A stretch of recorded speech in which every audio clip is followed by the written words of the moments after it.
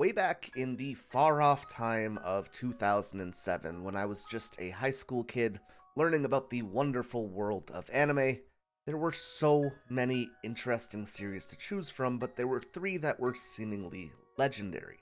These shows that were incredibly daunting to actually watch because of their length that everyone had seemed to already enjoy. These, of course, were the big three: One Piece, Bleach, and Naruto, all of which cleared the 200 episode mark by a mile. It was one thing to watch a show like Axelbeats with a 10 episode commitment, but to invest so much time into a series was a pretty big jump. I mean, there are tons of people who won't watch One Piece now because of how long it is, and while admittedly I do like One Piece more than Naruto, Naruto still has a very special place in my heart because it was the first of the big three that I watched, and while I like other series more, I think that Naruto really is the series that had me fall in love with character writing in anime. It was the first time I got to experience growing with characters over such a long span of time. It was the first time I had to keep up with the series weekly, looking forward to upcoming episodes. Hell, I even remember the pain of searching for English subtitles online, which sometimes felt like an impossible task. I still remember one time in particular where I was looking for an episode for hours, only to finally come across it and find that the subtitles were in Spanish. The life of an anime fan was pretty different back then. It was much harder to get into things, and you young whippersnappers will never know that pain. But today we are looking away from the struggles of this old man, and instead we're going to be celebrating this story that I truly do love by taking a look at Masashi Kishimoto's Naruto. Before we get into that though, we gotta do the YouTube stuff. If you enjoy these long-form retrospectives and analysis on some of your favorite anime and manga, please consider supporting me over on Patreon. I want to make this a more community-driven effort going forward, so I have set up a Discord for patrons where we can talk about the upcoming series that I'm working on together and maybe watch through some of the shows or discuss each arc as we go through them. On top of that, these videos take a ton of work, and hiring editors is super expensive, so genuinely, any support is hugely appreciated. Beyond that though, I am trying to hit 100,000 subscribers. We're getting pretty close, so please hit the subscribe button and leave a like and a comment to help me get into the YouTube algorithm. But that's all we're going to say about the YouTube stuff. Let's get into the actual video. So this video is going to be a little bit different from our previous deep dives. In all three cases before, which I've covered Inuyasha, One Piece, and Demon Slayer, I discussed the entirety of the series in one go. And they're getting pretty out of hand. I mean, the One Piece one was 6 hours for 1,000 chapters, which, sure, fair. But then the Demon Slayer one was 7 hours for a 200 chapter story. And fam, I do not have it in me to do that every other month, especially with Naruto being a 700 chapter series. So in the case of Naruto, this will be a two-part video. In the first video, we will briefly be covering Masashi Kishimoto, his previous works, and then go into the pre-Shippuden run of Naruto. That is up to chapter 238 of the manga, and if this video performs well, let's say it gets 10,000 likes, then I'll start on part 2 covering Shippuden. In the meantime, I'm going to try and get an Attack on Titan video out before the final season is done. Again, if you want to be a part of that, check out the Patreon. As for the format of this video, once we hit the actual story, I'm going to be telling a retrospective and reliving the experience of Naruto with you all. I'll be talking about interesting character designs or historical inspirations or mythologies when I feel like they need to be discussed, as well as things I think are being done very well or poorly within the writing of the story. But now we can talk about Kishimoto. Kishimoto is a mangaka that I really knew nothing about going into this video, but having learned a bit about him through reading the About the Author sections of the volumes, I think my views on the Naruto series as a whole began to take a different shape than ever before. A new context was given that made a lens for me to look at the series with, which gave me an entirely new perspective. And I think it made me find a lot more value in this series than I had ever given it credit for in the past. Masashi Kishimoto was born the eldest of twins on November 8, 1974. In a 2012 interview with Viz, Kishimoto would explain, "I grew up in Okoyama, which is right next to Hiroshima. My grandparents went through the terror of war, and I know from their stories that war was built up on people's grudges. Growing up with his grandfather telling him these stories, Kishimoto would develop some reverence towards the idea of war itself, understanding that you can't simply look at it and say that it is wrong because there's a whole history that built up towards it. His grandfather would teach him that while war was never the right answer, at the same time, there's always going to be war in this world. So Kishimoto would write Naruto with the goal of spreading understanding, the mindset of letting people know that regardless of differences or circumstance, and even if things don't go well, we still have to try and understand each other. And as anyone who has seen Kishimoto's manga can tell you, these would all become themes which he would explore in pretty great depth. His grandfather, of course, was not the only influential element in his early life, though, as he also found passion for drawing the characters in the anime he watched on TV. These included characters like Arale from Dr. Slump and Doraemon. As he continued towards adolescence, Kishimoto would take a specific interest in Akira Toriyama, who was not only the creator of Dr. Slump, but who was by then also working on Dragon Ball, as well as working as the art designer for the Dragon Quest games. By high school, though, he had shifted gears away from anime and manga and towards sports like baseball and basketball. However, his passion would be reignited when he saw the poster for the film Akira. Kishimoto would think back on this and say, "I don't know why, but seeing this poster had an intense emotional effect on me. For some reason, I spent an hour just staring at it. How could this person draw such a difficult composition? I've never seen a person who could do that." The poster completely redefined the path that his life would take, with him even noting that, "Since then, I have drawn continuously in hopes of getting closer to that picture." He would go on to enroll in an art college and even began working on a samurai manga, as he felt that that genre was fairly unexplored. This would lead to both inspiration and discouragement by new manga who had just barely beaten him to the punch, series like Rurouni Kenshin and Blade of the Immortal. He remembers that these surprised him in the way that Akira had, but also remarks feeling as though he couldn't compete with them, expressing how small he felt as he compared his efforts to theirs. Kishimoto then tried entering more manga contests with what he considered to be more like seinen manga rather than shonen. However, as he dreamed of working in Shonen Jump, this style was at odds with his goals, and he began searching for new inspiration, which he found in Tetsuya Nishio. This was the designer for the anime Ninkyu, who would become a massive influence on Kishimoto's growth. He would begin emulating Nishio's style, noting that it was much more appropriate to shonen series, and seeing this as a great leap forward in his journey. With this new experience and style in tow, in 1995, Kishimoto would submit a manga to Shueisha called Karakuri, and this won him the Hopstart Award in the following year, essentially marking him as an amateur mangaka with a lot of potential. The manga would be set in a world where a virus had spread, and in order to defend themselves against it, humanity would create an implant for their nervous system. This technology would fall into the wrong hands, though, and be used to create human weapons with red eyes called the Roido.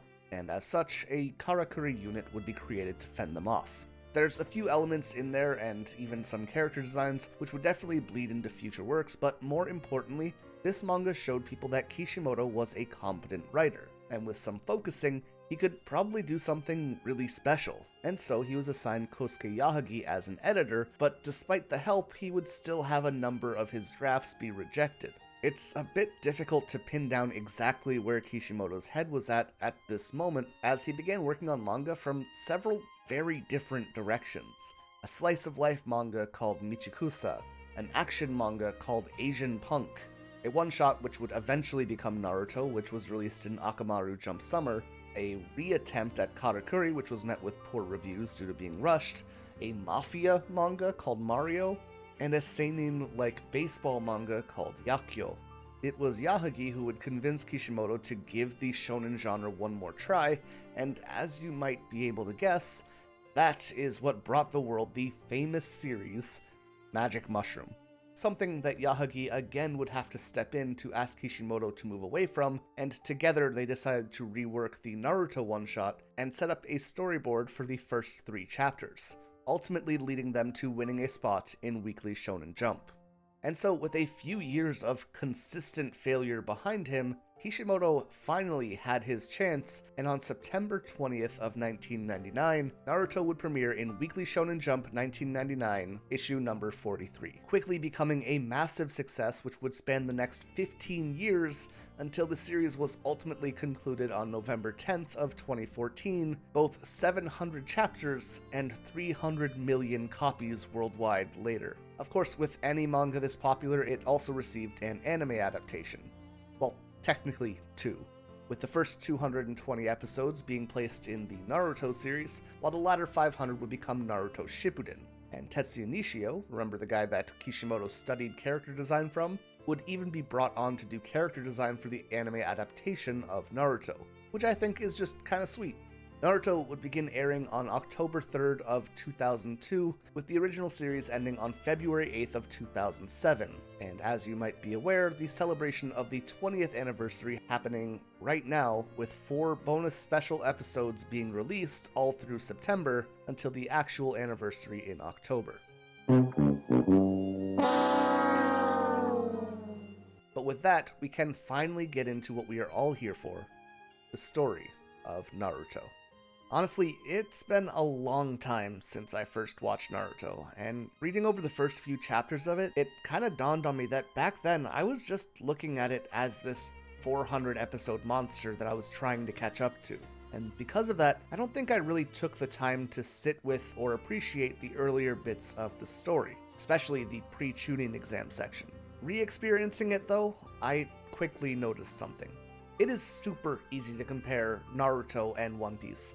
I mean, Kishimoto even considered Oda to be a personal rival to himself, but the feelings and emotions that these series are going for are drastically different, and I think that the core of that can really be seen in their opening chapters. One Piece had Luffy's origin with Shanks, a run-in with a bandit, and learning what it means to be a pirate before ultimately deciding that he wants to set sail and become the king of the pirates.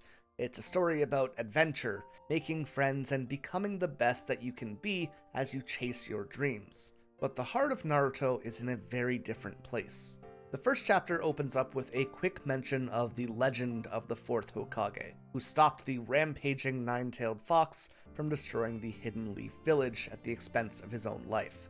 Then moving forward to that famous moment of Naruto painting on the stone faces, which acted as a memorial to the previous Kage, directly contrasting the value that these characters held, which was explained in the opening pages, and showing us the seeming lack of recognition that Naruto gives to these characters. His teacher Iruka shows up, drags him back to class, and announces that the next day they will have their final exam, and that Naruto has already failed his last 2 attempts at graduating. The day becomes a review of transformation techniques, with the goal for the students being to turn into Iruka. But Naruto turns into, well, this. And while this is kind of silly, it's also our first real parallel between Naruto and Kishimoto. As we build up the world and progress through the story, we're going to see this connection become more tangible, but here we have a student with talent, but who struggles with the actual assignment. And Kishimoto was pretty similar, unable to focus in class, and instead being enthralled with drawing and sports. It isn't that he wasn't smart, it was that he was just more interested in other things. In the same vein, we see Naruto being unable to make a copy of himself or his teacher in this chapter, which is supposed to show a lack of talent. But then we have him being able to create his own transformation techniques. He might not be able to use the technique that Iruka wants him to, but he invented his own transformation style. He is talented, he just needs to find the material that he's working with to be interesting. After class, Iruka brings Naruto to clean up the mess that he made on the stone faces, saying Naruto wasn't allowed to leave until every drop of paint was cleaned off. But what would be a threat to every other kid doesn't quite hit the same to Naruto, who painfully laughs it off and says that it isn't like anyone is waiting for him at home anyways. Seeing Naruto is sad, Iruka would offer to bring him for ramen once they were done, and Naruto completely lights up. While they eat, Iruka asks him why he chose to deface such an important place, and Naruto explains that he did it because he wants to surpass them. It's him declaring a challenge that he is going to become a greater Hokage than anyone who came before him. And then when he does, finally everyone in the town will show him at least a little bit of respect. The next day is the final exam, and again, Naruto fails because his clone is just kinda dumpy. But as he sits on the swing looking at the happy graduates celebrating with their family, we get this very uncomfortable moment where a few of the adults are staring at him with disdain, saying someone like him, what he is, should not be allowed to become a shinobi. And Naruto just kinda hides himself away from it all. On his way home, he's approached by Iruka's friend Mizuki, who tells him about how Iruka also grew up without parents, and seeing another orphan like Naruto reminds him of his younger self. And so he believes that being hard on Naruto will help him grow stronger. He might have told Naruto that he failed, but he's holding him to a high standard that he believes Naruto can achieve because he himself met that standard when he wanted to. Mizuki then tells Naruto about a secret manuscript that could help him graduate, but this is a lie. In reality, Mizuki tricks Naruto into stealing the scrolls so that he can take it away from him, learn all the secrets within, and then frame Naruto in the process. Now, before Iruka and Mizuki catch up with Naruto, he manages to learn just a single jutsu from that scroll. Again, showing he isn't stupid by any means when he is motivated. He only has the scroll for a short time and is able to master that ability within that restraint. But then Mizuki arrives, attacking both Naruto and Iruka, and here we get what is probably the most important exposition of the opening chapter, where Mizuki explains that the nine-tailed fox which had attacked the village had been sealed within Naruto, and all of the people who lived in the Leaf Village had been ordered to never tell him. So on Naruto's end, everyone hates him immediately for no reason, no matter how hard he tries or what he's able to do. Which is why he acts out. He's being a clown who is laughed at because that's better than being ignored and hated.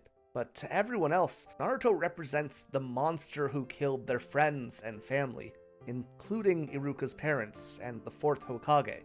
To them, Naruto at best was a ticking time bomb waiting to release the monster within himself, and at worst, would become an incarnation of that monster himself.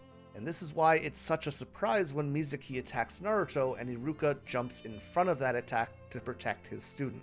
Like I mentioned, Iruka had also been an orphan, but he explains that just like Naruto, he had turned himself into a clown so that he wouldn't be alone. In fact, this desire to escape isolation would become a pretty integral part of the story going forward in almost every, if not every arc that we are going to explore. While Mizuki had lied about everything else, he was being honest when he told him that Iruka saw himself in him. And Iruka continues to stand up for Naruto in this encounter, saying that yes, he is a total goof, but he also tries extremely hard. His struggles have taught him empathy, and because of that, he has earned Iruka's respect. And while Iruka might hate the fox, he welcomes Naruto as a member of the village. And this is when Naruto returns the favor, diving in to protect his teacher and showing off the single ability he learned from the scroll, producing 1,000 shadow clones and absolutely beating Mizuki into the ground for attacking his teacher. While he had failed to learn to produce a single clone of himself in class, once he learned that Iruka had believed in him and saw himself in him, Naruto manages to focus enough to master a technique 1,000 times more impressive. He's a character that, when it comes to other people, can endeavor to make the impossible happen. And in seeing this, Iruka gives him his headband and congratulates Naruto for having graduated his class. And that's the first chapter, but as I said, I can't help but to compare it to the first chapter of One Piece. While the goals of these characters, to become the Pirate King and to become the Hokage, are obviously pretty similar on paper, they represent very different things. Luffy is looking for adventure. He wants to make a group of friends and be free. But Naruto has a much more sad but hopeful perspective. A boy who has a monster within himself from a situation that was entirely out of his control, who is shunned and hated by his village and looking to defy their expectations and become the greatest among them. Holding on to the hope that if he can, just maybe, they won't look at him with contempt, and they might start to see him like Iruka does, as one of their own. And if all of that can be made into reality, then he wouldn't have to be alone anymore. But Naruto and One Piece also differ in another way as well, and it's a way which extends both in-universe and to their viewers. Luffy is a character that you want to follow, while Naruto is a character that you can see yourself in. Luffy can inspire you to start on something new, while Naruto is a look back at all of the times you struggled, and at all the times you felt isolated or small, and at the hope you felt in those moments that things would get better. And with that, he becomes a character that we can all connect with, in the very same way that Iruka sees himself in Naruto. And that's what this story is really about, connecting with people. When Kishimoto's grandfather was telling him about the atrocities of war, and how he lamented that they lived in a world where no one understood each other, this is what he was talking about. Obviously, this would be on a much smaller scale, and we would see it grow larger with each passing arc, but this core idea of not seeing the Fox Demon and instead seeing Naruto for Naruto is essentially the thesis for the entire series. I think one of the most common complaints or criticisms for Naruto as a whole is what fans lovingly refer to as Tak no Jutsu, the proclivity for Naruto to resolve conflicts not with power or with actions, but with words. And yeah, it can be very cheesy sometimes, but it all comes back to this. Beating someone into the ground doesn't change who they are or how they think. It just progresses that cycle of pain. But in actually taking the time to talk things out, to learn other people's perspectives, and as Iruka pointed out, in having empathy, things do begin to change. These scenes can absolutely feel like a weakness for the series sometimes, but I would also argue that they are always one of the greatest strengths that the series has to offer. Now, before moving on, I do want to take a quick second to talk about the stone faces of the Hokage, which are overlooking the Leaf Village. The ninja Mount Rushmore, if you will. If Naruto is a stand-in for Kishimoto, I personally think of these as all of the mangaka who he respected moving into writing Naruto. The ones that he wanted to surpass as well. Toriyama, Otomo, Samura, Watsuki. That one didn't age well. These are all people who he felt built up the foundation of what he was working on, and people who he hoped would be able to see what he did with what they passed on to him and look on fondly. And in the same way that understanding each other is a core theme for the series, so too with this idea of legacy, of paying respect to those who came before you, carrying on their will, of trying to make them proud, or even in trying to surpass them. With that said though, we can move on to the rest of our introduction. We're quickly introduced to a few characters here. First is Konohamaru, the grandson of the current Hokage, Hiruzen Sarutobi, a character who, throughout the opening arcs of Naruto, would definitely be more included throughout the anime, and not really focused on as much in the manga. Konohamaru acts out in the same way that Naruto does, despite his status, and kind of looks up to Naruto as a hero. The reason for this is that, like Naruto, Konohamaru is invisible, not in the sense that he is shunned or ignored, but instead because people see him not as himself, but as the Hokage's grandson. To others, he is just a position or a title, and because of this, he wants to become the Hokage himself one day so that he can be recognized on his own merits rather than his grandfather's. As a result, we have these two characters who are perceived in completely opposite ways, so much so that it kind of wraps around until they're almost the same. It's horseshoe theory.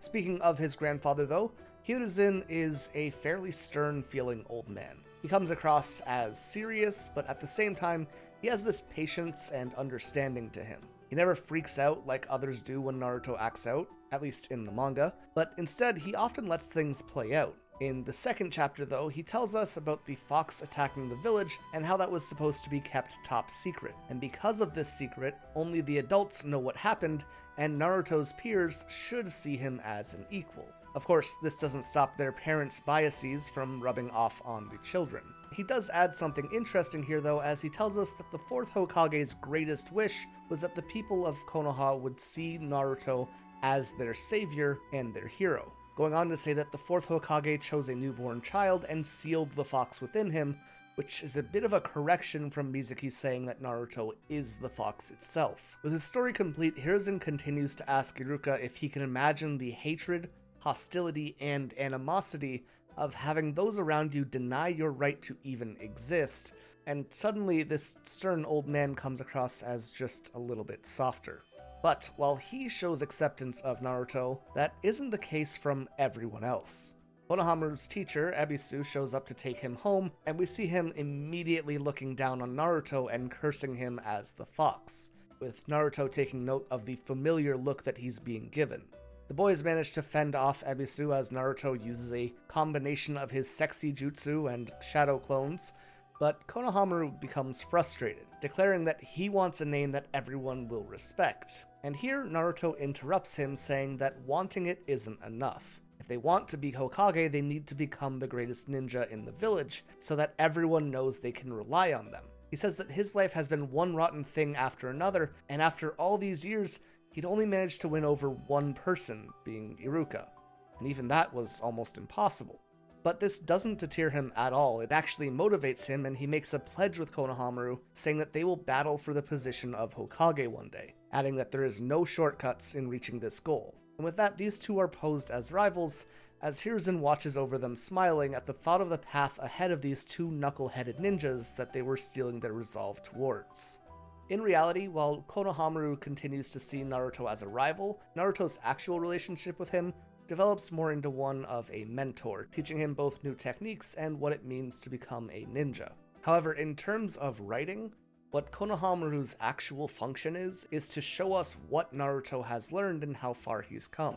Little things like him telling Konohamaru that there are no shortcuts shows us that he is serious about wanting to become a Hokage and serious about becoming a better ninja.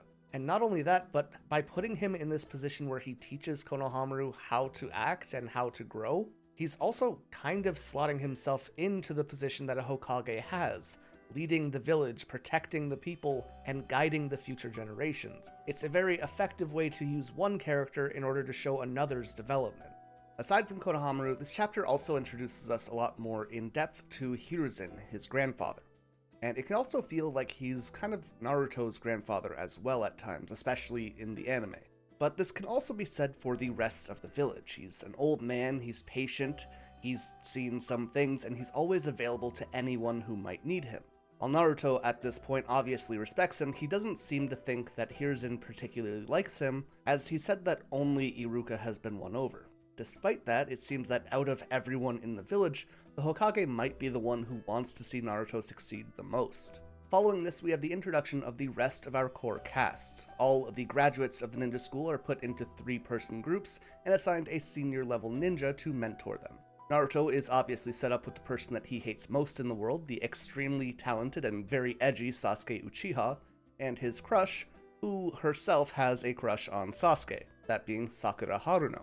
Together they form Team 7. And right off the bat, Sasuke is immediately painted as the antithesis of Naruto. He's innately skilled, people like him and want to be around him. He is stoic in contrast to Naruto's extremely high energy. It is important though that Sasuke is painted as this opposite to Naruto, as you're beginning from places that couldn't be more separate.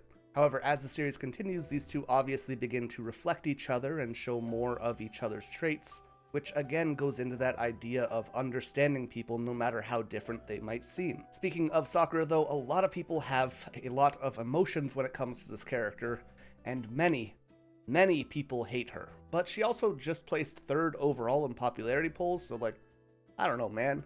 I myself am not a huge fan, but I'm trying to approach this look back on the series with as open a mind as I can have. I am genuinely going to really try to like her character this run through. I think that any character can offer something of value if they're done right, and I'm going to try and find things that I might have missed about Sakura the first time through. That said though, our introduction to her is rough. Our first time really exploring her character is all about how much she loves Sasuke, which, sure, not as interesting a motivation as Naruto and Konohamaru had, but it is passable and believable. That's totally okay. But following this, we get our second interaction, and just like, it's 2 pages of bashing orphans to Sasuke, who is an orphan. And Sasuke says it pretty well here. Now, to be fair, Naruto also ties up Sasuke, turns into him, and then impersonates him so that he can talk to Sakura, which also not a very cash money move of him, But this is our first look at Sakura, and first impressions do count more than almost anything else. And speaking of first impressions, we can go into the fourth member and the leader of our little ninja group, Kakashi. Immediately, we see Naruto pulling a prank on him, with Sakura secretly being excited to see it play off, but pretending she isn't interested, and with Sasuke believing that as an elite ninja, Kakashi would never fall for a prank like this, but of course, he does, setting up two things. Firstly, Kakashi is annoyed by them, and second, but much more important, it shows us that he isn't perfect or untouchable. Even if Kakashi is one of the strongest ninja around, he is still this world's version of human, and things will catch him off guard sometimes. Preparedness, ingenuity, and a good old-fashioned chalk eraser over the door can sometimes allow a weaker character to get the better of a stronger one, which is something we'll explore through Naruto's character throughout the series. So our leader is here, he wants everyone to introduce themselves, and he kind of leads by example, basically saying that he keeps himself private, which, when you got a character with only a quarter of their face showing, makes a lot of sense. On Naruto's turn to introduce himself, he says that he loves ramen and that he will earn the village's respect by surpassing the Hokage. It is simple, it is an optimistic view on life, and we know exactly what his character is about right off the bat.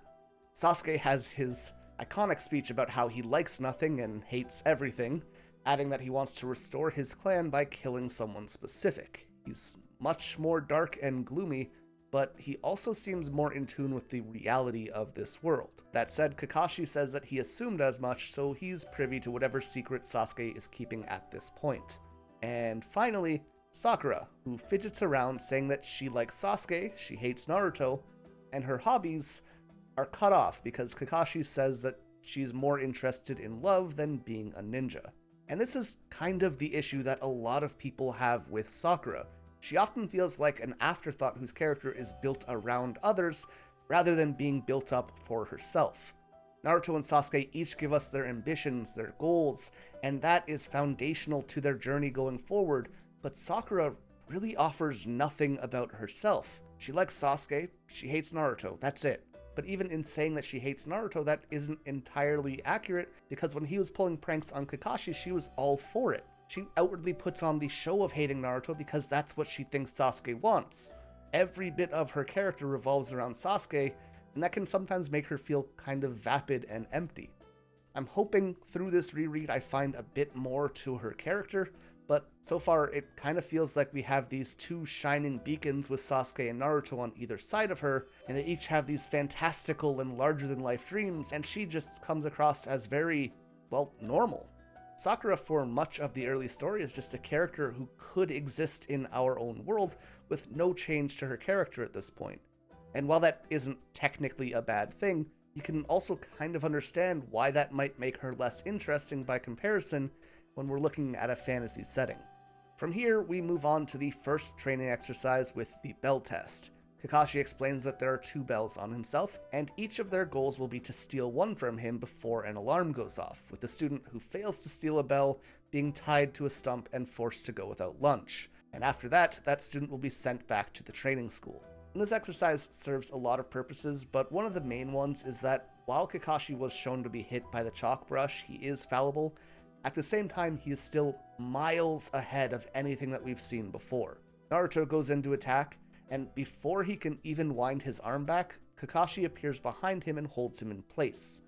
When the test officially begins though, Sasuke and Sakura go into hiding while Naruto again makes a more direct approach. And again, we are shown the gap between these students and Kakashi as he takes out a book and reads it while perfectly dodging Naruto before unleashing his most secret and sacred attack of poking Naruto in the butt. Of note here, though, is that Kakashi deals with Naruto in Naruto's way of fighting. He's goofing around, he's playing pranks, he's beating Naruto at his own game. And while Naruto does perform an impressive counterattack, with his clones jumping out of the water to try and overwhelm his teacher, and then sending another clone to silently sneak up on him, Kakashi pretty much brushes it all off like it's nothing. But this at least gives us an idea of how Naruto fights. He isn't very technically talented, but he's able to think on his feet to open up creative opportunities. Even if he isn't skilled enough to seal the deal at this point, this idea and premise is still presented very early on. Sasuke's next and manages to put up enough of a fight for Kakashi to put the book down, and even launches a crazy fire attack, the first real ability we've seen beyond clones and transformations, but even so, he's beaten pretty soundly, pretty quickly. As for Sakura, she gets stuck in a genjutsu and is taken out with no effort. Kakashi then tells them that they all failed as they didn't recognize that what he wanted them to do was fight as a team. The bells had been meant to cause infighting. He says that he'll give them one more chance after lunch, but tells them not to feed Naruto as he tried to steal a bento for himself before the bell test was even over. And interestingly though, when Kakashi leaves, it is Sasuke who first offers food to Naruto, saying that Naruto won't be any use if he's too hungry when the fight happens. And this kind of shows us a new side to Sasuke. He is prideful, but he's also willing to take advice from those he respects like Kakashi, putting aside that pride if it means moving forward himself. Once Sakura sees Sasuke feeding Naruto, she of course has the need to feed him as well, and Kakashi re-emerges to tell them that they all passed for learning the value of teamwork, revealing a much more fun and playful side to this ice-cold shinobi that was first presented to us, as he tells them that it's a ninja's job to follow orders no matter what, but anyone who would betray a comrade is worse than garbage. And that's the real thing that he wanted them to learn here.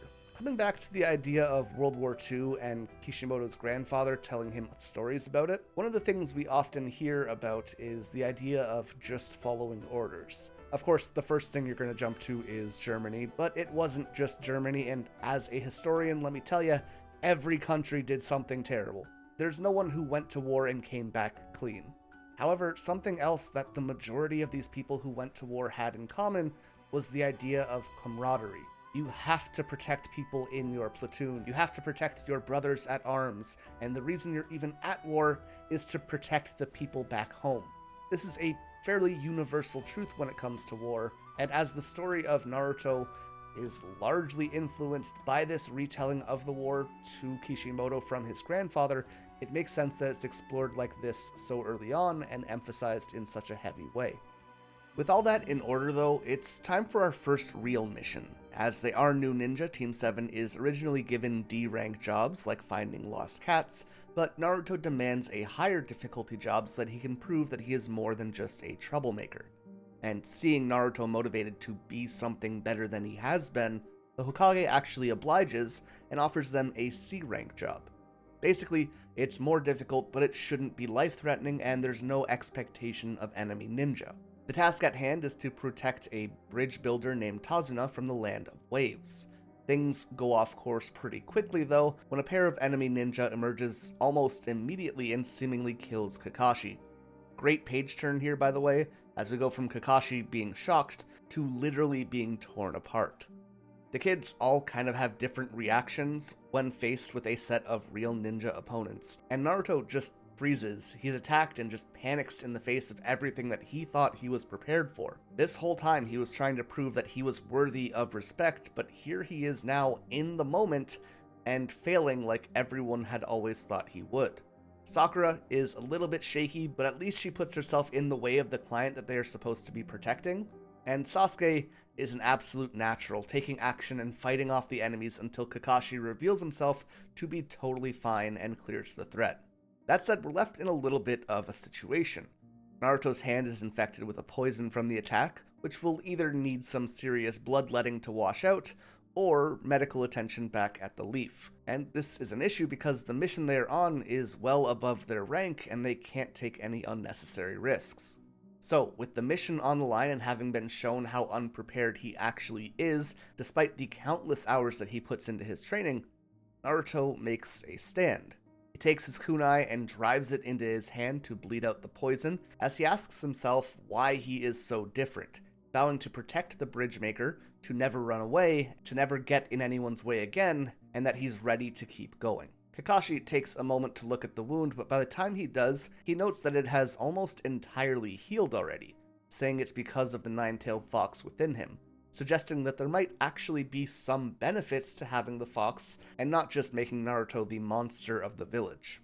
Back to the mission, and we finally get a real glimpse at what the mission entails. The reason that there were actual ninja hunting the Bridgemaker is because there's a billionaire named Gato who was trying to take over the Land of Waves through ruthless business ventures and control over transportation, with this bridge being built as the only real obstacle standing in his way.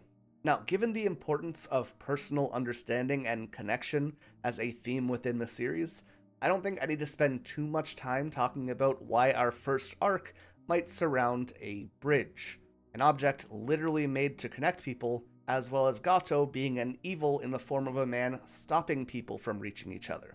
And while this isn't really a focus of the series itself, I'm going to insert my own politics here, because there's 2 or 3 people in the comments who are going to complain about it, and I find that very funny. Men with all the money, keeping the lower class people down, tale as old as time. Anyways, while Gato might be the puppet master here, the real issue emerges in Zabuza, kind of being posed as the hidden mist version of Kakashi, who is working for Gato. And here we have our first look at it, Kakashi of the Sharingan versus Zabuza, the demon of the hidden mist. And the air is immediately different when these two come in contact with one another. It doesn't feel like the nameless ninja we fought on the way here. Now it feels like 2 legends are standing face to face, supplemented by this mutual respect that immediately makes both of them feel larger than life. And as I just said, we have our first mention of the Sharingan, which Sasuke seems notably concerned and informed of, as supposedly it should only belong to the Uchiha clan. Kakashi earned himself the title of Copy Ninja as his Sharingan has allowed him to mimic 1,000 different abilities, and this, I think, is the first big step forward in terms of audience expectations in the series. Even Sasuke is terrified here, but Kakashi does his classic carefree smile and tells him that he never lets his comrades die, only for Zabuza to emerge in the center of the new ninja and the bridge builder.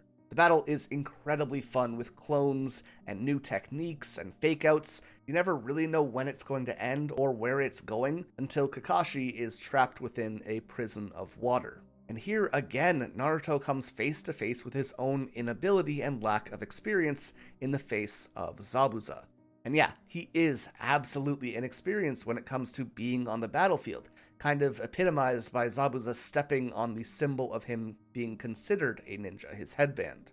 But he does have some experiences to look back on. His vow to never run away or slow others down, his demand on himself to not be outdone by Sasuke, the importance of graduating and earning his headband, and the importance of standing with his team that Kakashi had just taught them. So the first thing our lad does here is to make a mad dash directly at Zabuza, taking a hit and scurrying back to the others, all to grab his headband, before asking Zabuza what life is like without eyebrows and posing like an absolute Chad. As is often the case, it becomes so hard not to root for Naruto in this moment as he takes charge of the situation and says he has a plan. Zabuza, though, is not impressed, bringing up the difference in their graduation ceremonies to show just how far the gap was even when Zabuza was a child. While Naruto's class needed to make a clone of themselves, Zabuza needed to kill all of his friends that he had made and eliminate the rest of his class. But the most terrifying part of this is the joy that Zabuza finds looking back on these memories. This paints an interesting contrast between not only Naruto and Zabuza, but also between the Hidden Mist and the Hidden Leaf, which I think is such an interesting thing to do here. Again, the whole message behind the series is what Kishimoto's grandfather taught him. War is terrible, but it will always exist, and for as long as it does exist, no side will ever be justified, no side will ever be fully to blame, and no one is ever fully clean. So the least we can do is try to understand each other. But then we have the Hidden Mist, a place where children are forced to slaughter each other, a place where the poor are downtrodden and being conquered by a billionaire tycoon. We haven't really seen anything positive about this place since we got here. And I think that setting up this interesting sentiment about an enemy poses to make the Leaf look very innocent from the outset, in contrast to what we actually learn about them doing later in the story, which might not always keep them in that positive light that we see here. But the fight goes on, Sasuke gets overwhelmed, but Naruto's shadow clones manage to open up an opportunity against Zabuza for just a moment, allowing him to do a combo attack with Sasuke, where he turns himself into a shuriken, has Sasuke throw him at Zabuza, only for Naruto to reveal himself in Zabuza's blind spot. Again, we have this theme of teamwork and ingenuity, not giving Naruto the victory, but creating an opening. An opening which Kakashi takes full advantage of as he frees himself, and we get this epic double water dragon attack as Kakashi begins mimicking all of Zabuza's movements in real time with his Sharingan. This attack ultimately leads to Zabuza's seeming defeat as a masked boy emerges and throws needles through the neck of the Demon of the Mist. And this boy is a child, claiming to be a shinobi hunter from the Hidden Mist, and again, Naruto is faced with his own limitations, as Kakashi notes that this boy is both younger than Naruto and stronger than Kakashi himself. But with that, our first major conflict has been settled, even if the boy and Zabuza are soon after shown to be working together. Now, in the meantime, before the rematch can occur, we spend a bit of time with Tazuma's family, with the most notable being Inari, his grandson, who has zero faith in Team 7, even going so far as to say that heroes don't exist. However, when Naruto goes to give the kid a piece of his mind, he instead hears Inari crying for his lost father through the door. And understanding what it means to not have a parent around or to be isolated, Naruto chooses to leave without yelling at the boy. So here we get some free time for a moment, and Kakashi teaches everyone about chakra. This is the life energy that allows ninjas to use jutsu, with a balance between chakra, mental energy, and physical energy being important for using techniques properly. And to train the kids in good chakra control, he's going to have them climb trees without their hands, basically using chakra in their feet to allow them to just walk straight up them. And finally, nearly 20 chapters in, Sakura stands out as a natural, while Naruto struggles to get a grip at all and Sasuke uses too much force. And by natural, I mean that the moment is immediately robbed from her, as Kakashi notes that while she does have the most control, it's likely because the reserves of chakra that the boys have is in a completely different league from her. Hell, Kakashi even says that Naruto has more latent talent than even he or Sasuke has, but he also has by far the worst control, which is holding him back. After hearing how Inari's father was put to death super violently, way more so than in the anime by Gato despite being the hero of the village, and by extension, learning why Inari didn't believe in heroes to begin with, Naruto is completely reignited in his passion to become strong enough to bring hope back to Inari. It's a struggle though, the kid lost his hero and he believes that Naruto will just get himself killed in the same way. Kakashi though talks to Inari after Naruto yells at him for crying rather than working towards some kind of change, and he says that Naruto was the exact same. However, when he became exhausted from crying, he decided to actually do something about it. And the reason that Naruto is so hard on Inari is because he doesn't want the kid to suffer through learning the same lessons that he had to do all alone. On the 6th day of training, Naruto is met by a pretty person that he believes to be a girl in the woods, though soon after it is revealed to be the boy from earlier who took Zabuza, this being Haku. They talk briefly about what it means to become powerful and why they might want to become stronger, with the reason that they both ultimately come to being that when they are fighting for other people, they can become as strong as they need to be. And Naruto would definitely need to become strong as the climax of the arc approaches, and Zabuza returns, launching an attack on the bridge. Things start on 3 fronts here. First, Sasuke against Haku. Second, Naruto protecting Inari and his family from being taken hostage by Gato's men. And third, Kakashi against Zabuza, as Sakura protects Tazuna. Again, kinda being pushed to the sideline here. Now, Sasuke takes an early advantage while Haku is trying to spare him, but once Haku gets serious and traps him inside his ice prison mirror technique, even Sasuke gets beaten down pretty bad, with Naruto arriving at the last moment to save him, which naturally results in both of them being trapped instead of just Sasuke. While they're here, we do learn a bit more about Haku, and much like Naruto, he was an orphan. However, it wasn't the kind-hearted Iruka who would finally give him a chance. It was a ruthless, cold-blooded demon of the mist. And as is fitting for a shinobi, he turned Haku into the perfect weapon. So just like Naruto would die for Iruka, or any of the members of Team 7 if he needed to, Haku is choosing to fight and die for Zabuza. Of course, while Haku and Naruto are painted as parallels, this also continues the trend of contrasting Kakashi and Zabuza. Kakashi's message of never leaving a comrade behind, his jovial and caring demeanor, and general sense of positive realism against Zabuza's methods of turning people into weapons and cutthroat ideologies. Even their abilities are in opposition, with Kakashi's visual reliance on the Sharingan and Zabuza's obscuring things with his mist, which ultimately Kakashi overcomes by summoning dogs to sniff Zabuza out, or, to put it another way, he fought along with his comrades, and that's what brought him the victory. Similarly, we have Sasuke sitting somewhere in between all of these characters. Another orphan, sure, his talents have been acknowledged, but no one has become his Iruka yet. Kakashi kind of would over time, but we definitely aren't there yet. Sasuke also wants to be made into a weapon so that he can kill that certain someone, but that hasn't happened yet either. And Haku clearly outclasses Sasuke here despite both being prodigies from special bloodlines.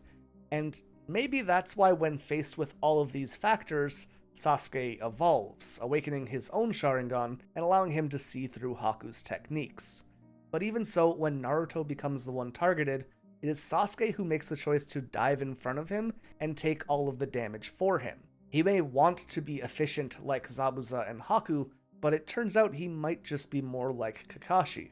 And in this moment of sacrifice, Naruto looks at the boy that he hated not all that long ago bleeding in front of him, and Naruto changes as well. His eyes turn a bright red, but rather than the tomoe from the Sharingan, his pupils turn into these animal-like slits. His teeth and nails grow to be more like fangs and claws. The fox within him is starting to peek through. And the thing that the village had feared most for Naruto's entire life was happening. But it wasn't brought about because Naruto was some monster like they thought, it's because he cared about others, because he loves his team, he loves his village, and now someone is threatening the people that he is devoted to, and that is what's making him dangerous. And yes, he is dangerous, he is a monster in this state, he's a feral animal who dominates Haku like he was nothing, punching him through his, up until now, seemingly unbreakable ice mirrors, and continuing that barrage until he breaks Haku's mask, revealing the face of the boy he met in the woods. But when he does, we come to an interesting breaking point. Kakashi has Zabuza held down, and finding himself to be a broken tool now, Haku asks Naruto to kill him. Naruto asks if there's any other possible outcome, but Haku tells him that there just isn't, apologizing for making him get blood on his hands. It's a necessary evil of battle, but as Naruto steels himself for his first kill, Haku instead sees Kakashi about to kill Zabuza, and dives in front of Kakashi's attack to save his mentor. So, couple of things here. Battle, and by extension war, is full of selfish evils, but it also has moments of selfless goods. For example, making the choice to sacrifice yourself for your loved ones, and that is something that can happen on either side of any battlefield. Often we dehumanize enemies in war, the demon of the mist, right? But they are people too. They have hopes, they have dreams, they have pasts which built them into who they are now, and again, it is a great example of how this arc is emblematic of the themes of the series as a whole as we explore this through Haku. With Haku's sacrifice, Zabuza takes one more charge at Kakashi, only to be left without the use of his arms. And with that, the battle is over. At least it would be, if Gato didn't arrive with a small army and the intent to kill Zabuza so that he wouldn't have to pay for his services. And again, just bring personal politics in for a moment to annoy those three people. Let's just eat the rich before they eat us, you know? What are they gonna do, stop us? But with this contract effectively null, Zabuza tells Kakashi he is sorry for the fight having to come to an end like this, but that there's no more reason for them to continue. And it's so interesting to see both of them still showing that level of professionalism and respect, where they just kind of go, yep, nothing personal, we're cool, it was just a mission, despite all that has happened between them. But while the adults might be perfect ninja, Naruto is different. He is a failure as a ninja. Not from his lack of talent, but from his lack of stoicism. To Naruto, everything is personal. Everyone has their stories, and they all matter. And when he thinks Zabuza is neglecting the life that Haku had sacrificed to let him keep living, he begins screaming at him. Zabuza says that he regrets nothing. He was Gato's tool, Haku was his tool, and that's just the way the world works. And Naruto just goes off on him. That is until Zabuza cuts him off, tears streaming down his eyes as he tells him not to say another word. And finally, this demon of the mist is showing his humanity, saying that he was glad that his final battle was against someone like Naruto, and that at the end of the day, regardless of the facade that ninja are forced to put on, they are in fact all still humans with human emotions. And now, with Haku gone, he had nothing left.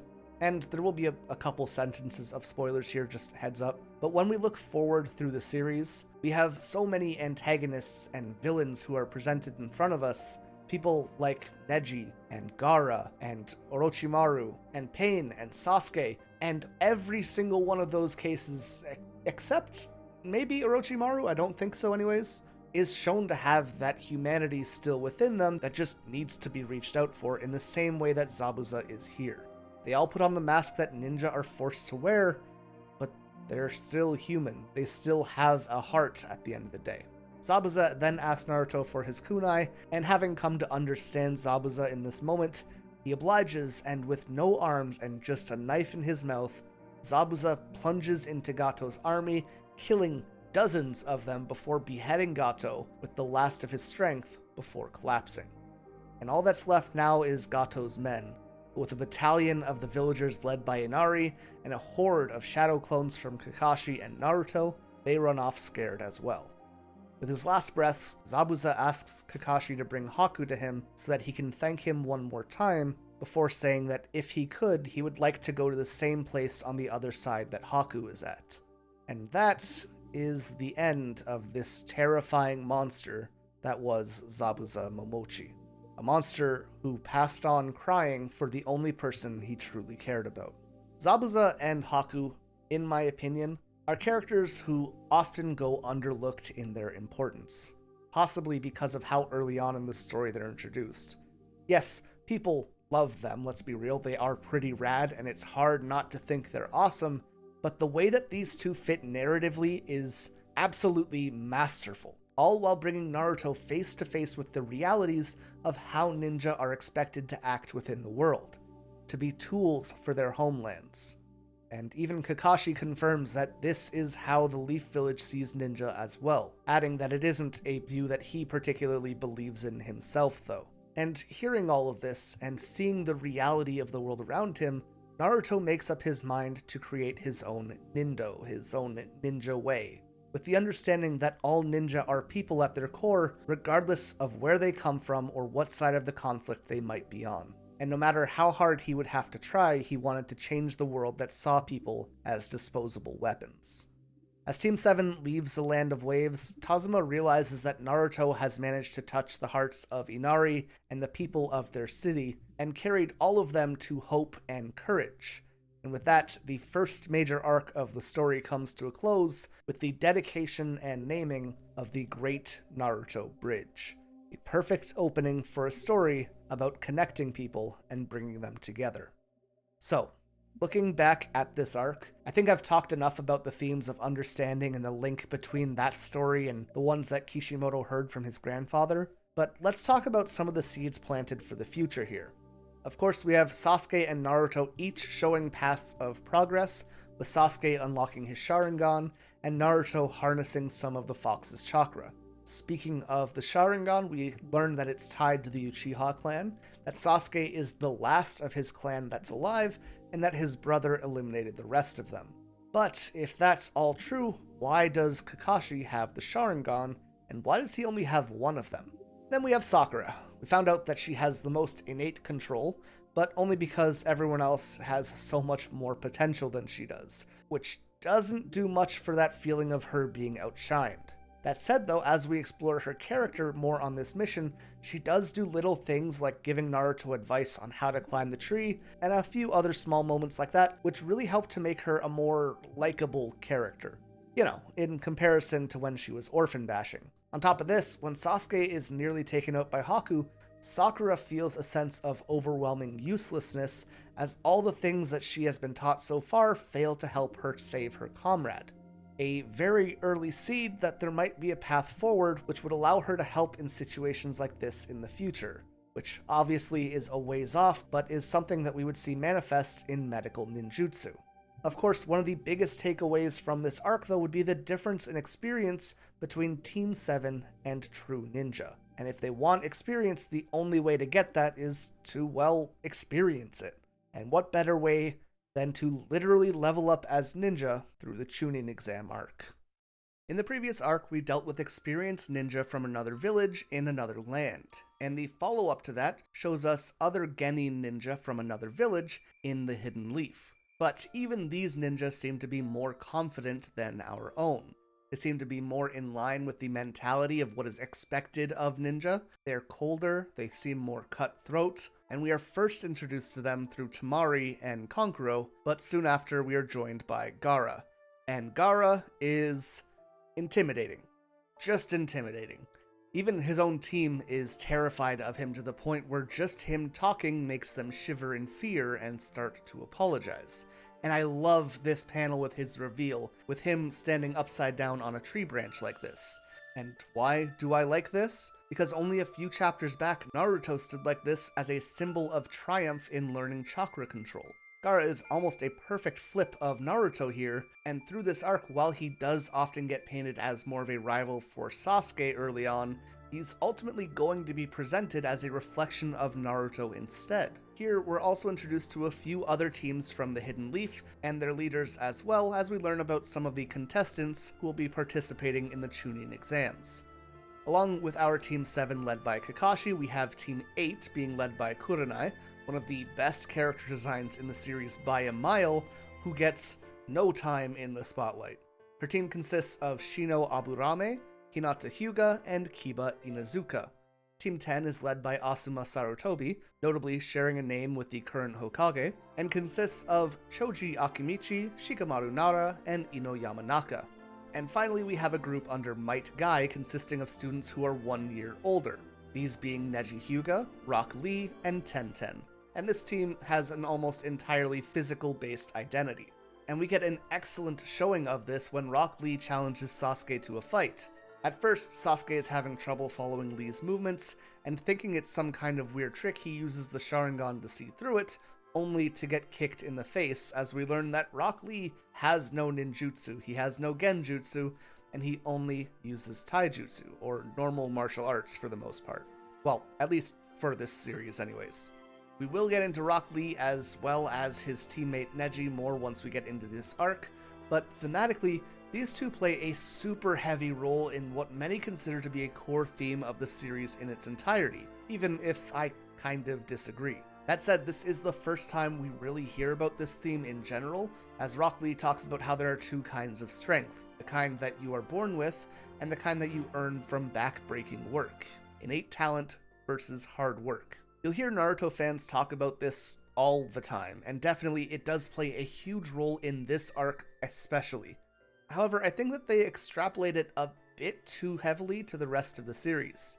Certainly, we have Naruto and Rock Lee himself being shining examples of how hard work could outdo natural talents like Sasuke and Gaara and most iconically Neji. However, while this theme is extremely prominent here, I think it's important to consider that all the characters we see this explored through are at the beginnings of their journey. These are all new ninja. All they have is their natural talent and the work that they've put in. But in reality, the more that time passes, the more that should stop mattering. Sure, there's always going to be things that each individual is more gifted at or more attuned to. Rock Lee will never become a genjutsu master, but he can be a master of taijutsu, which will help to level the playing field. But the idea that hard work will always beat natural talent is kind of flawed. Like, so what? Does that mean that all those who have natural talent can't help but be outdone by people who put in the extra work? Of course not.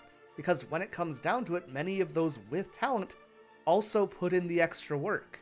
Talent is a leg up at the start of the journey, which is the point where these genin are. Over a long enough time, all we're going to be looking at is what they've earned through hard work. So while the theme of hard work versus talent is definitely important early in the story, it kind of falters off as we progress. We aren't at the end of Shippuden wondering whether or not Naruto has put in enough hard work to beat the natural talent of whoever he's fighting. And that's because the message isn't just that hard work beats talent. It's that resting on the laurels of talent will leave you falling behind, and that eventually we all have to put in the work. It's the tortoise and the hare story. If Sasuke or Neji stop midway through the race because they know they're faster, they will eventually be passed up. With that in mind though, we can finally hop into the beginning of the Chunin Exams. Dozens of ninjas from all over the world, all coming to compete and see who can earn the title of Chunin, or Journeyman Ninja. Most notably though, we're looking at 4 groups from the Leaf, including Naruto's group, Ino's group, Kiba's group, and Rock Lee's group, as well as one individual Leaf ninja named Kabuto, who has taken the test 6 times and failed each time. He kind of acts as an exposition device here, while also carrying an air of superiority, and not like the superiority that Sasuke shows off, where it's confidence in its own abilities. It's not overconfidence, it kind of comes across as snarkiness. Aside from them, we also have a group from the Hidden Sound, who early on is framed as bad guys for the arcs. They are super creepy, there's this evil energy coming on strong from them, and of course we have the Hidden Sand group headed by Gaara, who we already have posed as major rivals for the arc. Of note is that Kabuto also tells us that he doesn't have much information on Gaara, but that he is a rare case where a Genin group was allowed to go on a B-class mission, and on top of that, Gaara returned without having a single scratch on him. Now again, we are meant to draw back a comparison to Naruto and Sasuke here, having not been allowed to go on a B-rank mission, but instead being tricked onto one. And these two did definitely not return without injury. I'm sure the intention is to have the audience compare him to Sasuke, who almost died on that mission.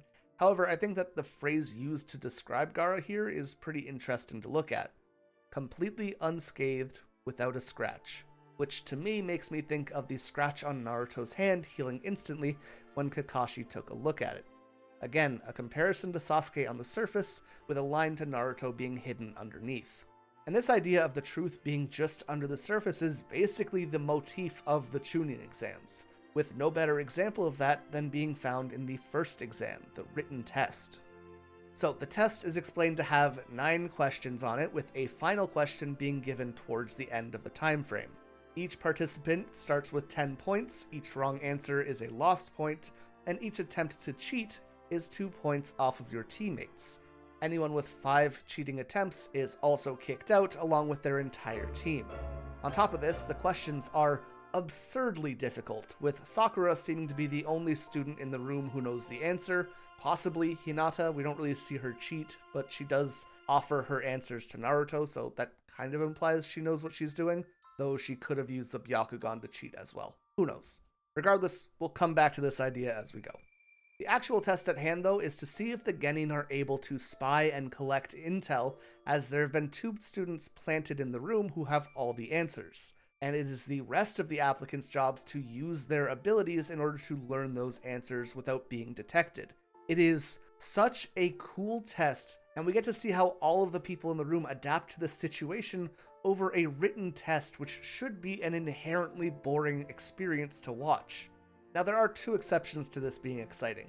Firstly, Sakura, who, as I just said, is just smart enough to know all the answers, which is definitely impressive, and having inherent knowledge is always going to be useful, but it isn't really the task at hand. Like, yeah, it's great, but it doesn't show off any specific ninja skills outside of just being smart, which doesn't really feel like a ninja skill so much as a person skill. Like, compare that to Sasuke using his Sharingan to mimic people's hand movements, or Gaara making an eye out of sand to spy on others, or even Sakura's rival Ino possessing people so that she can steal the answers. That's what's being tested here. How they will gather intel without being caught, not showing off the intel they already have. On top of this, other characters are building a sense of identity here. We're seeing what they're able to do and what makes them special as ninja. Sakura is just kinda smart. I have very mixed feelings about that, but let me know your thoughts in the comments, because I don't know how I feel about her here. Now, on the other hand of the spectrum, we have Naruto, who refuses to cheat because he doesn't want to let his team down, but he's also too earnest and straightforward to think of there being a secondary meaning to the test at all. So he just doesn't answer anything and bets it all on the final question. This paints Naruto both as a good person, not wanting to cheat, but at the same time makes him look very naive in comparison to everyone around him as well, which is kind of in line for what we expect for his character at this point. So, what is this final question? Well, that too is a bit of a test. The proctor explains that the previous questions are all now null and void. Everything up until this point has been meaningless, and that all remaining students will be given the choice to either quit now or be given the last question and hope for the best, with the condition that if they miss this question, their whole group will fail and is never allowed to take the test again. And many people quit here. But Naruto, the kid who hasn't answered a single question so far, bursts out saying that he won't be giving up, that he will absolutely crush the next question, and that he definitely is going to become a great ninja. And that's when something interesting happens. Not one single other ninja decides to quit after his outburst. As I mentioned when we first met him and I compared him to Luffy, Naruto is someone that you want to believe in and that you can see yourself in. And seeing as he is so sure of himself here, it inspires others to take that risk as well. And that is the test.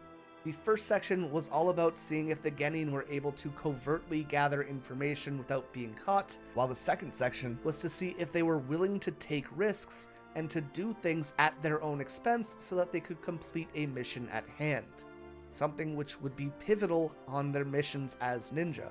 And with that, everyone left in the room passes, with only 26 teams remaining, cutting the total participants in about half, which leads us to the second phase of the exam, headed by Anko, another character who I absolutely love, but who I think is incredibly poorly implemented within the story. And her test will be bringing us to a charming little place called the Forest of Death. Here, each 3-man team will be given one of 2 scrolls marked either for Heaven or Earth. Over the next 5 days, all participants will be locked in the Forest of Death together and need to gather the other scroll before heading to the tower at its center.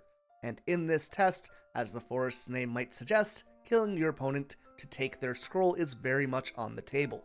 Finally, they will not know which group has which scroll, so everyone is a target and everyone is a threat.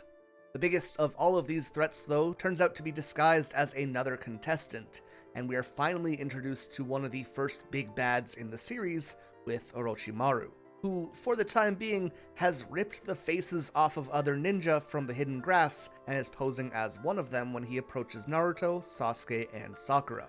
Naruto notes that Orochimaru feels almost less like a person and more like a snake, which is fitting as snakes are kinda his whole deal. Snakes in literature are often a symbol of transformation, rebirth, and immortality, shedding their skin and being rejuvenated with life, and Orochimaru's introduction is definitely in line with that, as well as his whole character arc in general and how other characters get involved with him. At first, Sasuke struggles with himself and freezes when posed against someone who's this much stronger, probably also shaken a bit from his loss to Rock Lee just recently, and he tells the group that they should just give up their scroll in exchange for their lives. But Naruto calls him out, saying that he's either an idiot or someone else in disguise himself, because the real Sasuke isn't a coward and definitely wouldn't run, nor is he stupid enough to give up their leverage with the scroll and expect to be allowed to live. And it's interesting here, as in the first encounter we had with Foreign Ninja on the way to the Land of Waves, Naruto was the one to freeze up while Sasuke took action. However, over this short period of time, Naruto's capability has become a little bit more well-rounded, giving him more confidence in the battlefield, while Sasuke has been shown his limitations, losing to Haku and then Rock Lee. For Naruto's part, he really takes shape as a character around this point in the story. He sees Sasuke as a rival, but he isn't bothered by not being as talented as Sasuke. In fact, he's even seeming to take Sasuke's strength as a point of pride in himself for being on the same team. Not only that, but he's clearly become skilled enough to stand on his own at least a little bit. He isn't holding anyone back anymore, and with that kind of strength comes the ability for him to demonstrate himself confidently rather than relying on pranks to get attention. It's the difference between earning recognition rather than stealing attention. Orochimaru summons his massive snake, and Naruto manages to knock it back, and even when the snake is sent to kill Sasuke, Naruto holds it despite being no bigger than the snake's eye. And this is the start of the story showing us a very different perspective in Sasuke. While Naruto is growing and trying to match Sasuke, Sasuke instead feels his lead slipping. He sees Naruto's exponential growth and feels like he has stopped progressing himself. Again, couldn't defeat Rock Lee, he was terrified of Gaara. Haku almost killed him, basically only left him alive on a whim, and now he was showing himself to be a coward when facing Orochimaru, someone stronger than him.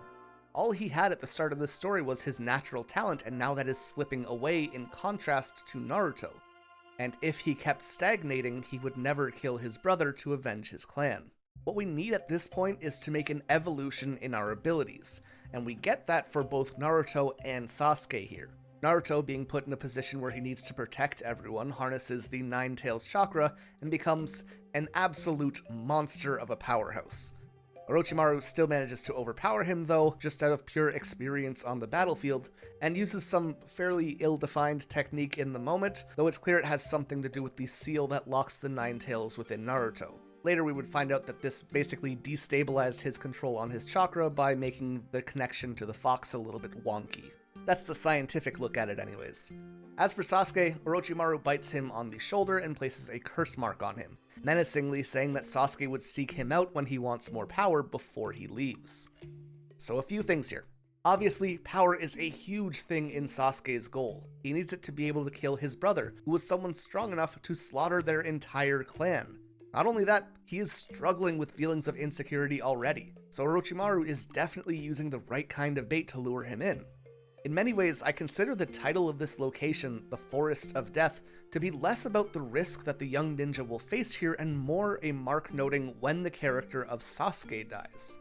Obviously not in a literal sense, but this is the point where Sasuke begins becoming a slave to his obsessions. From this point on, he will develop a higher and stronger compulsion to work towards becoming stronger. And unlike Naruto, who told Konohamaru there is no shortcuts to becoming stronger, Sasuke is looking for shortcuts. Anything and everything that can make him stronger will be acceptable. And all the while Sasuke is still growing, just not fast enough, his growth motivates Naruto to grow faster himself, which just makes Sasuke feel more inadequate, kind of making an infinite loop, which leads him to needing more power. It's an endless cycle, and the curse mark becomes a way for him to become stronger faster, which of course leads us back to Orochimaru.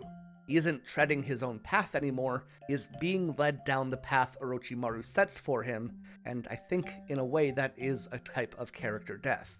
Second, you're gonna notice I didn't really mention Sakura at all in this fight, and that's because through its entirety, all she does is call for Naruto to help Sasuke, or for Sasuke to help Naruto.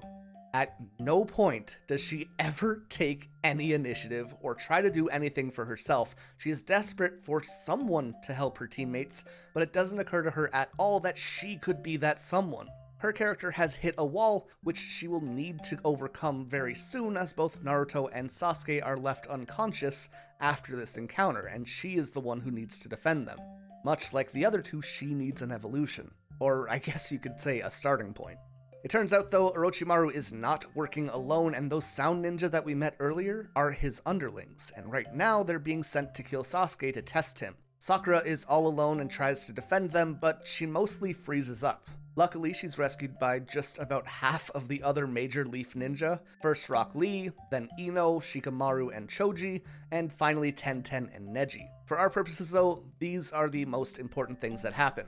First, Rock Lee mastered an attack called the Hidden Lotus. He's not supposed to use it except to protect someone important to him, and because he has a crush on Sakura, he busts it out. Second, Ino and Sakura used to be best friends despite their animosity right now, and the reason they drifted apart is because they both like Sasuke.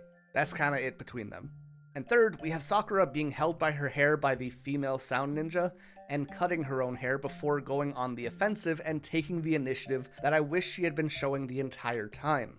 Also, I'm not 100% sure about this, but I'm pretty certain that this is the first time we see her using a jutsu in this series, at least in the manga. And we're about 50 chapters in, we've had several major fights happen, and Sakura is finally doing some ninja ability that shows she isn't just a normal person. And the way that she highlights her individuality here is substitution jutsu, which is like something that everyone can use, so like there's no actual personality there. Either way, she then goes in for an attack, bluffing, using a substitution again, only to soak up the damage and actually be attacking, powering through, and landing a devastating hit. Admittedly, pretty cool moment. And finally, when Sasuke wakes up, the curse mark spreads across his body and makes him more powerful, but way more aggressive, losing his sense of self. We see him dominating the Sound Ninja and even grabbing one of them and snapping both of their arms behind their back, and he would have continued if Sakura didn't grab him and beg him to stop. Power, but at what cost? A central theme for Sasuke going forward. Before moving on, I want to talk about Sakura a bit more here. Seeing her first real jutsu being substitution is kinda lackluster.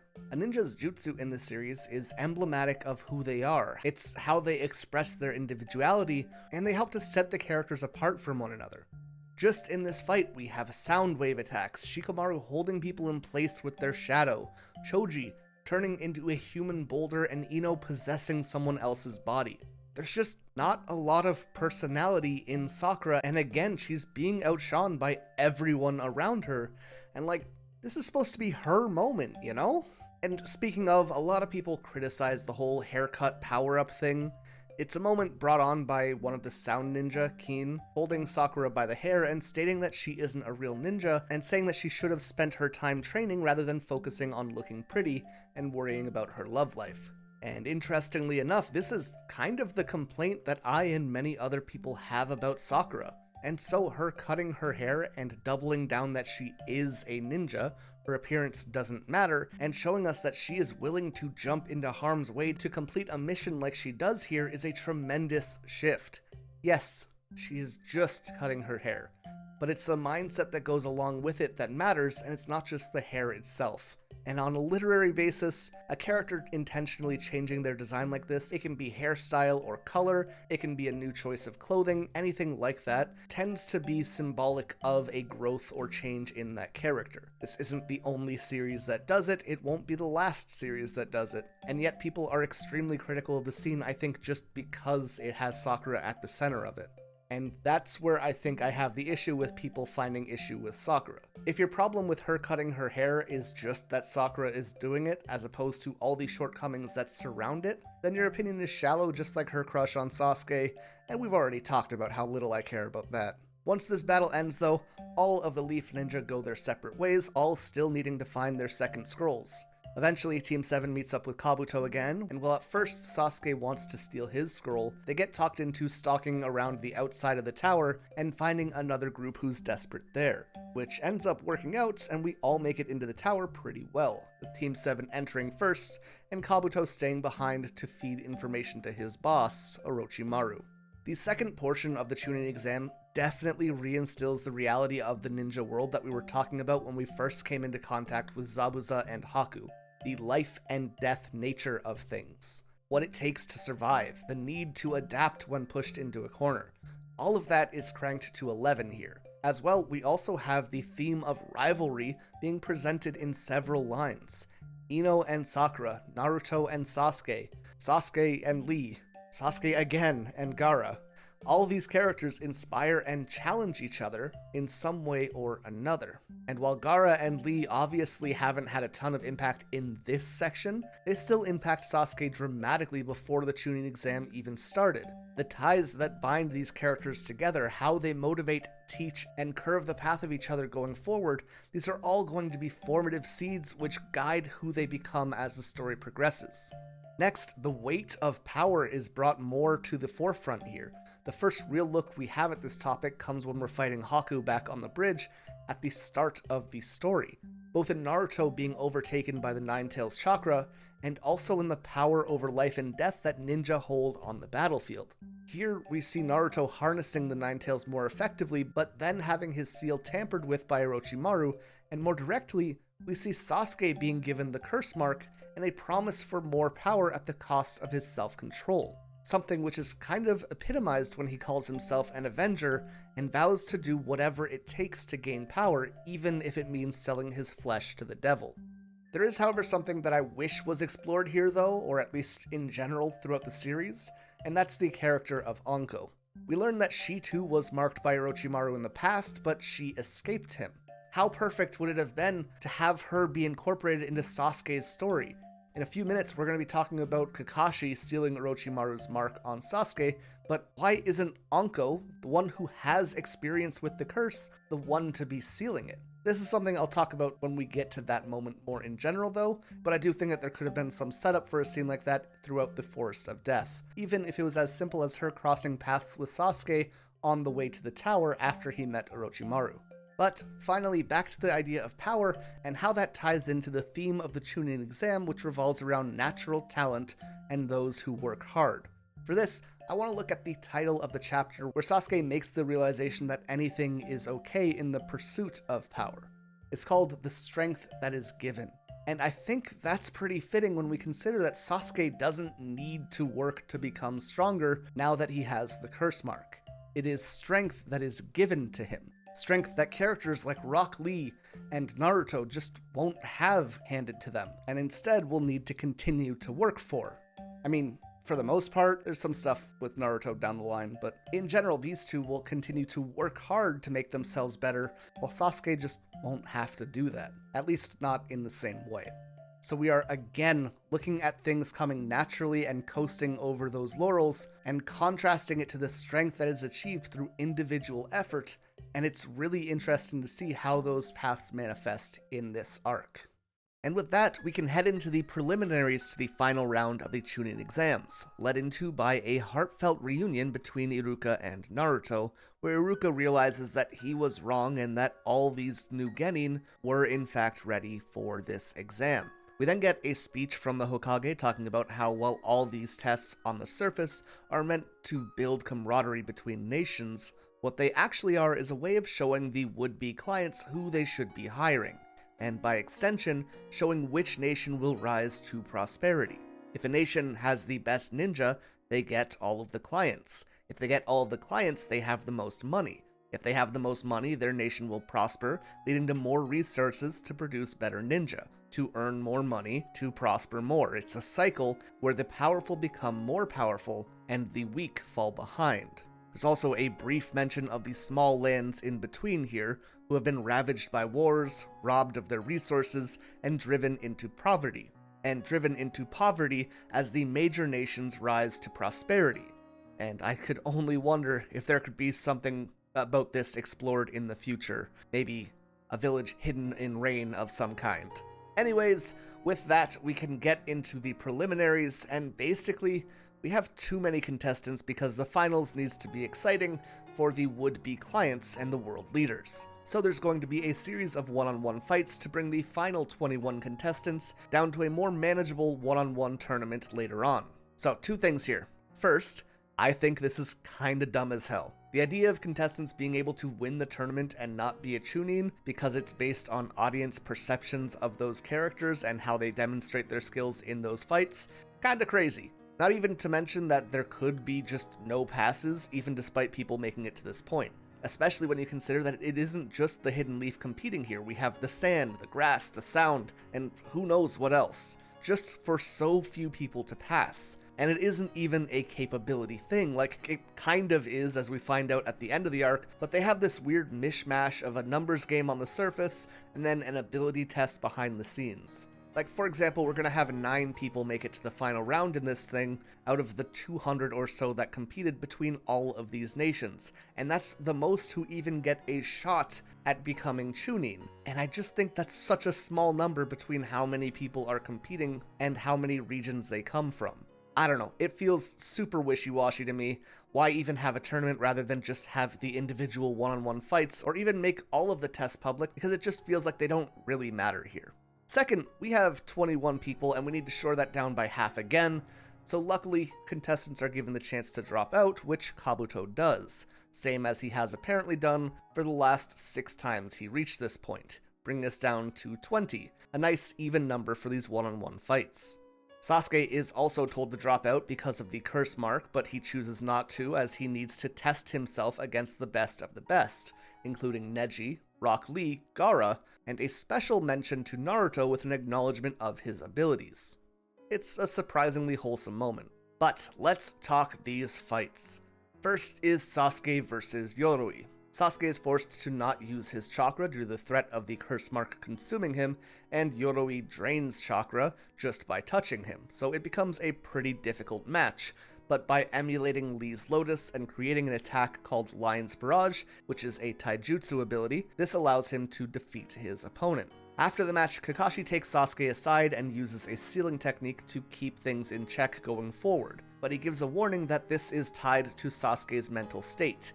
He needs to want to overpower the curse, and he can't fall to the temptation of free power, which is about the time that Orochimaru presents himself here. And he confidently states that he doesn't need to do anything to win Sasuke over, and that he will come on his own free will eventually.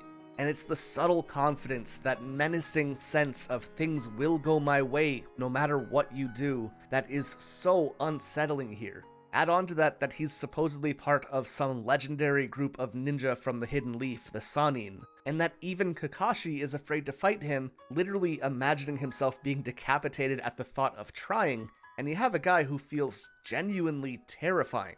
Plus, with the snake vibe, he's just kinda creepy in general, which definitely helps with this. We've only seen him a few times, but already there is so much characterization, and showing Kakashi being afraid of him adds so much to it, especially when we've seen Kakashi take on people like Zabuza without ever really feeling nervous. Now that said, I did mention a little bit ago that I wish that Anko was here either instead of or with Kakashi for this scene. And yes, if Kakashi wasn't here, that would take away from the perception of building Orochimaru up as this thing that he fears, but imagine Anko, someone who escaped Orochimaru, coming face to face with him here, and despite being free of him, just being frozen in fear. You could present him not just as someone immensely powerful, but almost like a boogeyman, a nightmare that you can never truly get away from. Hell, having Kakashi and Anko here both be terrified despite having a numbers advantage could make Orochimaru feel even stronger. But I think that this is something that could have really been more impactful if things were done this way, while also developing a female character in the series in a way which doesn't revolve solely around romance. Something we haven't really seen yet, as the only two women we've really looked at are Sakura and Ino. Though we do have Temari and Tenten looming in the background, and thank God Tenten's here to show how well women can be written. As far as the lesser important fights, we have Shino versus Zaku, who is one of the Sound Ninja, and we get this incredibly badass moment with Shino clogging the air vents in Zaku's arm, causing him to literally blow his own arms off. Kankuro versus Misumi, who's another of the Sound Ninja, and we just see Kankuro using a puppet in this fight, which is kinda dope. I always loved using him in the Ninja Storm games, so I have a bit of a sweet spot for him, but the fight itself isn't anything super crazy. And speaking of female characters from just a moment ago, we have Tenten against Temari here, which is an absolute joke. Literally, we show the fight starting, and then a panel where Tenten is just broken on top of Temari's fan. At least in the anime, this gets fleshed out a little bit, but it is crazy to see just how little time is spent on this interaction in the manga. Especially when every other fight in this round is given so much time, with the exception of maybe Choji's fight, which is kinda short. But I just thought that this was super lame, especially since Temari in general is such a cool character with a great design. Meanwhile, Tenten is like the poster child for women in the series not shining. She barely gets any time in the spotlight at all, and this continues through Shippuden, unfortunately. And this fight is no exception to that rule. But also, if you're playing Tenten in the Ninja Storm games, your mom is legally a hoe. Kunai spamming is annoying, don't be that guy. Either way, next we have Shikamaru versus Keen, another of the Sound Ninja, and we get to see a lot of his ingenuity here as he causes her to bash her own head against the wall with his Shadow Jutsu. And finally, Choji versus Dosu, the final Sound Ninja, and Choji loses pretty quickly, which is unfortunate, but he will get time to shine later in the first half of Naruto. So, there's not a whole lot to go over with most of these fights, and we can just move on to the ones that matter more, starting with Sakura versus Ino. This fight has us looking back a lot at Sakura and Ino's childhood, and Ino's kind of a bastard when it comes to backhanded compliment, but overall, she was basically Sakura's defender until Sakura found out that she also liked Sasuke, at which point Sakura turned her back on her completely, and I just don't think that this story comes across in the way that it was intended to. To me, it just feels like she turned on a friend because of a dude, and that's kinda lame, even if it was a mutual thing, They do end up with this whole mutual respect thing once the fight starts, and it basically turns into an all-out brawl, because, Sakura has no unique abilities to use at this point, and Ino's ability is kind of a high-risk, high-reward thing involving her just staying still for a long time. So instead, they take turns punching each other for 10 minutes straight until they are completely exhausted. In a bit of desperation, Ino does end up going for her finishing move, a last-ditch effort to take control of Sakura with the mind transfer ability, which Kakashi says fails because she was too tired, but Ino herself says it's because Sakura seems to have another personality inside of her. This has been a bit of a running joke throughout the series, where we see what she's really thinking on the inside, and it's kinda cool to see a payoff to that in this moment. However, it just disappears the longer the story goes on. I don't think it's mentioned in Shippuden at all from my memory. Could be wrong there, but it just doesn't really come up again, and it certainly doesn't matter coming up again. Ultimately, though, this fight is meant to show off Sakura's growth in taking being a ninja seriously, to show she isn't afraid to get into the fray anymore, and it kinda does that, though there's still a lack of identity and individuality in her fighting style, which will unfortunately last basically until Shippuden. The fight concludes with both Sakura and Ino knocking each other out, ending the match in a draw.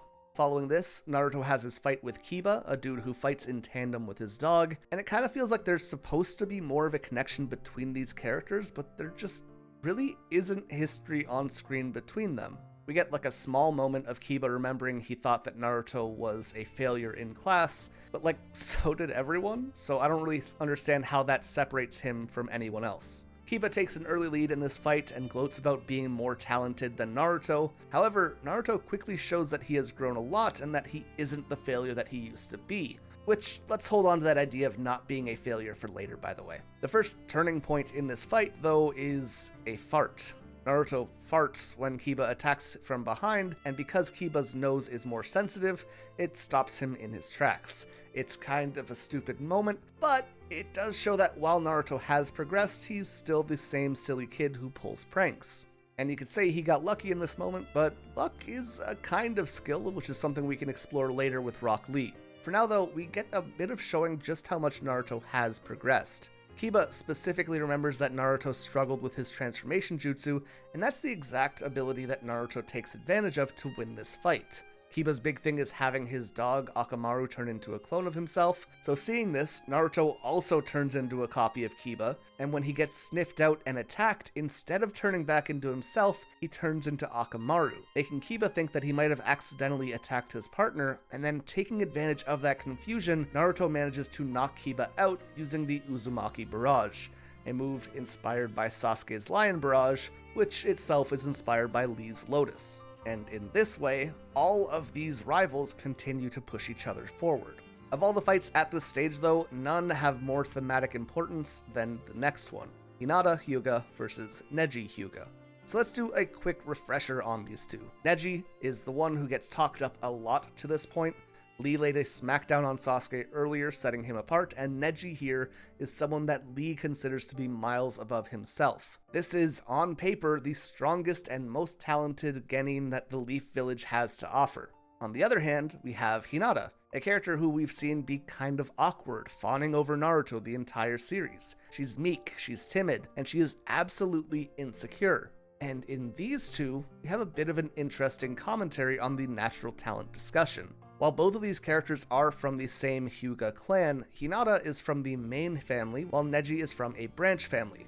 This isn't super explained in this section, but basically, Neji's family is kind of subservient to Hinata's, and the expectation is that the main family should be superior. But then we have these two, the genius that is Neji, and the painfully average Hinata. And in this paradox of a lifestyle, we have the basis for Neji's cold outlook on life and stark, curse-like belief in destiny. No matter how much of a genius he was, no matter how much talent he had, he was always going to be forced into the main family's shadow. Up front, I personally find myself really liking Hinata. And yes, part of that is just that she is an archetype and personality of character that I really like. But at the same time, you're probably saying, Axel, what the hell? You've been complaining about Sakura for entirely too long to suddenly like this other character who also has their foundation in having a crush on someone else. And I think that's a totally fair assessment. However, I don't consider these two to really be that similar. When you look at Sakura and how she feels about Sasuke, largely it comes down to him being cool and her thinking he's hot. And that's fair, you know? Sometimes you just like people who are attractive. But then we have Hinata, who likes Naruto not because of anything superficial, but because, like her, he is an outcast who everyone looks down on. Her own family considers her a failure, just as the village considers Naruto one.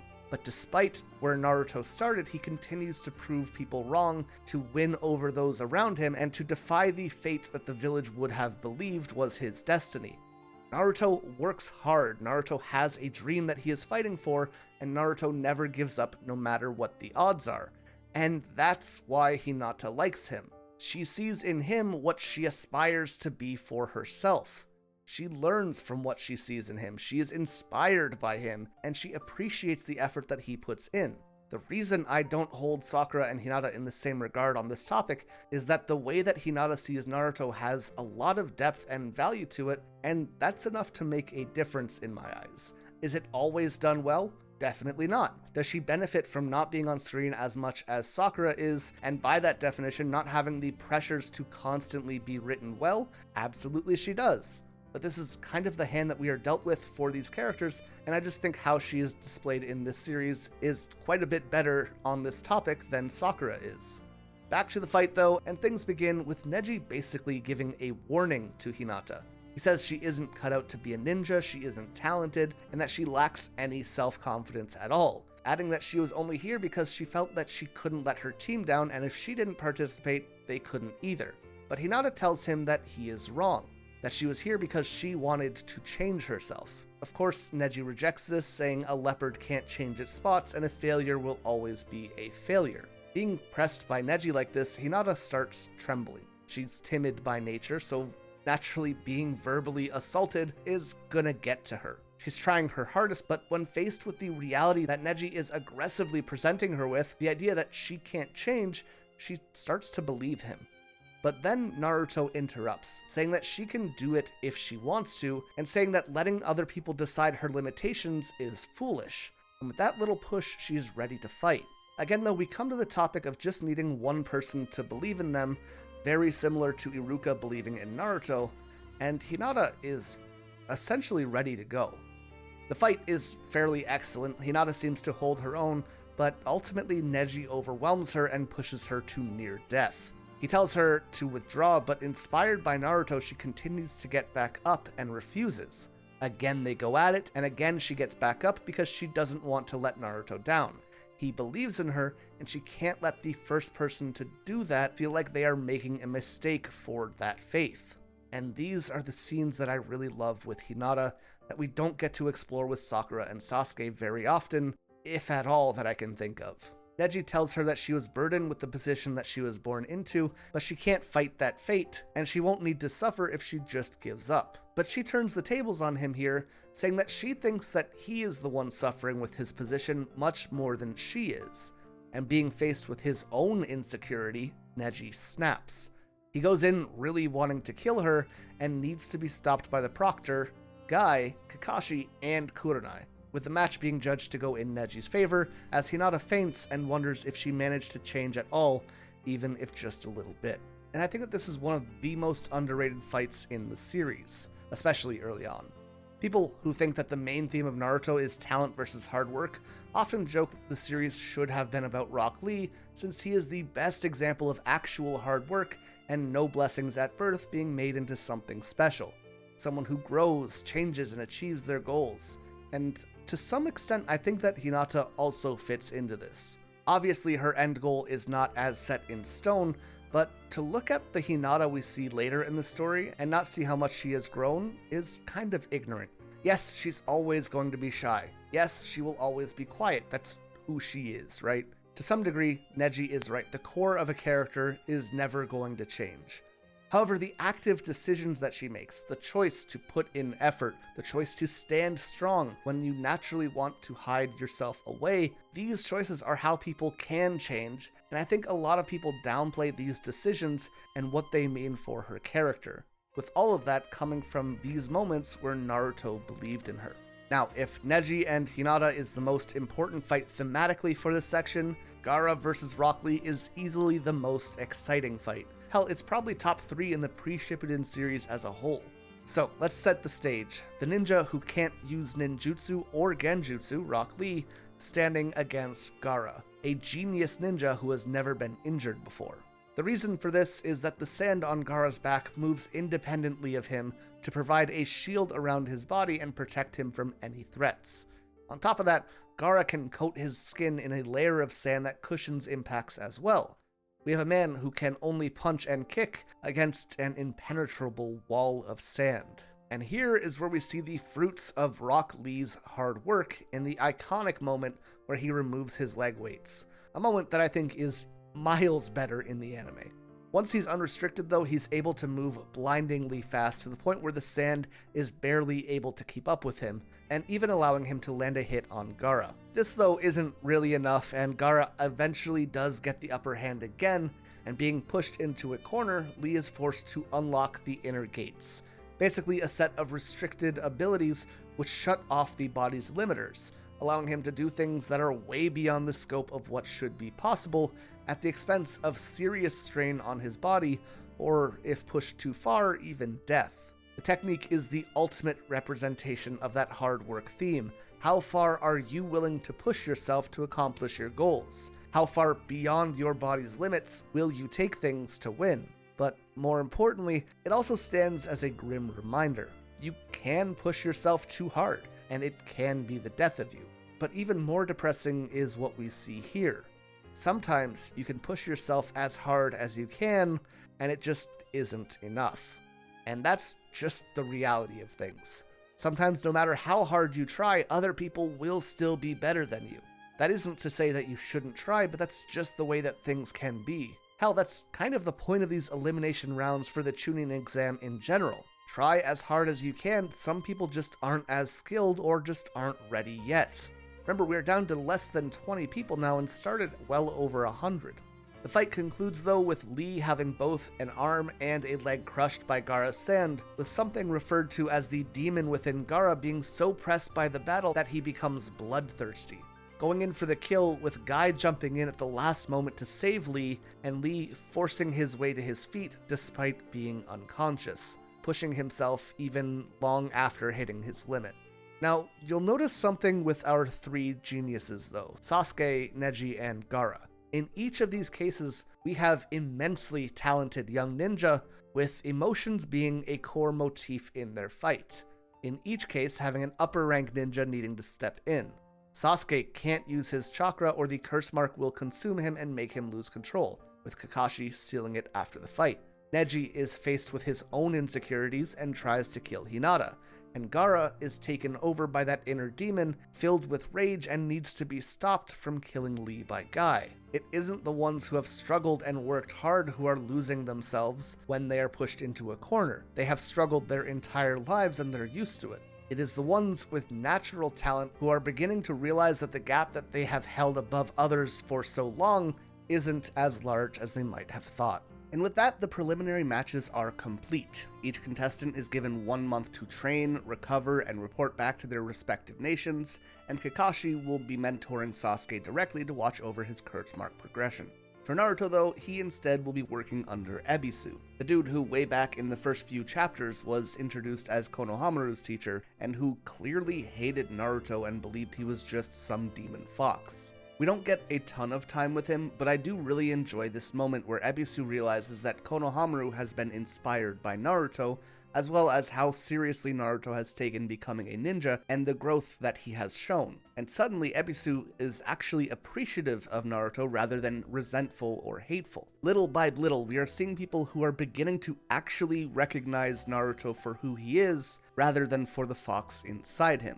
When we look at the greater theme of the story, understanding each other, and then bring that back to the stories that Kishimoto's grandfather was telling him about the war and how there are good and evil people everywhere, it brings us to this idea that the entire Leaf Village had been hurt by the fox, and as a result they view Naruto as the enemy. They are a nation who had been attacked, they had gone to war, and they are still dealing with the wounds inflicted by this enemy. And so even though he is in no way to blame for what happened, he is still a host for the monster who was. Only through actually taking the time to know him, to look beyond the fox and the damage that it caused, do they find the humanity that they had been ignoring. If we look back to World War II, you might consider the Nine Tails to be something like, I don't know, the atomic bomb, and you might think of Naruto as an average American. More recently, you could look at something like the 9/11 attacks and all the innocent people who were persecuted and judged by extension just because of where they were from, or what they looked like. Any big attack like this, any atrocity that one nation commits against another, is the result of individual people, the people in power, radical groups, whoever it might be, and they are not representative of the whole. Average people aren't to blame, and no one will ever understand each other as long as we blame entire groups for the actions of individuals. You can't understand Naruto for as long as you see him as the fox. So, Ebisu's big thing will be teaching Naruto chakra control, something that Kakashi had mentioned Naruto struggling with all the way back in the Land of Waves. However, while they are training, they run into the second legendary ninja of the Leaf, Jiraiya. And real quick, let's talk Jiraiya. First and foremost, he is a self-proclaimed mega perv, and the joke of haha, he's a pervert is played quite a lot, much more in the anime. The manga was surprisingly tame with it for the most part, and this is a thing that many modern characters, most famously Mineta from My Hero Academia, really fail with in trying to attempt this gag. But in Jiraiya's case, while it definitely can be a lot sometimes, it's counterbalanced by this genuine and very insightful dude who has both a vast well of wisdom and of kindness. He isn't just a pervert, he also is one of the most down-to-earth people in the series, and I think that's why so many people like him in contrast to others who fail this trope. And yes, I don't mind Jiraiya's actions in small doses, but it can get annoying when the sections drag on too much. Like I said, the anime can make this a lot sometimes, but even so, I think when he's being genuine, Jiraiya can be one of the best characters in the series. And speaking of things that make him stand out, he makes a very interesting choice when it comes to Naruto. For Naruto's entire life, the village had gone out of their way to avoid talking about the fox and its attack, but instead, Jiraiya acknowledges that the fox is very much a part of Naruto's reality, and ignoring it isn't really going to be an effective way of teaching him. So he chooses to help Naruto out by beginning to recognize and work with the fox's energy from within him, rather than just expecting him to be like everyone else and dealing with his situation like nothing is happening. So firstly, he undoes the seal that Orochimaru put on Naruto, which we basically learn unbalances his and the fox's chakra, leaving him with poor control. And that kind of leaves me with a question of what was the point of the seal? He only had it for a very short time. Really, it's just the fight at the end of the forest, the fight with Kiba, and that's it. There's really nothing in the middle where Naruto is struggling with his chakra control in any way, shape, or form, so I'm not really sure why this was an element added to the story. The only real payoff that I can think of, even looking down the line, is that Orochimaru thinks that Naruto could be a threat later, and he is surprised to find that the seal has already been removed from him, so it could have been like a future-proofing thing, but there's no actual payoff. It's removed almost immediately before it even becomes an issue, so why even have it there in the story in the first place? The only effect that I can see that it had at all is that Naruto struggled to walk on water for 2 days, and he was just learning to do that now anyways. I don't know, maybe the comments can explain if I missed some important effect that this actually had on the story. Either way, once things are set back in check, Jiraiya asks Naruto about his experiences with chakra more directly, and Naruto explains that he feels like there are two sources of chakra within him. If his own was yellow chakra, then maybe the other one could be described as red. And so Jiraiya's goal is going to be to help him access that red chakra, something which will be accomplished by draining all of his own, and then trying to use chakra-intensive abilities which should force the red one to flow, with the technique in mind being how to summon frogs to fight with, which kinda goes meh. For the majority of the month that Naruto has to train, he is only able to summon tadpoles. So Jiraiya tries a more drastic method of training, throwing him into a pit where he must either manage to summon a frog to save him, or plummet to his death. with the idea being that Naruto has managed to pull on the fox's chakra in the past when his life was on the line, so it should work here as well. And as he falls, Naruto enters his inner self, coming face to face with the fox for the first time. Naruto would demand that the fox lend him his chakra as a method of paying rent, and seemingly impressed by Naruto's bravery, the fox obliges. Now, a bit of a retcon here, I think. The fox mentions that if Naruto dies, he will die too, and that's why he is helping him. However, as we later learn, when a Jinchuriki, or a host like Naruto is killed, the beast within will just re-emerge in the world after some time has passed. Now, how much of this is just a retcon or poor planning, and how much of this could be attributed to the fox not completely being forthcoming? I mean, at least I tend to lean towards it just being something that wasn't planned. Remember, this is just 11 volumes in of what would be a 72-volume series. It is very unlikely that every detail along the way was accounted for. Very simply, it's hard to know 10 years in advance what you want to do with your story at every point that you're going to pass. Not everything has answers in mind at this time, and not everything is perfect or set in stone, and ultimately, I think that is more than forgivable.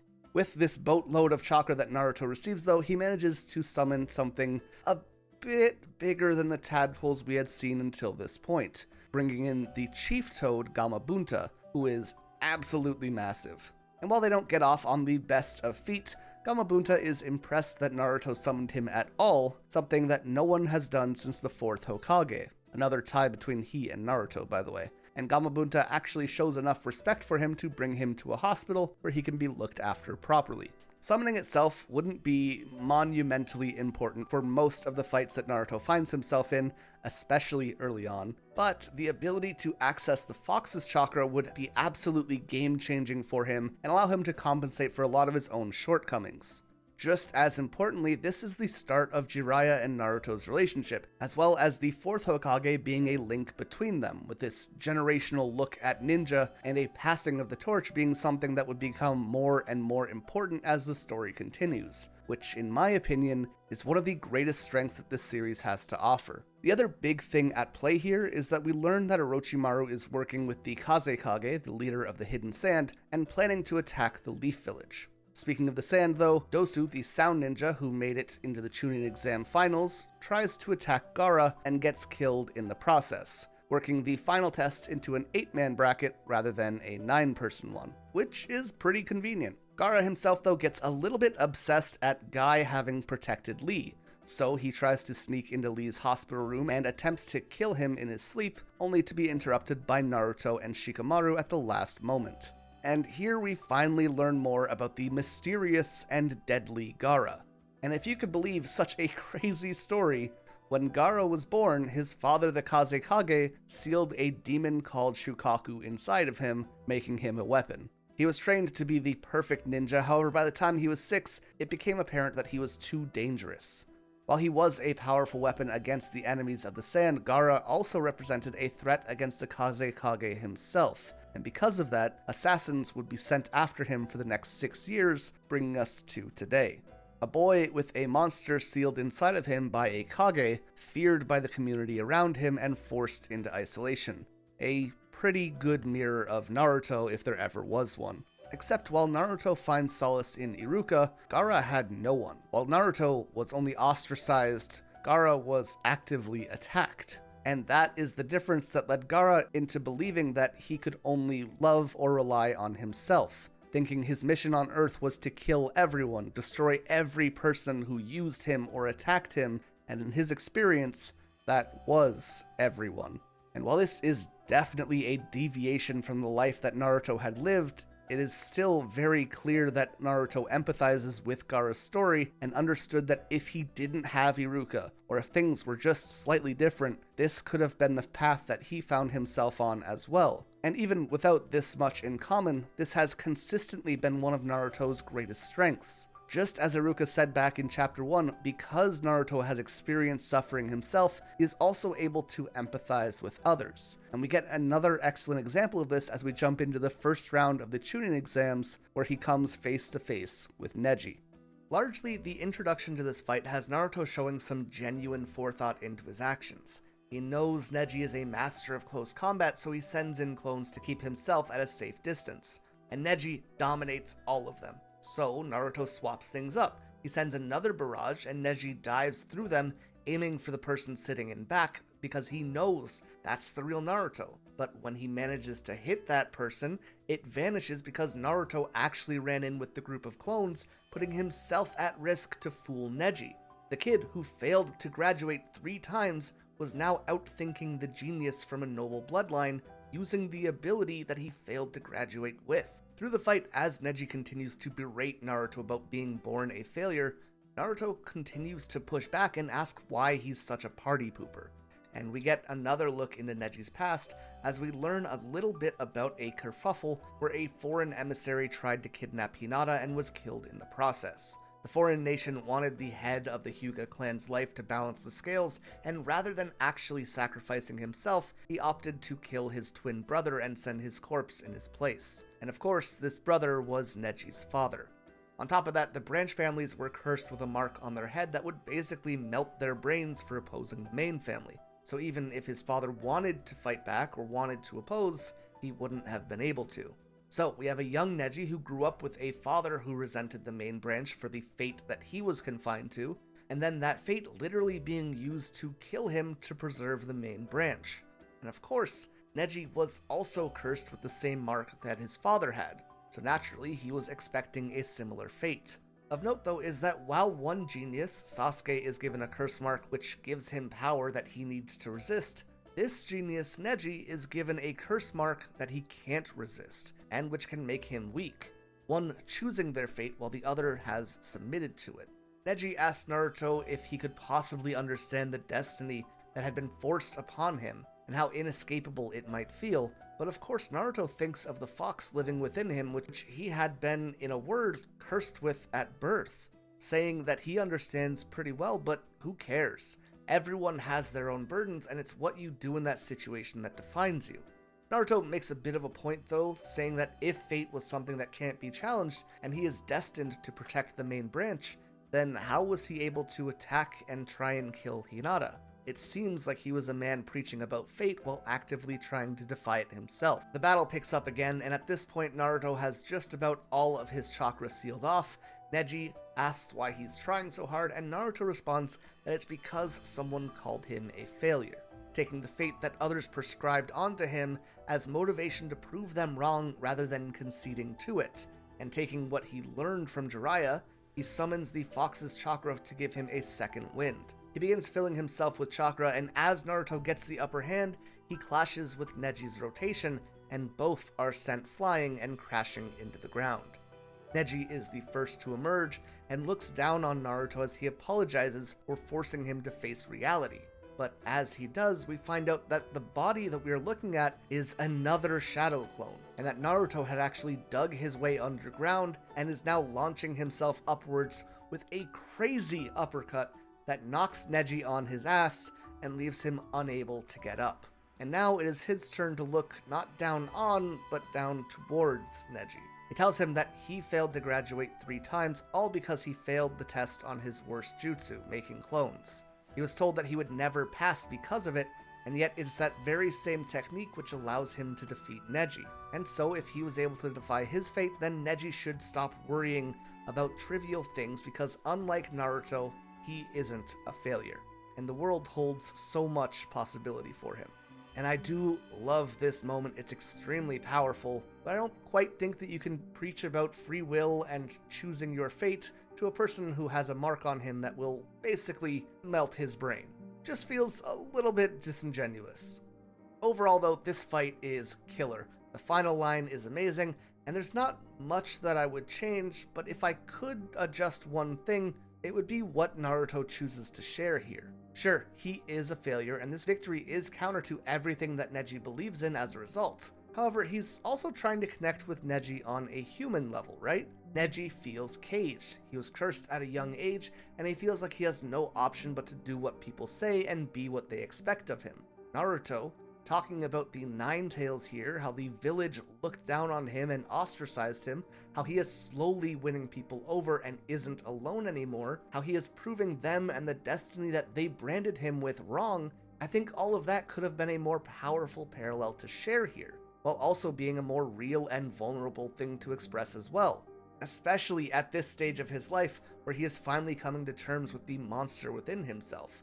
We just spent all that time with Jiraiya focusing on this very thing, so I think that it would have been such a great gap closer towards that big fight with Gaara, where we're going to tap into that Nine Tails energy just a little bit more. Either way, the fight acts as a way for Naruto to show the entire village that he isn't a failure, and that there is more to him than just the monster within. And I believe that for the most part, there isn't really much negativity sent his way from the village after this point.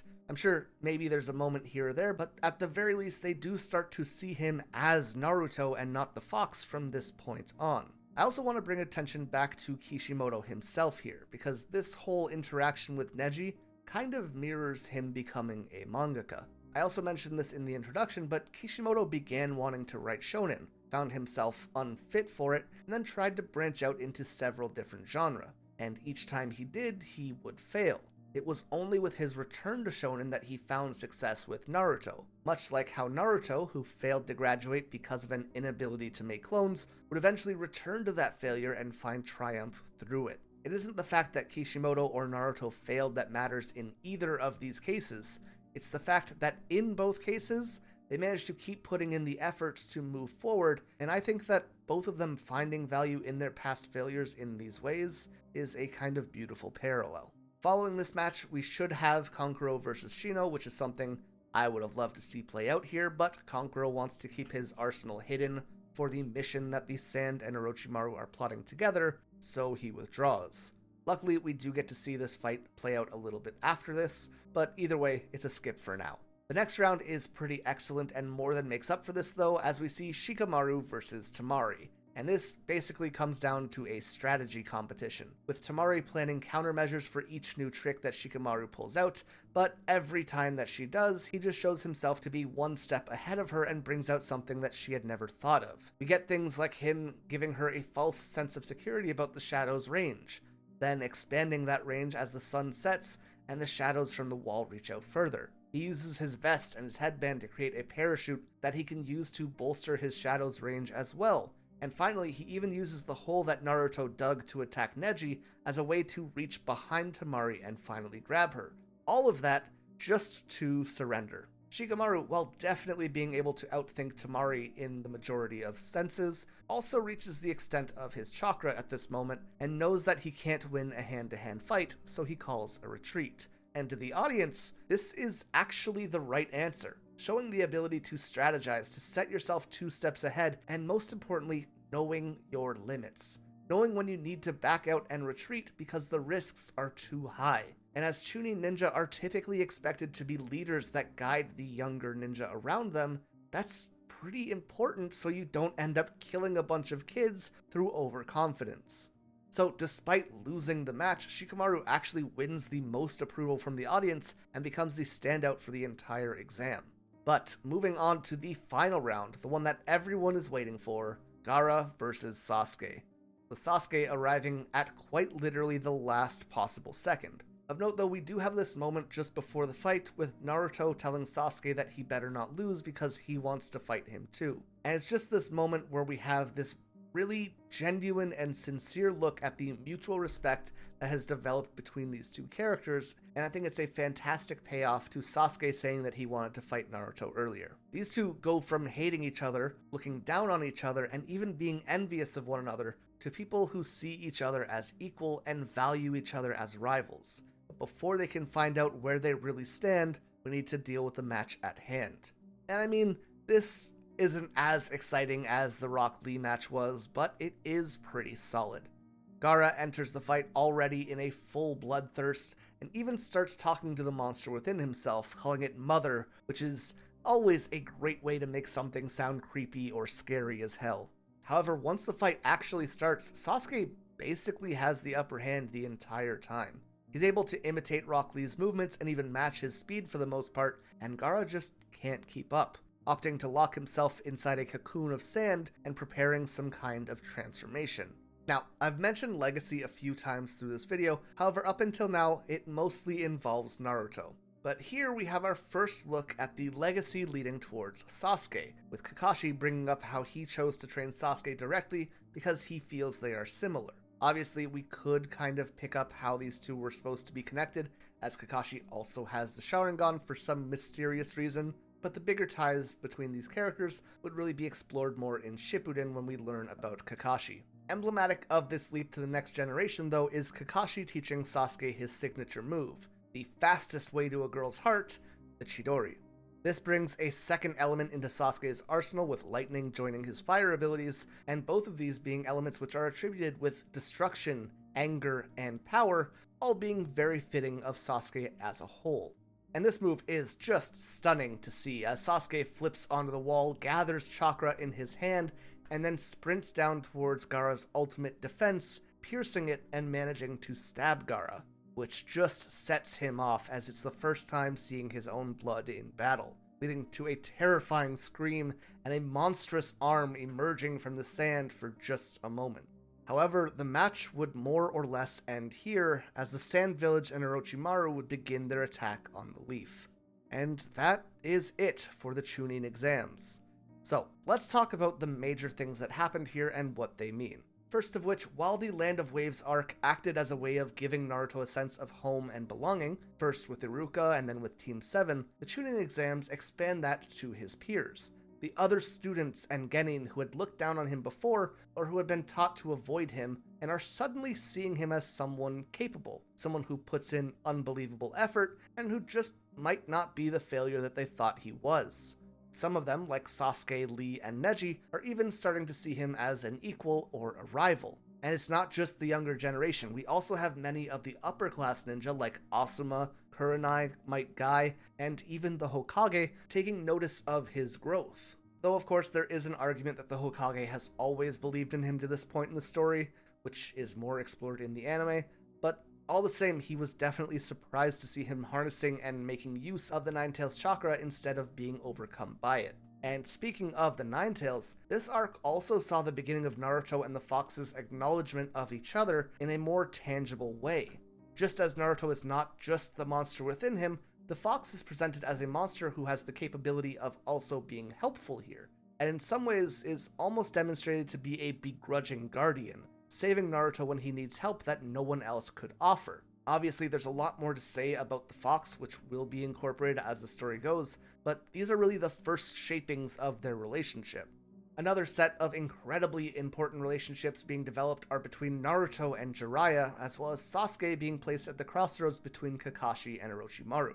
When we look at Jiraiya, he might be the first person in the series to really treat Naruto like an equal. Sure, he outranks him, and he outskills him by a mile, but at the same time, he is the only one being honest with him about the Fox. He is the only one who genuinely believes in Naruto right out of their first meeting, to the point of having faith that he would be able to summon a frog that could save him when thrown down the ravine, and luckily not killing him in that moment. And while we don't have all the information yet, this level of genuineness seems like it might be stemming from a mysterious bond between them through the fourth Hokage, the one who sealed the Fox within Naruto and the last person that Jiraiya had trained to summon frogs. Notably, he's also like the only other character with spiky blonde hair in the series, but who's gonna make a connection from that, you know? When looking at Sasuke though, we aren't so much looking at how others see him, but instead how he sees himself and those around him. His dynamic with Naruto shifts from one of clear superiority to seeing him as an equal and a rival. He gets blown out by Lee. He is paralyzed by fear in the face of Orochimaru, all following a crushing defeat by Haku in the Land of Waves. The boy who had been touted a genius his entire life is suddenly falling short at every corner, and so he is given two options: give in to the curse mark that Orochimaru had placed on him and gain incredible strength at the expense of his morality and self-control, or follow in Kakashi's footsteps and continue to put in the work to become stronger on his own. But of course, in the pursuit of power, he might notice that Kakashi is afraid of Orochimaru, and that there's a power imbalance between the two of them as well. In line with Sasuke's growing insecurity though is one of the core themes for the arc: genius and natural talent against hard work. In terms of the geniuses, we had Neji, Sasuke, and Gaara being the main focus, while characters like Naruto and Rock Lee fulfilled the hard work aspect. However, an interesting point is brought up when Might Guy calls Lee a genius of hard work, and then Shikamaru is dubbed a genius of strategy, and Naruto surpasses Neji with quick thinking. This title of genius doesn't seem to matter. Like I said earlier, it is an initial leg up on the competition, but that is all it is. Geniuses are not perfect. They still make mistakes, and at the end of the day, everyone has something that they do better than those around them, and what matters is putting in the time to hone that edge that you are given into something special. In Naruto's case, his gift has always been creative thinking on the battlefield. And these final rounds really saw that shining, turning into Kiba, then Akamaru when he gets hit, fooling Neji by putting himself among the attacking shadow clones, then digging below his feet. The pranks that the village had so harshly judged him for his whole life were now what he was using to take himself to the next level as a ninja. And of course, in general, despite Naruto being placed on one side of the hard work discussion, he also finds himself at a weird place within it because since birth he has also had access to the Nine Tails and its chakra. Sure, he will need to learn how to connect with it and express it over time. However, it does make him special. It does give him something unique, like the Sharingan, like Gaara's Sand, like Neji's Byakugan. And when you have that kind of leg up, or the possibility to have that leg up, it can kind of blur the line between what hard work has earned him and what he has access to only because he has the fox within him. As a whole though, the Chunin Exams are just one more dose of, hey, you have a very idealistic view on what it means to be a ninja. Here is a slap of reality. We have people being killed left and right, people being forced to put their mission before their group, and even before their own lives, and of course, dangerous people like Orochimaru slithering through the darkness behind the scenes. And all of these are dangerous reminders that things are only going to get more intense, which is fitting as an all-out war is launched against the Leaf. Starting the Konoha Crush arc, there are effectively 3 groups to follow here. First, the Kage reveals himself to have actually been Orochimaru in disguise, and he kidnaps the Hokage, bringing him to a roof a bit out of the way from the area they're at, where they are sealed within a barrier by 4 ninja. Second, the Sand Trio is told to leave to get things ready, and because Gaara is with them, Sasuke chases after them.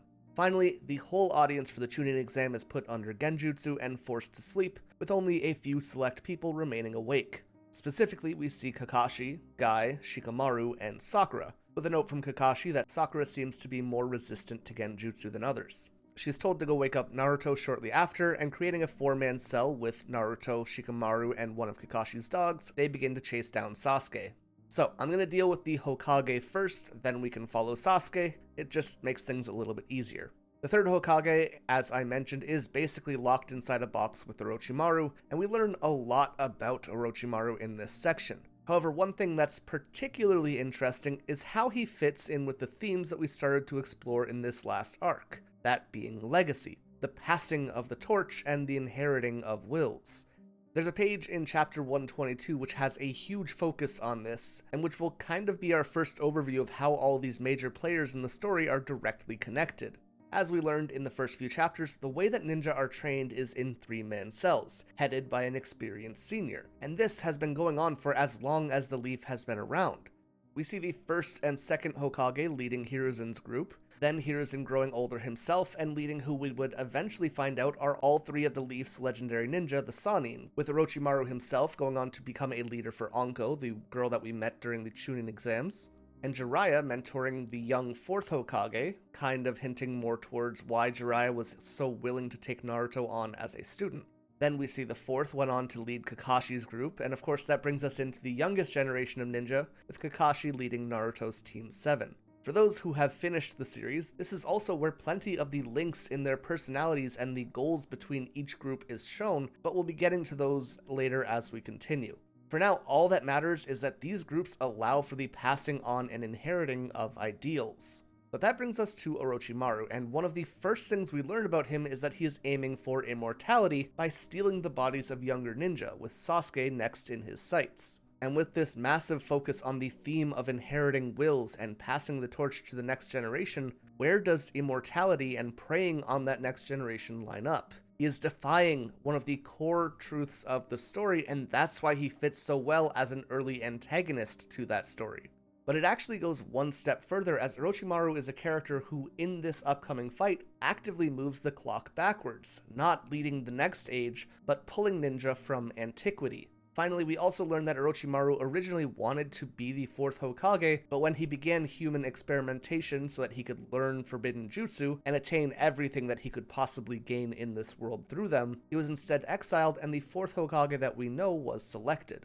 We see here that the 3rd Hokage had a chance to kill Orochimaru when he found all of this out. However, he was unable to convince himself to take the life of his student, and instead allowed him to escape so long as he left the leaf. And this is kind of on the opposite end of the spectrum when we're looking at that theme of legacy. When people look at the inheriting wills within the story of Naruto, it's easy to jump to the connection between generations of individual ninja, from Jiraiya to the 4th to Naruto, for example. But it isn't until Shippuden where we look at the opposite side of things with any real attention to detail. However, the choices of the previous generation are passed on to the youth just as much as their ideals. The 3rd Hokage allowing Orochimaru to live leads to this invasion on the leaf. It leads to Sasuke being cursed, and to so many other terrible things happening. And if we step back and look at this on a wider scale, not just the choices of individuals, but also the choices of nations.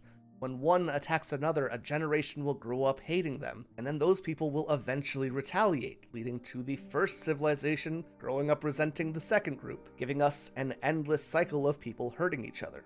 And again, this will be a major theme through Shippuden.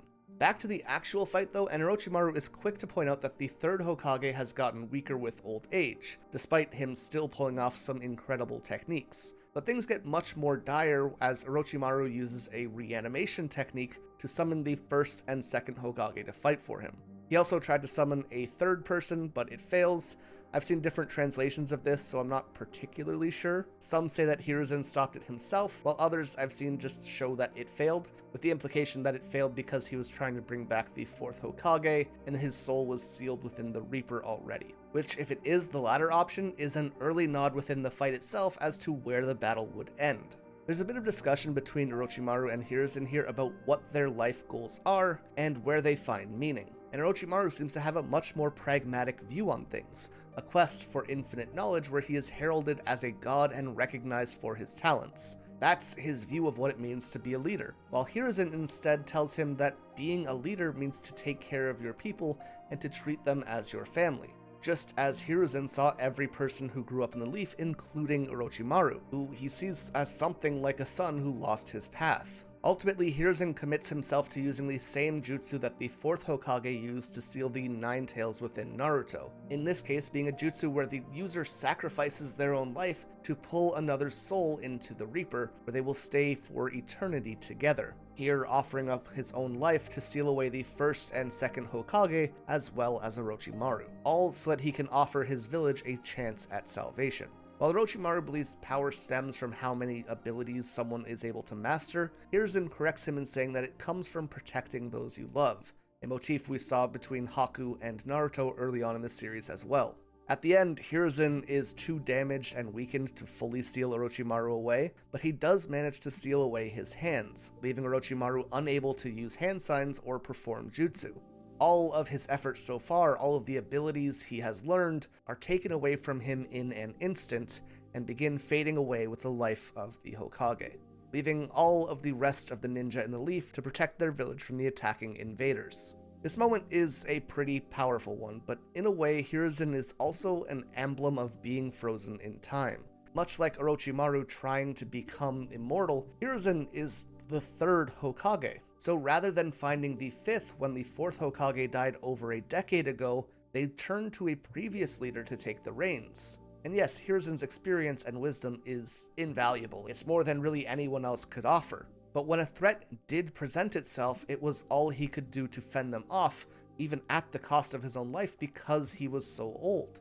And we later find out why specific characters didn't fill that role of Hokage, but it should have been someone like Jiraiya or Tsunade by this point already. Of course, though, these options weren't really possible, and as a result, we're sort of stuck in the past, so to speak, and when we do reach the next arc, we'll start to be looking forward once again. But for now, back to the pursuit of Sasuke. Up until we actually reach him, not a ton happens. We do have a cool scene of Shikamaru strategizing on the move, and ultimately choosing to stay back and fight off 6 ninja so that Sakura and Naruto can get closer to Sasuke faster. We also have a solid fight between Shino and Kankuro, where Shino is shown to be terrifying on the battlefield, but soon enough we do catch up and get a bit of Sasuke versus Gaara. The fight itself isn't super long-lived though, and it's a total flip on what happened in the arena, with Gaara being partially transformed into a horrifying sand monster, and Sasuke being forced to use Chidori to even leave a scratch. And this becomes an issue since he can only use it twice in a day, and the first was in the official match. When he tries to use it a third time, it fizzles, and left with no chakra, the curse mark on his shoulder begins to spread, and it takes everything he has to hold it in, something which leaves him more or less unable to move as a result. I've said it before, but I love how Gaara is placed at a kind of crux between both Naruto and Sasuke. All three of them have isolation at the core of their histories, and we kind of see how a lot of these factors drive these characters more directly in this fight. Like Naruto, Gaara was hated by everyone in his village, feared because of the monster sealed within him before he was born. Naruto mentions understanding the isolation in his eyes when they meet up again, and sees a lot of himself in Gaara. However, there's a small difference between them which defines who they are, and that can be found in the characters of Iruka and Yashimaru. While Iruka was the first character to really believe in and put his faith in Naruto, Yashimaru kind of filled that gap in Gaara's life. When local kids refused to play with them, when the adults in the village looked down on these characters, it was Iruka and Yashimaru who came into their lives and gave them some hope for normalcy. Gaara as well had Shukaku's sand, which supposedly had been possessed by his mother, and this is why it protected him. The sand reacts to Gaara's will as well, and in many cases it inadvertently hurt people that Gaara was getting close to. And I love this moment where a young Gaara tries to hurt himself because he doesn't understand what it means to feel pain. And even here, the sand won't let him get injured. So while he can hurt others, he is unable to really connect with what he is doing because he can't experience that pain for himself. That said, Gaara was hurting, just not from a physical injury or the kind that bleeds. He was alone, he was hated, his heart was hurt, and Yashimaru is there to explain the difference between injuries of the heart and injuries of flesh. And at this point of the story, he looks just like Naruto. They have the same eyes, they have the same loneliness, and they have the same hope in this person finally making the hurting stop. And that's about the time when Gaara's father sends Yashimaru to kill him. We had something similar happen to Naruto back in chapter 1 with Mizuki, but while Mizuki turned on Naruto, notably for selfish reasons, Iruka steps in to protect him, even taking an attack for him. But Gaara doesn't have someone to step in and do this when Yashimaru turns on him. At the end, Gaara even asks Yashimaru if he was just following orders, but he's told that he could have said no if he wanted to, but he resented Gaara for killing his sister, in this case Gaara's mother, adding that she would have wanted Gaara to live to only love himself and to destroy everyone in the broken world which condemned her to die. The way that Yashimaru paints it is that Gaara's mother saw him as a curse which had been branded onto her, which she was turning back against the village who had done it. And that raises the question, though, of where would Naruto be if this had happened to him instead? Would the village have hated him even more if the monster inside of him could manifest and hurt people like Gaara's had? From these positions, Naruto begins to seek approval of those around him, to find more people like Iruka and to prove everyone wrong. And Gaara begins to seek vengeance, to destroy those who hated him, to only protect himself, which, if we look back, is something much more similar to what Sasuke is becoming. The Avenger, the boy who hates everything and likes almost nothing. The one who was left alone after his brother wiped out his family, leaving him like this so that there was someone who could kill him one day and free him of the guilt associated with the atrocity he had committed. This form of Gaara is kind of like an end point for Sasuke in some ways. And so Gaara speaks to Sasuke about how hatred is the key to becoming stronger, how he is weak and unable to fight back. And again, this is all coupled with all of the emotions that Sasuke had gone through in the last arc. Feelings of inadequacy, the temptation of the curse mark, and seeing that his genius is not carrying him as far as it used to, while Naruto continues to grow. And speaking of, Naruto arrives and takes Sasuke's place in this fight when he is no longer able to move forward. At first, he is definitely outmatched just like Sasuke was, and gets knocked away as Gaara continues to transform more and more and lose his sense of self. And finally, a spectacular Sakura moment, if only for a panel or two. Gaara goes in to attack the immobilized Sasuke after he swats Naruto away, and Sakura jumps between them, posed to defend him. And she looks deadly serious, and sure, she gets pinned to a tree in the next frame.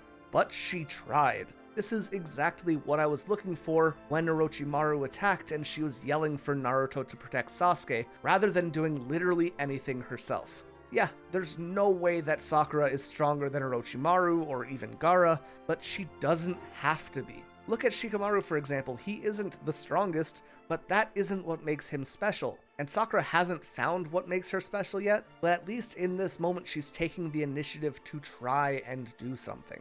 And I really do wish that there was something more to show off at this point. Sasuke here manages to his feet one more time and tells Sakura and Naruto to run so that he can protect his precious allies, demonstrating that yes, he is struggling with the temptation from the curse mark and the frustration felt by his feelings of inadequacy, but at the same time he is coming around and welcoming his friends as a new family of sorts. It goes a long way to show that he and Gaara might not be as similar as they are presented, and really showing the growth that Sasuke has shown since our first meeting him. This acts as a motivator for Naruto, and he summons a swarm of clones. Then, using a forbidden technique that Kakashi showed him during the bell test, he basically sticks a bomb inside Gaara's sandy butt. This forces enough damage to slow him down for a moment, and something I should probably mention that's important here is that in this form, the sand is more like a suit of armor than it is in the free-flowing state that it was against Lee. He is much more offensively oriented, and this is why Naruto's actually able to land a hit at all. I don't really think that if Gaara was fighting in his normal form, that Naruto would have really anything he could do against him. It's a really great way to present a character as being stronger, while also offering an opportunity for someone like Naruto to gain even footing. And Naruto would go on to make a crazy amount of shadow clones, and even Sasuke is blown away by what he's able to do here, which, not so coincidentally, Sasuke was losing to Gaara because he ran out of chakra, while Naruto is doing things that take ungodly amounts of chakra with ease here. If Sasuke was at all feeling a sense of inferiority, that is being amplified 100% in this moment. Gaara gets pushed so far into a corner by these clones that he fully transforms into the sand monster inside of him, and he is huge. So Naruto is forced to summon Gamabunta, and we basically have this awesome kaiju battle between the sand tanuki and a giant frog with a sword. And if Sasuke wasn't blown away before, he is completely awestruck now. Naruto has not just met him as an equal, but he has far surpassed him at this moment. Also, I skipped over this earlier, but at the start of the fight, Naruto tries to summon a big frog but got Gamakichi instead, who is not a big frog, and coincidentally is Gamabunta's son. And since Gaara attacked the young frog and Naruto protected it, Gamabunta agrees to work with Naruto and defeat Gaara, kind of playing on the soft spot that he already had for this young ninja. The fight between these two giants is excellent, and ultimately Gaara chooses to give over control of his body to Shukaku, and so the monster within him is free. Naruto needs to get close enough to wake Gaara up, and since the frog has no claws or fangs, he needs to be transformed into something that does, so that he can hold Shukaku in place. And naturally, Naruto chooses to turn him into a giant fox.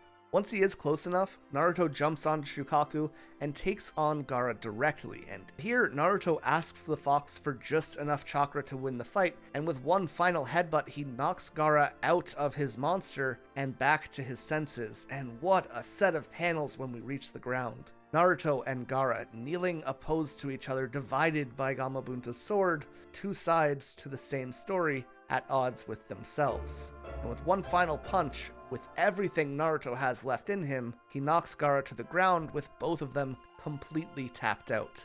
And I very clearly remember this being one of the first times that I really fell in love with this series. With both of these monster children lying across from each other, we get another look back at Naruto's childhood, hearing the people who told their children not to talk to him, who pointed at him and called him names. We see how Gaara experienced the same thing, and how both of them could only ever stare at the village that they wanted to be a part of. As Gaara too thinks back to these moments, how he was unwanted and superfluous, he looks over and sees Naruto, unable to lift a finger, dragging his body closer using just his chin, and once he's close enough, Naruto, with an absolutely heartbroken look, tells Gaara that the pain of being alone is not trivial, and that he understands so well all of the hurt that comes with it. He doesn't want to fight someone who he understands so deeply, but now that he has people who care about him and people who he cares about, he has to stop Gaara, even if he must kill someone that he sees himself in to do so. And just a reminder here, but this is the second time we see Naruto coming to this realization on the battlefield, first with Haku and now with Gaara. And of course, in neither cases, he actually kills either of them, remaining a character who is willing to do what he needs to, but also not dirtying his hands and sullying his image to the audience. Gaara, in complete confusion, asks why he would care for others, and Naruto tells him it's because they saved him from the pits of loneliness, because they understand him, and because he loves them. And for the first time, Gaara begins to see value in something other than the hatred, as he notes that Naruto's strength actually comes from his love. Sasuke would arrive around this point to tell Naruto that Sakura is safe and that he can stop now, and Temari and Kankuro show up to protect Gaara. But instead, Gaara tells them to stand down and that he's done fighting.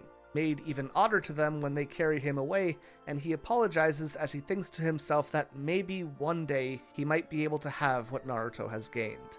With that, Konoha is safe, Gaara is defeated, Orochimaru's jutsu are sealed, and we can finally mourn the loss of the third Hokage. If the Chunin Exams acted as a way to set the possible paths in front of these characters, the Konoha Crush arc is a big step forward as to what paths these characters would actually be choosing. Sasuke reaching his limits, while Naruto continues to strive beyond his. Naruto talking to his opponents and helping them find their humanity again. Being ready to kill to protect his friends, but reinforcing this idea that even someone as destructive and hateful as Gaara can be talked to. And the role of Hokage being made vacant as the third entrusts his village to the next generation, to the family that he gave his life to protect. And this funeral chapter, as well as the few following it, might be some of the most important in the entire first section of the story. At the funeral, Naruto talks to Iruka about what it means to protect others, and asks why people sacrifice themselves for others, something that the third Hokage would have referred to as the Will of Fire, which is inherited by all those who wish to protect the leaf. And in moments like these, you can see how the people that Naruto changes also change him as well. These are the questions that Gaara was struggling with, and it's Naruto now who took in that other perspective while sharing his own, and is questioning the values that he holds. And it isn't just the Hokage that is being mourned for here, as soon after we catch up with Kakashi and learn that the reason he is often late when meeting with Team 7 is that the first thing every morning he stops by the memorial for Lost Ninja and prays for someone named Obito. And while we don't exactly know who this is yet, it is the same person that we saw in his team under Minato during Hiruzen's monologue. Along with this slight emphasis on Obito, we also jump over to Orochimaru talking about how he originally didn't want Sasuke and rather was trying to have his brother Itachi. However, this brother is apparently stronger than him, and Itachi is going to have a huge focus for the beginning of the arc as we begin to learn about the group of 9 S-rank criminals who have come together and call themselves the Akatsuki. Among these, we have a former member in Orochimaru, as well as a current member in Itachi. And this gives the group this immediate sense of deadliness and gravity. Something that is intensified when Jiraiya tells Kakashi that he is going to be personally training Naruto because the Akatsuki's goal likely has something to do with the Nine Tails, and that places a target on Naruto's head going forward. But with these new players on the board, this is about the point where I consider us to be leaving the opening act of Naruto and moving into the early mid-game, which is initiated by Itachi's invasion of the Leaf. Along with his partner Kisame, who is one of the 7 swordsmen of the mist, just like Zabuza was, these two invade the Leaf looking for what they call the 4th Hokage's legacy, which in this case refers to Naruto. And Kishimoto does such a good job of making this new group feel powerful by setting up a battle between Itachi and Kisame against Asuma, Kurenai, Kakashi, and Might Guy. This is 2 people against 4 of the strongest ninja that the Leaf has to offer. And Asuma and Kurenai just get embarrassed. Kisame has this crazy sword that keeps Asuma on the back foot, and Kurenai tries to use genjutsu against Itachi, and he basically pulls an Uno reverse on her, trapping her in her own illusion. Luckily, Kakashi shows up to help, but unluckily, he is locked in a Tsukuyomi, which is kinda like Itachi's ultimate genjutsu thingo. In the manga, you turn the page and all the colors are inverted, which is incredibly cool, but it doesn't hold a candle to this moment in the anime, which is just brutal. It's essentially the same setup. Kakashi is crucified in this zone that Itachi controls all of space and time within, and he tells Kakashi that he will spend 72 hours here being tortured. But the anime adds so much viscerality to it. You see him getting stabbed and screaming in pain until he passes out, then he'll wake up and see it happening to another version of himself before going through it again. And sure, he knows this is a genjutsu, and Itachi even agrees with him, saying yes, it's just an illusion, but your body and your soul don't know that. Your spirit can't tell if this is real or not, so how long can you endure it? And after watching this scene that goes on for way too long, uncomfortably too long, with dozens of Kakashi being stabbed by hundreds of Itachi, Itachi pauses to tell him great news. Only 71 hours, 59 minutes, and 59 seconds to go. All of that, and only a second has passed within this illusion. And it is easily one of the most haunting scenes that the series has to offer. Something that I still look back on seeing for the first time and remember being blown away by. Now, if you remember back to the first arc where Kakashi fought Zabuza, I spoke about how because Kakashi is supposed to be this legendary ninja and the leader of our team, and the one who always pulls through when we need him to, that makes Zabuza seem all the more powerful just by standing on equal footing to him. So you can imagine how monstrous this makes Itachi feel. However, he isn't by any means indestructible or unbeatable, and in fact, he kind of has a similar vibe to Shikamaru.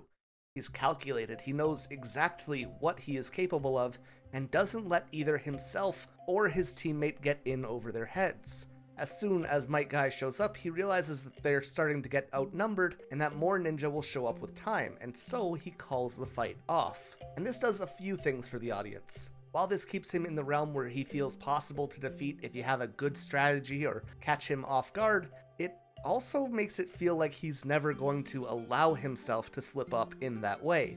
It's like saying, yes, I have a weak spot, but no, you will never find it. We also hear him saying that if he and Kisame went after Naruto directly, because Jiraiya is standing guard, they will likely all kill each other, or at least all end up severely injured, which this time is being used to bolster the status of Jiraiya. We know that he's a legendary ninja like Orochimaru was, but at the same time, Orochimaru felt that Itachi was stronger. And here we see that Itachi believes that he and Kisame are about even with Jiraiya at this point. Or at the very least, like Jiraiya is someone that he needs to be cautious around. And this is all just Kishimoto giving us a sense of how strong each of these characters are, as well as developing their personalities and seeing what they believe to be risky or worth attempting are. That said, Jiraiya does have a weakness that Itachi does not. He immediately ditches Naruto the second he sees a pretty woman, and this opening allows Itachi to find him alone. Now, while his brother was hunting down Naruto, Sasuke hears that Itachi is around and chases after them to ensure that Naruto won't be killed like his family had, arriving at the town that Naruto and Jiraiya are in at about the same time Itachi does. And again, this is Sasuke showing that he does care about those around him, and we are moving away from that cold front that we met at the beginning of the story. Speaking of Sasuke though, we finally get a look into what really happened with his brother. We see a young, notably more happy Sasuke with his family. His brother seeming to be someone that he really respected and even idolized. However, he's also someone who kept Sasuke at arm's length, with Sasuke feeling that he needed to earn his brother's attention. But one night when Sasuke returned home, he found Itachi decked out in ninja gear on top of a telephone pole in that iconic shot, before vanishing as if he was never there to begin with. Sasuke begins looking around and finds the corpses of all the other Uchiha members scattered across the streets. Arriving home just moments after Itachi killed their parents, and when he asks his brother why, Itachi just tells him that he is testing himself. However, he refuses to kill Sasuke here and instead traps him in a Tsukuyomi. Finally, when Sasuke manages to get back to his feet, Itachi tells him that if he wants to kill him, he must foster his hate. This being the same message that Gaara was spouting when he beat Sasuke down. And something that I want to mention here is that Sasuke never talked to Gaara after Gaara realizes that there is more to life than hate, and that power can come from places other than hate. To Sasuke, he was beaten down by someone, and the message that they were preaching to become stronger was the same thing that his brother was. But now Sasuke is face to face with his brother, and it's time to return the favor for all the pain that he has gone through, vowing to kill Itachi. And the art goes so hard here as he uses Chidori and calls out that he's going to kill him, charging in. He's furious. He's using his strongest attack, and with no effort, he is swatted away like it's nothing. And things look very bad until Jiraiya shows up with the woman he was interested in carried on his shoulder. If there's nothing else to say about Jiraiya, he knows how to make an entrance. This woman was apparently hypnotized by Itachi, but Jiraiya manages to see through it fairly quickly. A lot of this early fight is Sasuke trying to challenge his brother, and then Itachi blowing him off to say that he isn't interested in him right now. And even when Sasuke does manage to fight him, Itachi just holds him against the wall and locks him in Tsukuyomi again like he did when he was younger. This time forcing Sasuke to relive the night that his family was slaughtered over and over again for 24 hours straight. Everything Sasuke had done to this point, all the effort he had put in, is immediately shown to be worthless. As for the others, rather than fight them, Jiraiya instead summons a giant toad around them and tries to have the Akatsuki members digested, but they manage to escape and things settle down for just a moment as both Naruto and Sasuke are made painfully aware of their own weakness. Sasuke couldn't lay a finger on his brother at all, and he's left devastated with the message that his hatred hasn't been fostered enough. Meanwhile, Naruto is told by Jiraiya that trying to fight the Akatsuki right now would lead to his immediate death. Whatever is coming, neither of them are anywhere close to being ready. Now, speaking of not ready, I skimmed over this earlier, but the reason we are out in this town to begin with is that Jiraiya is asked to be the 5th Hokage after Hiruzen died, but he refuses, saying that he isn't a good fit for it.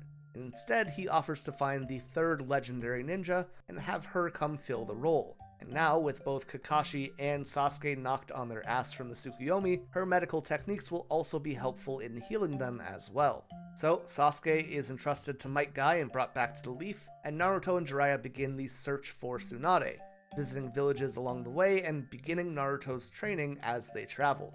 And one thing that I really started to notice here that I want to talk about for a moment, especially in the manga, is how little attention is being drawn to the different settings that we find ourselves in. For the most part, these little towns are pretty indistinguishable from the Leaf, and there's never really a sense of a unique culture or anything like that anywhere within any of the greater nations. Everything around the Leaf feels like the Leaf. The same seems to be true for the Sand and for the Mist. Coming from talking about series like One Piece and Demon Slayer, you don't really have that flavor in the setting that those series offer. Everywhere in Naruto is the Leaf Village but hot springs, or the Leaf Village but gambling, and it can kind of feel boring sometimes. There are obviously some places that do stand out, but in general, they're kind of few and far between. Now, I don't think that this really hurts the series overall, because I don't think that's really where Naruto does its world building. Rather, it tends to flesh out history rather than geography. It isn't better, it isn't worse, it's just a different focus, and sometimes you're going to feel it leaving things kind of dry. For the time being, we're going to be looking for Tsunade, and while we do, Naruto will start learning a new jutsu from Jiraiya. This will be the Rasengan, a technique which involves spinning the flow of chakra in your palm into a spiral to produce a powerful attack. It's something considered to be the legacy of the 4th Hokage, and again this ties him to Naruto. While Sasuke's Chidori is erratic and explosive, Naruto's attack will be one focused and concentrated, in a way kind of mirroring each other's personalities. Speaking of spirals, let's actually take a moment to talk about Naruto's name for a moment, because I don't think we've had the chance to do that yet. The word Naruto is a common topping for some kinds of ramen, and it's usually marked with a spiral on it. Meanwhile, Uzumaki translates to vortex or whirlpool, again, a spiral. Even the icon of the Leaf Village is based around this spiral. And all over our own world, spirals have become associated with life, growth, and most importantly, cycles that constantly move forward, bringing us back to that idea of legacy and inheriting wills. And as such, it's very fitting that Naruto's signature move would have spirals at the center of it. While we're here, we might as well also take a look at the symbol associated with Sasuke. The name Sasuke comes from the Tsunade Brave 10, a group of ninja who sieged Osaka, with Sasuke being the most talented among them. Meanwhile, Uchiha is a fan, specifically one meant for fanning flames to make them more intense. And again, we're brought back to this idea of inheriting wills, with the third Hokage's message about the will of fire. However, while the mark of the clan is that fan, the symbol I associate with them is more likely the Sharingan, or more specifically, the Tomoe. While this has had several uses and representations and forms throughout Japanese myth and history, some of the most relevant examples are being dedicated to the god of war Hachiman, or to Amaterasu, who confronts Susanoo when he's trying to usurp her territory on Earth, and both of those stories are kind of fitting to the Uchiha, with the clan referencing both Amaterasu and Susanoo as the story progresses. Of note, this also appears on the God of Thunder Raijin's drums, which is likely why we see a tie to lightning abilities in this clan as well, at least in Sasuke. Back to Naruto, and the first step to mastering this new ability is to spin water inside of a balloon using his chakra, eventually making the balloon burst. However, Naruto's unable to manage to do this normally, so he improvises using his left hand to spin the water and his right hand to agitate the flow, essentially still following in the fourth's footsteps, but making his own path to get there, and as always adding a Naruto spin on it. The second step is essentially something similar with a rubber ball, and Naruto kind of hits an emotional wall here. Jiraiya is constantly going off on his own to do research, and Naruto is left all alone for huge amounts of time while basically failing day after day. And when Jiraiya continues to refuse to help him, he just starts to get this exhausted, lonely look on his face. Eventually, Jiraiya does come around to give him another hint about how to focus, but it's still a slow-going process. And the third step will be to take what he learned in the previous two, and to perform them in the palm of his hand without a ball there, and then concentrating the chakra and forcing it to hold a specific shape. Anyways, the main story though involves looking for Tsunade, and Jiraiya tells us all about her title, the Legendary Loser. She's a woman who loves to gamble but has no luck or talent, and because of that, she often transforms into differently aged versions of herself to avoid debtors. You know, perfect Hokage material. We even have this interesting thing where she gets uncomfortable when she actually wins a bit because she knows something is wrong. That said, if we're going to look at how the series treats failures, I wouldn't say that this is out of place here. You could say that she has mastered the art of failure. But Jiraiya and Naruto are not the only ones looking for Tsunade, as Orochimaru is also pursuing her so that she can heal his hands. He's actually the first to make contact with her in a dope location that really stands out from anything we've seen so far, with this massive castle, going against everything I talked about earlier, until Orochimaru destroys it almost instantly, and brings us back to generic landscape. So close. As we've come to learn so far, Orochimaru has just about zero chill, telling Tsunade that he killed the third Hokage very casually, and not to act so surprised because all things must come to an end, just like the lives of the two people she loved most. Which is not how I would have phrased things when coming to ask for a favor from someone. But I'm also not a lanky white snake man, so what do I know? He does come with a plan B though for when his charm fails, and he offers to revive both of those people using reanimation if she fixes his arms, adding that he will probably go destroy the leaf if she does, but giving her a week to think things over. Soon after this, she crosses paths with Jiraiya and Naruto, with Jiraiya telling her that she has been selected for Hokage, leaving out that they wanted him to do it first, but he didn't want to be burdened with it. He also adds that she is both one of the legendary 3 ninja and the granddaughter of the first Hokage, which makes her the perfect choice. However, Tsunade refuses, saying Hokage are people who risk their lives for others, and that is foolish. This directly insults both the 3rd and 4th Hokage and how they died, but it's also in line with the questions Naruto was asking at the 3rd Hokage's funeral. While Naruto was looking for the value of sacrificing yourself for others, Tsunade seems to have grown into someone who sees no value in that sacrifice, at least in this moment.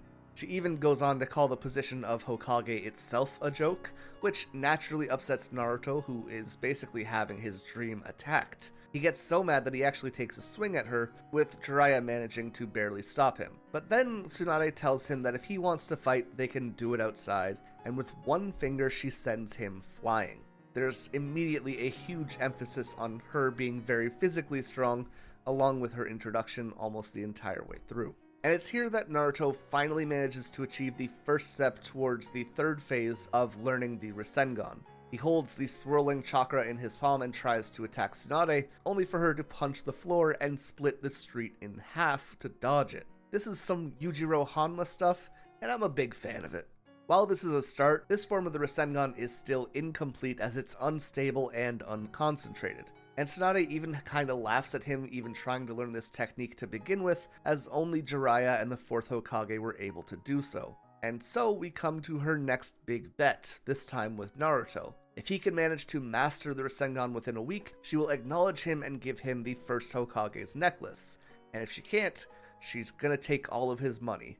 Which, weird-ass bet for a grown woman to make with a child, but who's judging? Soon after, Shizune, who is Tsunade's attendant, would warn Naruto about the necklace and tell him about what Tsunade was like before she had lost all hope. When she was younger, her little brother wanted to be Hokage, and this dude was basically brunette Naruto. On his birthday, Tsunade would give him the 1st Hokage's necklace and kiss him on the forehead for luck, but the next day he was killed at war, with Orochimaru so kindly saying that it wouldn't matter if she even looked at the body, because if she had, she wouldn't recognize him either way. Which is super classy, as always. The next day, when the Leaf's upper ninja were meeting, Tsunade suggested having a medical ninja in each 4-man cell to avoid tragedies like her brother, and while the third was going to turn the idea down as it was impractical, a man named Dan backed her up, and afterwards, they talked briefly about his hopes for the village. They had a bunch in common, it was a classic meet cute, and he told her that he wanted to be Hokage. Seeing him as someone who had inherited her brother's will, she gave him the same necklace, kissed him on the forehead in the same way,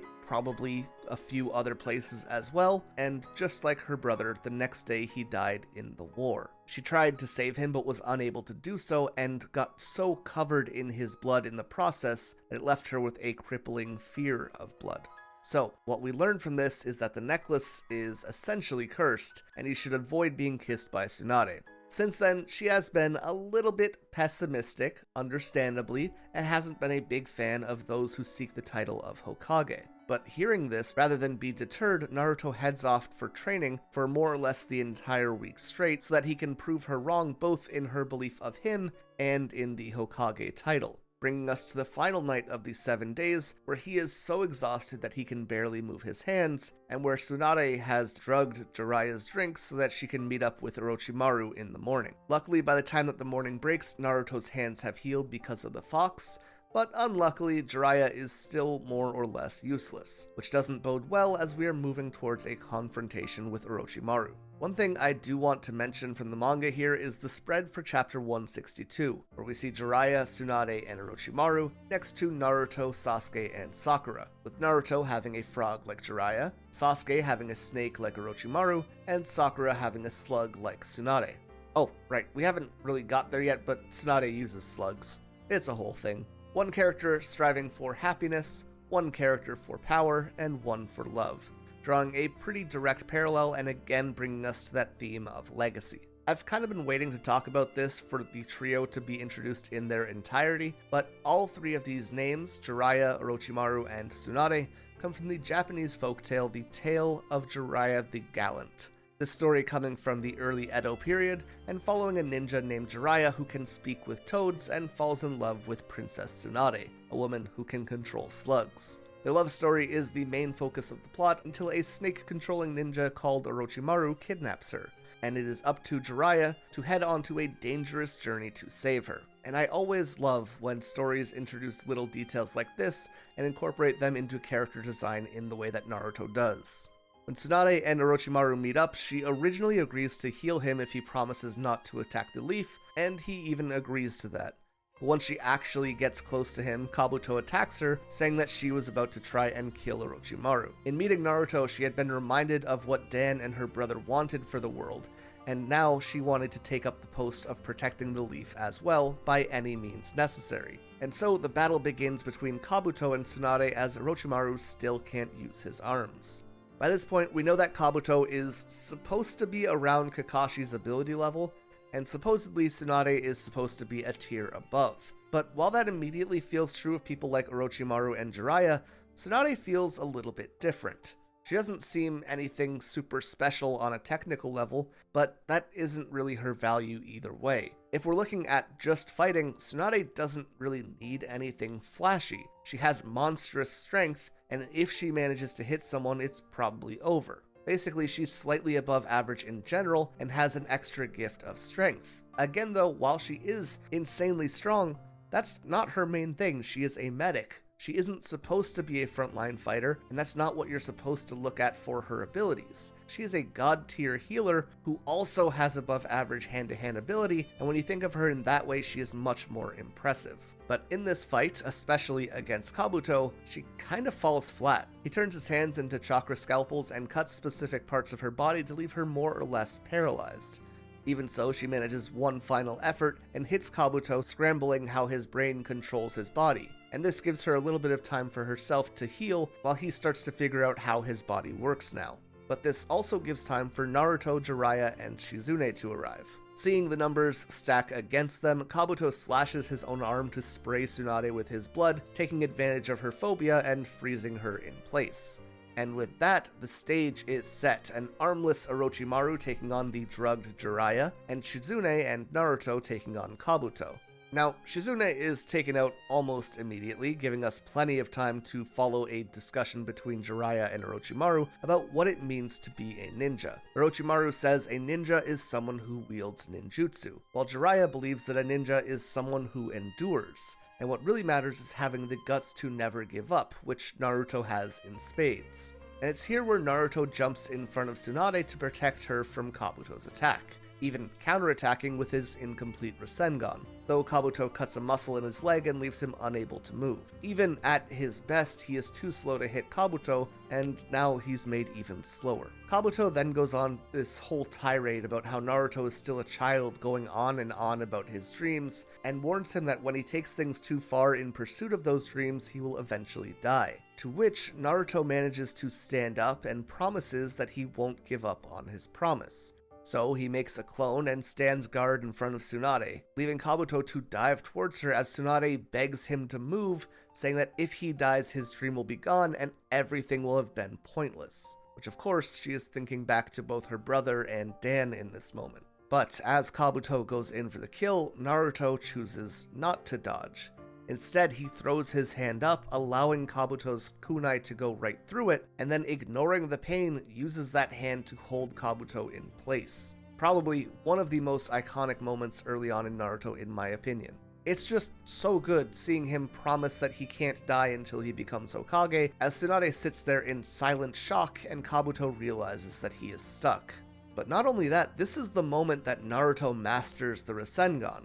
Of course though, he's doing it in his own way that is inspired by the circumstance he finds himself in. Alone, he isn't able to condense and focus the chakra of the Rasengan into a complete attack, but as he focuses his chakra in his free hand, this time he has a shadow clone that he made earlier rotate and compress things until the attack is perfected. And with that, he can land a point-blank Rasengan on Kabuto, ultimately leaving them both too exhausted and injured to move. Again, Naruto manages to do the impossible, winning his bet against Tsunade by performing the jutsu that she said he could never master, but doing so in a way that is emblematic of who he is, rather than doing it in the way that either Jiraiya or the 4th Hokage had done.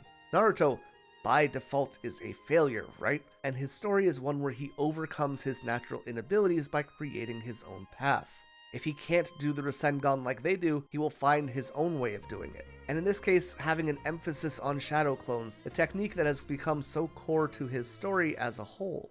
This attack, along with all the damage that he received from Kabuto, makes him pass out, and Tsunade says that his heart muscle is torn as she goes in to resuscitate him. She thinks back to trying to save Dan and her brother in the past, begging him not to die as she starts to work on healing him, and of note, as she heals him, the fox within him says that things are becoming dark and feels his power draining away, which is about the time that Naruto wakes up grabbing her necklace, saying he won the bet. And here, Tsunade thinks to herself that just once more she will bet on someone aiming to be Hokage. Tsunade isn't the only one to acknowledge him here though, and even Orochimaru says that he was wrong about Naruto and realizes that if the Akatsuki ever manages to turn him to their side, he would have a huge problem on his hands. And so he needs to eliminate that threat right now, and this time Tsunade, the one who was calling Hokages fools for sacrificing themselves to protect others, jumps in the way of Orochimaru's sword to protect Naruto. Not just Naruto though, she says that she will protect all of the Leaf Village because eventually he will become Hokage and she wants to see that happen. To which Orochimaru says the exact same words she did earlier. The title of Hokage is a joke and only fools would take it. It's this really solid moment of writing where Tsunade is set face to face with what she had deteriorated into and how far she let herself slip when she lost her loved ones. Not just that, but it also shows how important it was for her to meet Naruto in this moment. She and Orochimaru duke it out, sort of, and he just keeps killing her over and over again, slash after slash, stab after stab, but she keeps getting up to defend Naruto, and she's even stopped shaking at the sight of blood so that she can protect him. And it's under this assault that she gets back up and says that she refuses to die because she is the Leaf's 5th Hokage, and this is when the mark on her forehead begins to spread. Long story short, she saved up a bunch of chakra in this mark, and releasing it allows her to infinitely heal and fend off death at the expense of using up all of the saved energy, as well as some of her lifespan. And doesn't that place Tsunade at an interesting crossroads within the series' themes? Well, all of the 3 Sannin I guess fit into this discussion. Jiraiya has aged naturally and worked to inspire and teach the next generation. Orochimaru aimed for immortality, sacrificing the next generation for his own personal goal, and Tsunade lodges herself somewhere in between both of them. She makes herself look young, she refuses to show her age, and she develops a jutsu that will stop her from dying. In many ways, this aligns with what Orochimaru is doing, though much less sinister and not really sacrificing others, which counts for a lot here. However, she only really uses this ability to prevent death and to heal herself to protect her village and the people that she cares about. And this is much more like Jiraiya. It presents them in a spectrum of self-interest and duty that I think comes across in a very effective way. Interestingly, when we see their summons, they also act in similar manners. Manda, the giant snake summoned by Orochimaru, is constantly saying that he will eat his master, with Kabuto adding that if he found out Orochimaru had been weakened, he would kill him on the spot. Jiraiya summons Gamabunta, the chief toad, someone who has been extremely protective of his children, having a soft spot for Naruto and even being tied to the 4th Hokage. He is all about that next generation and making sure they survive, even if he comes off a bit prickly at first. And then there's Tsunade's slug, Katsuyu. She can split herself apart and heal others. She's all about protecting those important to her. Even these animal symbology in Japanese culture kind of fits here as well. Snakes being a sign of rebirth and new life, slugs being luck and determination, and frogs, which emerge after rain, being associated with the growth of crops, the development and budding of something new. The fight itself is pretty much what you'd expect when you have a 90-foot tall frog, snake, and slug fighting alongside ninja wizards. It's pretty awesome. But ultimately, Orochimaru is forced to run when faced with the other 2 legendary ninja. There's a bit of an interesting piece of dialogue here where Jiraiya still refers to Orochimaru as his comrade, despite the history between them since the Great War, and Orochimaru kind of scoffs at this idea, making a joke about it. Jiraiya, the parallel to Naruto in this group, is trying desperately to hold on to his bonds with Orochimaru, despite knowing how far gone his old friend is. Meanwhile, Orochimaru, the parallel for Sasuke, looks at these bonds as something that has already been broken and is of no value. and the parallels between these two groups will continue to develop as we move into Shippuden. Once the threat is gone though, Tsunade, Jiraiya, Naruto, and Shizune all head back to the restaurant to celebrate, but Naruto and Tsunade again get into an argument and she calls him outside once more. But this time, instead of flicking him across the street, she knocks off his headband and kisses him on the forehead for good luck, telling him to become a good man and a good Hokage. It's a really great moment that acts as a foundation for their relationship going forward. And while it is less of a mentor and mentee situation than we have with Jiraiya, it has very much a similar dynamic. She gives him a hard time, they screw with each other a little bit, but when it comes down to it, there is no one that either of them believe in more. If Jiraiya is a pseudo-grandfather for Naruto, Tsunade kind of fits into that role of grandmother. However, it can often feel more like she's something of a big sister. She's protective, just the right amount of teasing going both ways, and a genuine belief in him. And with that, as she thinks to herself that the person that Dan and her brother wanted to become had finally entered the picture, the search for Tsunade arc comes to a close, and the final arc of this section, the Sasuke recovery mission, can begin. Up until this point, we've seen Sasuke starting from the peak of confidence and being humbled over and over again. Looking back, what has Sasuke really succeeded in since the start of the story? He couldn't get the bell from Kakashi, he struggles to learn to walk up trees just like Naruto, who is supposed to be beneath him. He almost dies to Haku, he gets mopped by Rock Lee, Orochimaru scares the hell out of him, he gets cursed. It's a bunch of losses, one after another. Although at least the latter half of the Chunin Exams has him with such great victories as breaking Dosu's arms, which great. How many of you even remembered his name was Dosu? None of you, because his name was Zaku. Then he fights Yoroi, but he isn't allowed to use his chakra at the risk of losing himself. He fights Gaara, which I guess is a win during the exam, but in their rematch shortly after, he is destroyed. And finally, he is reunited with his brother, and he is still out from that as we speak.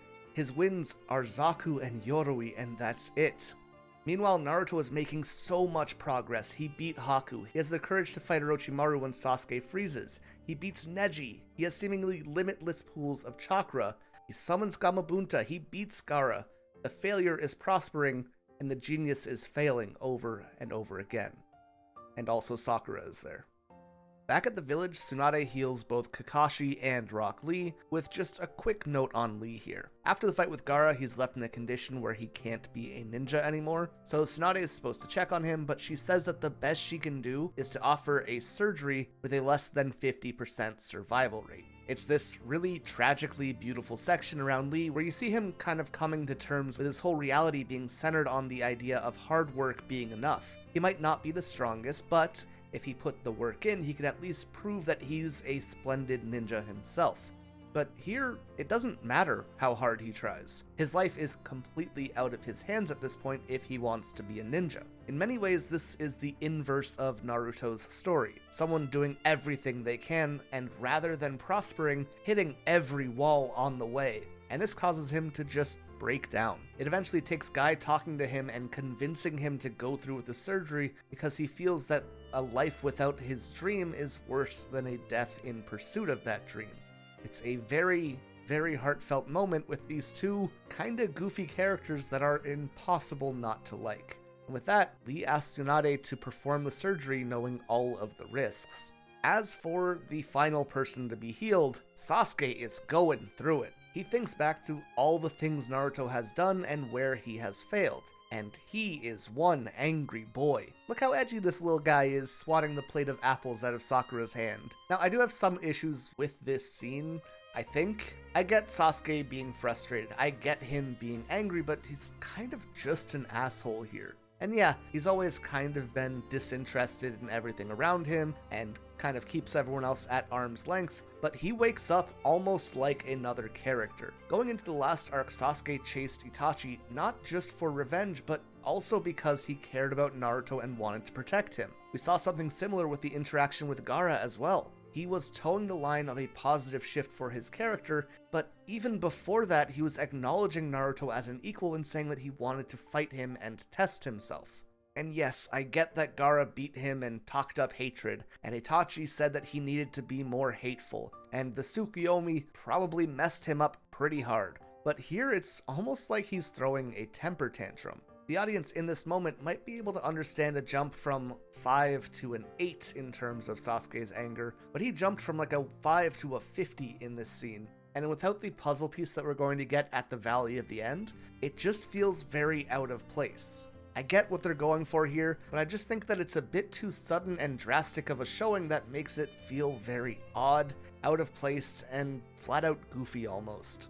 I think him waking up frustrated probably could have been done in a better way than him throwing food around and being pointlessly mean in a way that is out of character for him in general. Sasuke is typically a distant character, not a mean-spirited one. When Naruto finally returns here though, Sasuke challenges him to a fight. And this fight, out of frustration, makes a lot of sense, but all of a sudden Sasuke is trying to kill Naruto. And like, that's... why?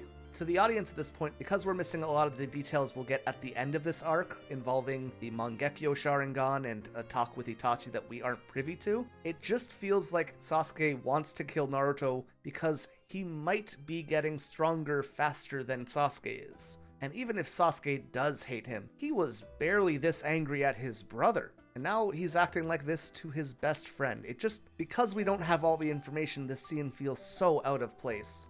And I think that giving us the flashback that we'll get later at the Valley of the End, before Sasuke wakes up here, could have made the scene 100 times better. Now, that said, what a sick fight. Sasuke keeps insulting Naruto, Naruto says that they're equals, which just pisses Sasuke off more, and then they brawl it out, with Sasuke refusing to wear his headband because he doesn't want to show any respect to Naruto here. Again, weird. Naruto, of course, makes a ton of shadow clones in this fight, and Sasuke is overwhelming them with his Sharingan, and it all comes to a peak with a final attack, Chidori versus Rasengan. Naruto putting everything he has into it to prove to Sasuke that he is strong, he is good enough, and Sasuke trying to kill Naruto. Sakura dashes between them, trying to stop them at the last moment, but she is too slow, and it is Kakashi who arrives, barely before impact, tossing them both aside. And I remember just loving this scene, where Sasuke looks at the hole that each of them made on the water towers they crashed into. He sees this big hole where he crashed into, and a much smaller one where Naruto landed.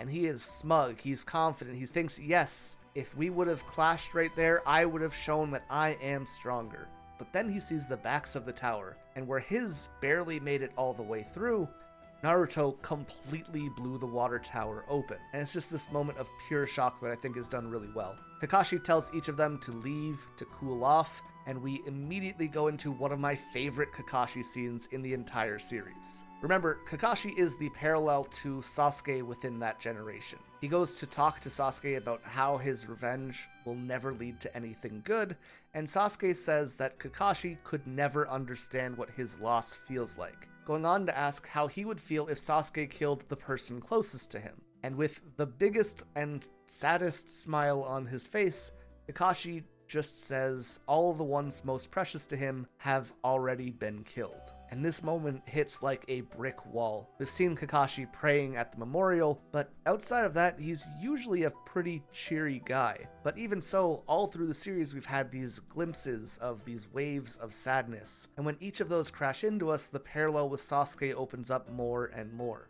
And it's at this point that when you think of Kakashi, you might realize that the only real friend he's been shown to have so far is Might Guy. Outside of that, he has no one in his life other than the memorial statue that he visits religiously.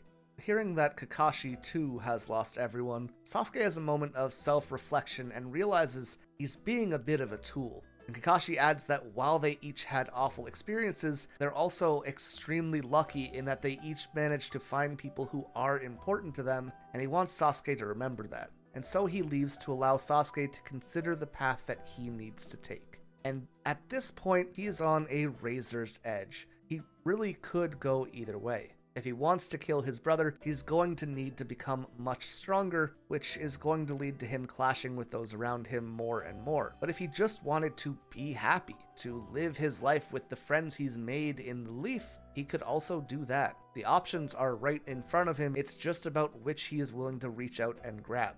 And this is when the Sound Four arrive. This is the group of Orochimaru's henchmen who created the barrier when he fought Hiruzen, and they show up, completely overwhelming Sasuke, a loss which comes at the worst time possible. They tell him that he could never progress as long as he stays in the leaf, and that Orochimaru can give him more power if he leaves with them. And you know what? Even having heard this, Sasuke chooses to fight back, using his curse mark to try and defeat them, only for them to activate their own curse marks and shut him down even further. They go on to say that Sasuke is only in the first stage of his curse mark, and that if he uses it too much, it will erode him from within, and he will be lost forever. But the final push comes when they bring up Itachi, saying that he will never match up to his brother if he stays in the leaf, and he will only be hindered by those around him. And again, just like Kakashi, they leave him alone with his thoughts. And ultimately, he makes the decision that he needs to leave. On the way out, he crosses paths with Sakura, and while her crush still does feel like a very surface level thing, kind of like she likes the idea of Sasuke more than anything about him, she does put in an effort to get him to stay. And there's a moment where she almost reaches him, saying that she will be lonely if he leaves, something that Sasuke connects with, thinking about how alone he used to be and how he is choosing to be alone once again if he leaves Sakura and Naruto behind. She then goes on to beg him, saying she'll give him the perfect life if he stays, and she even defeatedly says that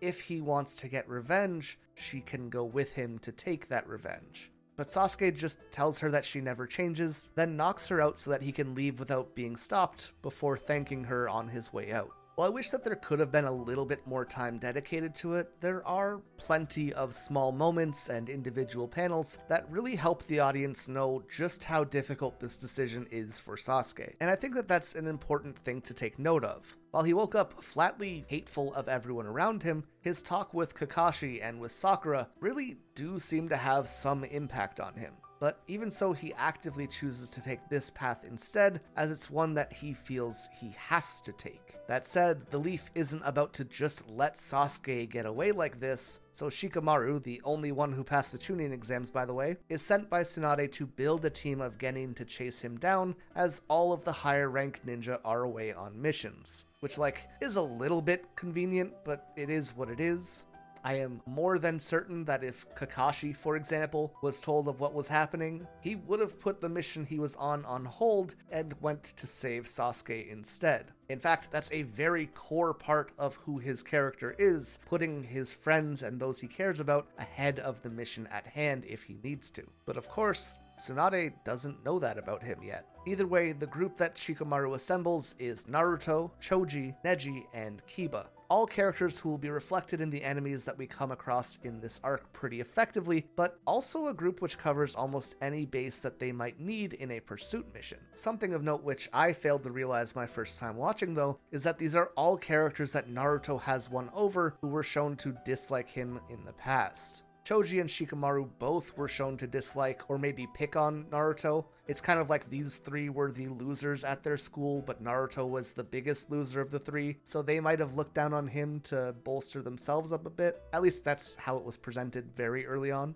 Kiba thought literally nothing of Naruto until their fight in the Chunin exams, and the whole Neji fight is basically all about him coming to terms with Naruto's view on life and learning to appreciate Naruto as more than just a failure. Before they go, Sakura meets them at the gate, and Shikamaru tells her that she can't come because they need to persuade him with force, and her role is done. Which, I don't know why you wouldn't bring the extra person, or how her role is supposed to be ended. Believe it or not, she is a ninja and could probably help at this point. She does go with it though and starts crying, asking Naruto with what she calls the wish of a lifetime to please bring Sasuke back. And there's been a bit of an interesting development since Naruto got back to the village, both when he arrived at the hospital and saw Sakura caring for Sasuke, and in this moment, he has these small seconds with a kind of sad look on his face, and then forcing himself to smile. First because he sees that Sakura is happy that Sasuke is okay, and now saying, wow, she sure does care about Sasuke, doesn't she?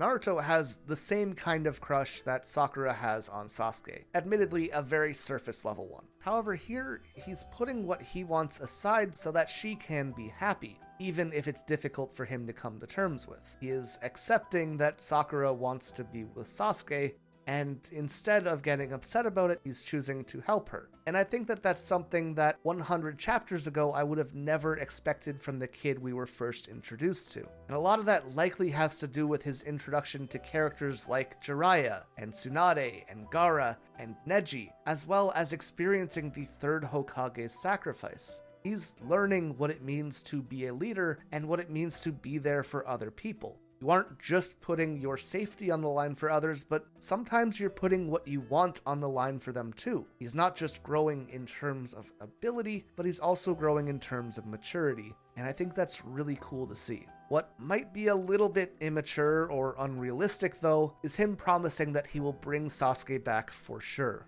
A promise of a lifetime. Which, words of advice, never promise anything that you don't have complete control over. It's never gonna go well, but either way, this is when they head off to chase after Sasuke.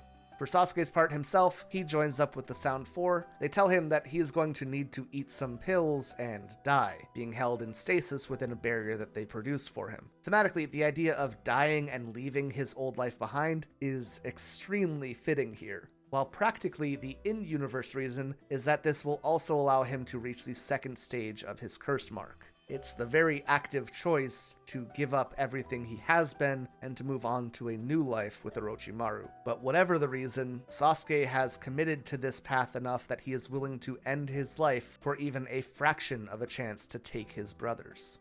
The pursuit basically goes into a repeating pattern. The whole group rocks up to one member of the Sound 4, they all get stuck in some kind of trap, and one member chooses to stay behind, conveniently having each matchup be a reflection of the Leaf Ninja who stays. First, it's Choji up to fight. Choji in this arc has had a bit of an opening up as a character. When we first meet him, he's kind of a jerk to Naruto, but now we're seeing this very sweet and vulnerable side of him that comes out when it comes to Shikamaru. We see how he was excluded as a kid because he was overweight, but how Shikamaru blew off the rest of the group to come hang out with him when he saw that was happening. We see Choji struggling to find his place as people believe that he's only interested in eating, and we see that Shikamaru believes that he is far stronger than anyone gives him credit for. So that brings us to the first of the Sound 4, Jirobo. He locks everyone in this small dome and is siphoning off their chakra, and while Naruto, Neji, and Kiba are using energy to try and escape, and literally running their heads against the wall, Shikamaru tries to bargain for his life with Jirobo.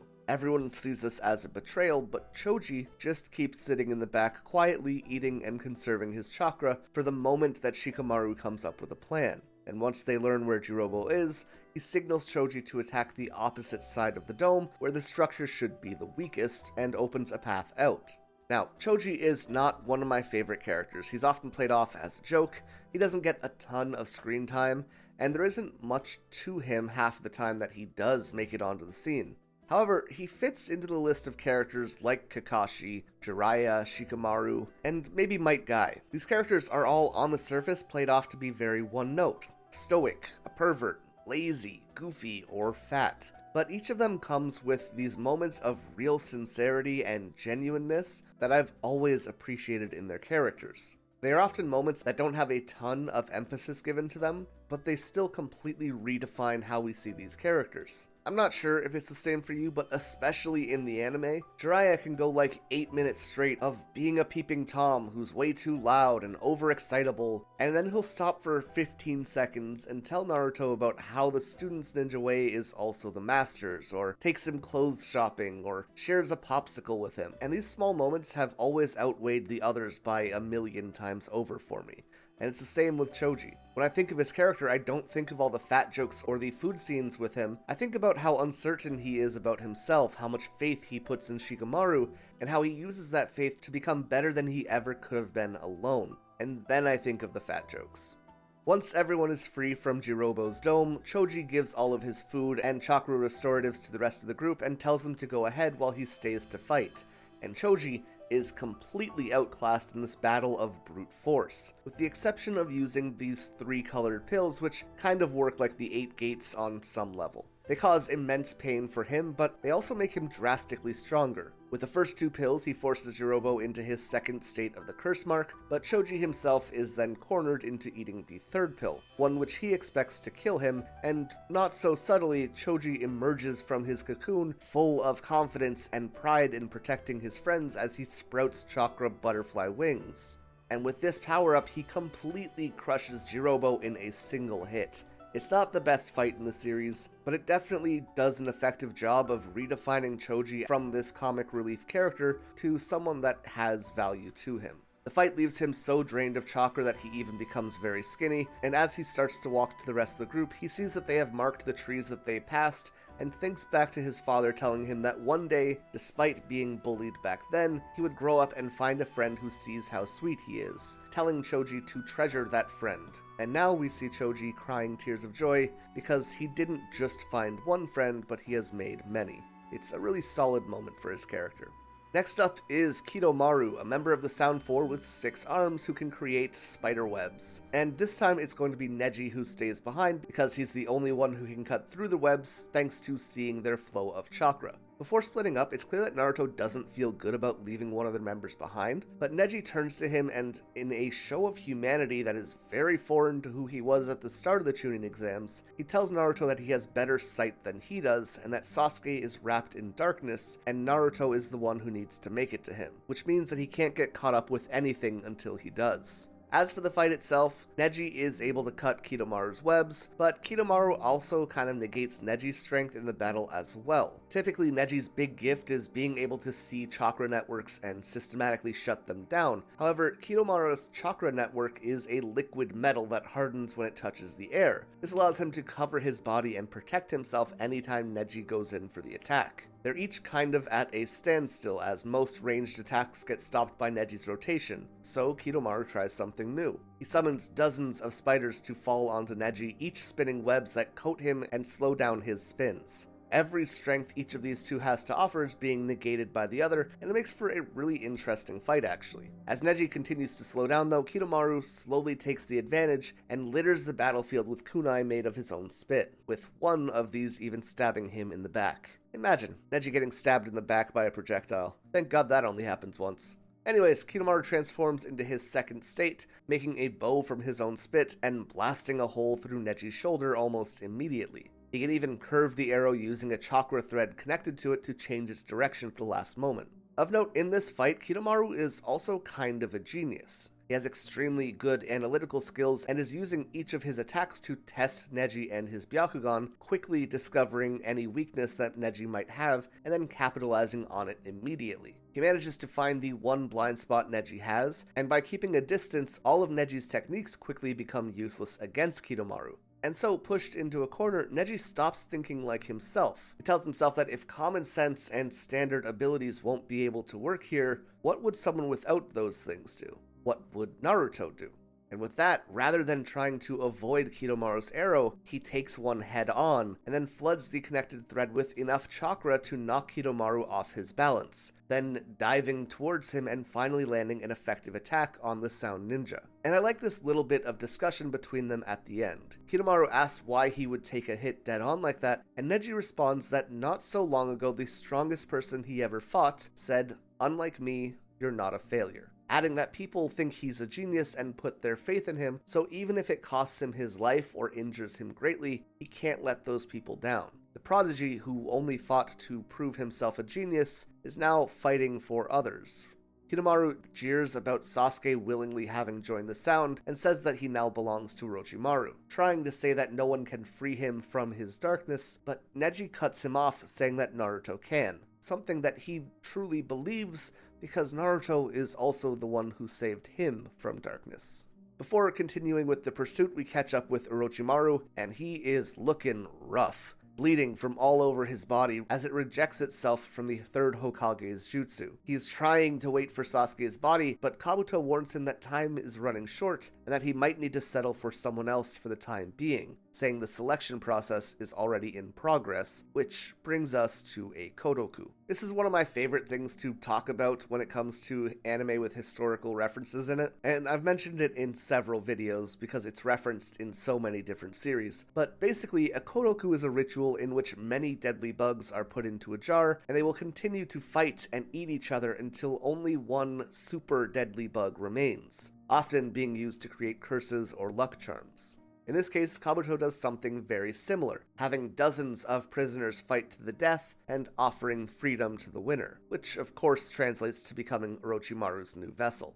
Only the strongest will do, so the weak need to be eliminated. And while we're here, we also meet someone else who was originally going to be Orochimaru's first choice as a new body. That person, though, seems to be on death's door, yet they're still trying to do something to bring purpose to their life even in their last moments. And the purpose he chooses for himself is to ensure Orochimaru's next vessel arrives safely.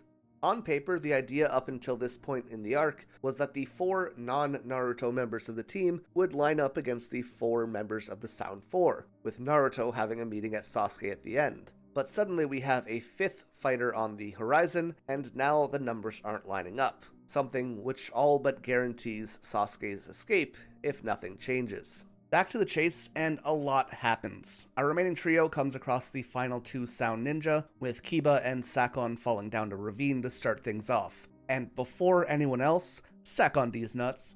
Meanwhile, Tayuya is left outnumbered until the boy from Orochimaru's hideout, Kimimaro, arrives. This reveals that the Sound 4 actually used to be the Sound 5 with him at the lead. Kimimaro takes Sasuke and abandons Tayuya with Naruto and Shikamaru, and so both of them charge her together, only for Shikamaru to tell him to run ahead as he holds her back. And as Naruto races towards Sasuke, we see the fox's chakra begin to emerge, entering a full rage when Kimimaro tells him that Sasuke will be Orochimaru's new body. So, lot of moving parts here, and we'll start with Kiba. His opponent Sakon has 2 people sharing one body, and the inner person, Ukon, can actually jump out at any point or any place to attack or defend. And this is kind of an upgrade on the tag team of Kiba and Akamaru. On top of that, Sakon seems to take no damage from the majority of their attacks. Unlike the others, these 2 immediately jump into their second state, and to match them, Kiba and Akamaru fuse into a giant 2-headed wolf.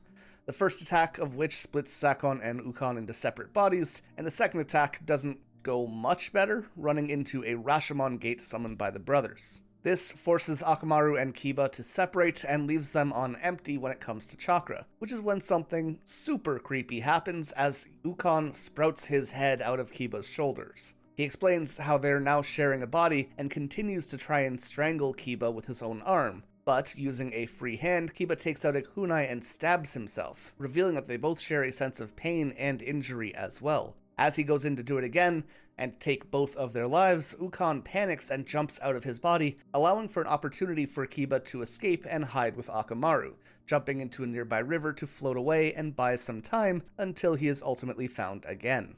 Over with Shikamaru and Tayuya, and real quick, I love Tayuya. Super clean design in both her normal and transformed state. She uses music abilities, which I'm always a sucker for. She has the whole puppet master vibe with the golems she summons. It's just a character that feels like it was made for me, and god, I wish we had more time with her. This encounter begins with Tayuya asking what the point of sacrificing 5 people to save 1 is, and Shikamaru tells her that he agreed on paper it's a bad idea. However, reality always doesn't go by the book, and it just so happens that he would happily die if it meant saving another member of the Leaf, and everyone on the team would definitely give their lives for that cause too. And since that's the case, and since he isn't talented as a leader, the least he can do is return the faith that they have put into him by believing in them. It's really interesting to see how quickly Shikamaru goes from this lazy kid that's barely on the radar to one of the best characters in the series. But the more responsibility he is given, the more he shines. Kind of ironic given his shadow themes. Now, how do Tayuya and Shikamaru line up? Well, Shikamaru uses shadows to control his opponents, and Tayuya uses music to control 3 giants that she summons. It's a battle of manipulation both on physical and mental levels. The giants can also spit out these chakra leeches, on top of just being a lot of brute force, and they very quickly push Shikamaru into a corner. So while he's running, he comes up with a plan to attack from hiding with kunai, and memorizes Tsuyuya's finger movement and how they control the giants, using this information to take control of them and eventually starting an offensive. In this situation though, she doesn't panic at all and simply dispels the summons without really worrying. However, this overconfidence leaves her open, and she notices that Shikamaru had managed to grab her with his shadow. It's just all so good in this fight, and it's only amplified here as she is forced to transform. And look how cool she is. I don't know, man. It might be the hair color, it might be the skeletal crown. Something just works so well with this design. And in this form, she is strong enough to break out of the shadow possession, at least at the distance they're at. Although we do see a new technique from Shikamaru as he causes his shadow to climb up her body and start to strangle her, which is kinda rad. At the same time though, Tsuyuya uses genjutsu through her flute, placing Shikamaru in an illusory world where he is strung up like a marionette and his skin is melting off of his bones. And I refuse to stop talking about how rad she is. This is so cool. As she goes in for the kill, Shikamaru breaks his own finger with his shadow and manages to catch her off guard once again, but now that she's closer, they're at a standstill. She's strong enough to hold off the shadows, but not strong enough to keep moving within this range. And at the same time, his energy is being eaten up more and more by the second, and with that, we are left in a battle of attrition. Finally, over to Naruto and Kimimaro. On paper, these two don't line up like the others do, with a few exceptions to that point. Kimimaro is a prodigy amongst prodigies. He is incredibly talented. But we've done that bit already, so that's not particularly interesting at this point to talk about. His abilities, on the other hand, all stem from manipulating the bones within his body and quickly growing them into weapons and armor to fight with. A strength coming from inside his body, which I think is meant to mirror the idea of Naruto's inner strength and the fox within him, but that could just be me reaching as well. But regardless, Naruto has a bunch of chakra-empowered clones rushing at Kimimaro, which means it's time for our traditional watch Naruto's enemies style on dozens of him at the same time with top-tier hand-to-hand combat scene. And while this is just as excellent as when we saw Neji do it, and when we saw Sasuke do it, and when we saw Kakashi do it, and when we saw everyone else who Naruto fights do it, it just kind of feels cliche at this point. I don't know, it's always cool, but like, there has to be another way for Naruto to start a fight. It can't always be make a swarm of clones, watch them get beat up in hand-to-hand combat. Once most of the clones are gone though, Kimimaro pulls out a bone from his shoulder and makes a sword from it, which is so cool, and with this he wipes out all of the remaining clones, just in time for Sasuke to emerge from his casket. When he first breaks out, his hair is a deep purpley blue, his curse mark has spread across his entire body, just like with the other Sound Ninja, but all of that just for a moment until he shrivels back into his normal self. When Naruto calls out for him, rather than responding or looking back, Sasuke just laughs like an insane person before dashing into the forest, leaving Naruto and Kimimaro without ever looking back. But if the Sound Ninja get an extra member, it is only fair that so do the Leaf Ninja. And at the last moment before Kimimaro kills Naruto, Rock Lee arrives, fully recovered too. And hey, now we have one ninja who we met on an operating table at the end of his life, fighting against another who just got out of surgery and now has a second chance at life. And what's that? They both only use physical abilities and hand-to-hand combat? Seems like a much better fit to me than Naruto ever was for this fight. And Lee wastes no time telling Naruto to follow Sasuke and reminding him of the promise that he made to Sakura that he needs to keep. Now, we also get a moment here where we catch up back at the Leaf with Tsunade saying she has a contingency plan in motion, but then Might Guy shows up. Tsunade tells Guy that Lee is okay, and he should be able to start basic training tomorrow if he takes it easy, which he is notably not doing while fighting Kimimaro. Speaking of which, the battle between them is pretty fun actually. While they're fighting, they keep dropping advice for their opponent, saying things like they're being too direct, or fighting in too singular a manner, but not in a way that feels like they're talking down to the other person. It almost seems like more genuine feedback, and I like that a lot. It fits Lee's character very well. It not super well with what we've seen from Kimimaro, but it makes for a good Lee fight at least. At one point, Lee even asked if Kimimaro minds waiting for a moment because he needs to take his medicine, and Kimimaro's just like, yeah man, no rush, take your time, do whatever you need to. It's a very fun dynamic, and it's only made better based on how serious Kimimaro has already been shown to be. Turns out though, Lee did not bring his own medicine with him and instead accidentally grabbed some of Tsunade's booze. And after drinking it, he enters a drunken master-like state, leaving his moves completely erratic and unpredictable, which in combination with his speed actually makes him able to overwhelm Kimimaro. And this is when Kimimaro breaks out his abilities. Anytime Lee gets close to him, he sprouts sharp bones that lunge out of whatever spot is being attacked in order to counterattack. And I don't know if you've caught on yet, but Lee getting close is all he really has going for him, which makes the fight basically impossible. And that brings us to the same moment in all three ongoing fights. Kiba staring down Sakon and Ukon, who have caught up with him after being in hiding, Shikamaru's chakra giving out to Tayuya going in for the kill, and Lee unable to touch his enemy at all, which is where we finally find out what Tsunade's contingency plan was. Just as these three are about to be killed, the Sand Ninja from the Chunin exam arrive and say that they are allies of the Leaf. Kankuro saving Kiba, Tamari saving Shikamaru, and Gaara saving Lee. Now Lee is pretty confused as the last time he saw Gaara is when Gaara crippled him, and right after that Gaara tried to destroy his entire village, so he asks what's going on, and Gaara tells him that he owes the Leaf a great debt as he thinks back to Naruto.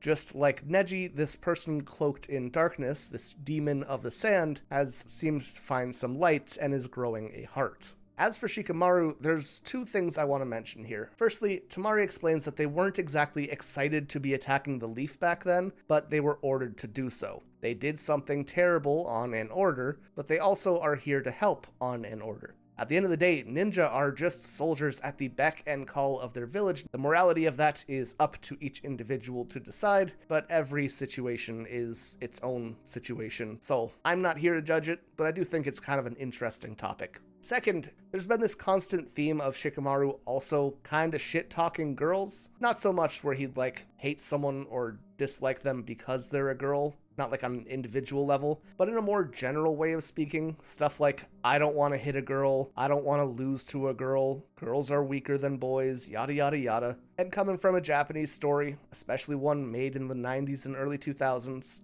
yeah, that checks out. Even when I lived in Japan, the division between men and women and their roles in society was pretty palpable within just a few years ago from now. But even more so when you consider that Shikamaru's a 12-year-old kid right now. Sure, he's forced into a more adult situation, but the series in general is targeted to young boys who, many of which, like Shikamaru, probably still think girls have cooties at this point. But that's what makes it refreshing to see when Tamari tells him to can it when he says that he can't leave because he can't have a woman defending him. She says it's foolish to think of things as men this or women that, and that he doesn't need to posture because she can see through it. It's a moment that I think is a lot more empowering for women, at least in terms of writing, than Sakura cutting her hair, for example. I don't think it's one that's done in a heavy-handed way, and it feels more authentic. Shikamaru is that kind of quote-unquote normal sexist you expect from young kids who are trying to prove boys are better, girls are better, whatever. And Tamari is not making a big show about how women are able to do everything. She's just saying, hey, you're dumb, stop thinking like that, let's get on with what needs to get on.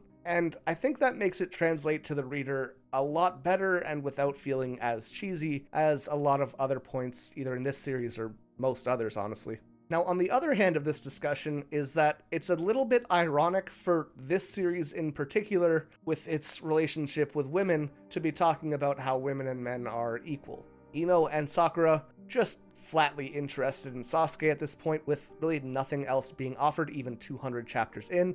Hinata twists that to have a little bit more depth to it beyond just being a crush, but still admittedly feeling like her character is kind of lacking overall, which, to be fair, a lot of that stems from her being shy and lacking any assertive bone in her body, but I am more forgiving of that in her than Sakura and Ino. Tenten has been in 4 scenes total, none of which have made her look useful in any way. Kurenai used one ability and Itachi Uno reversed it.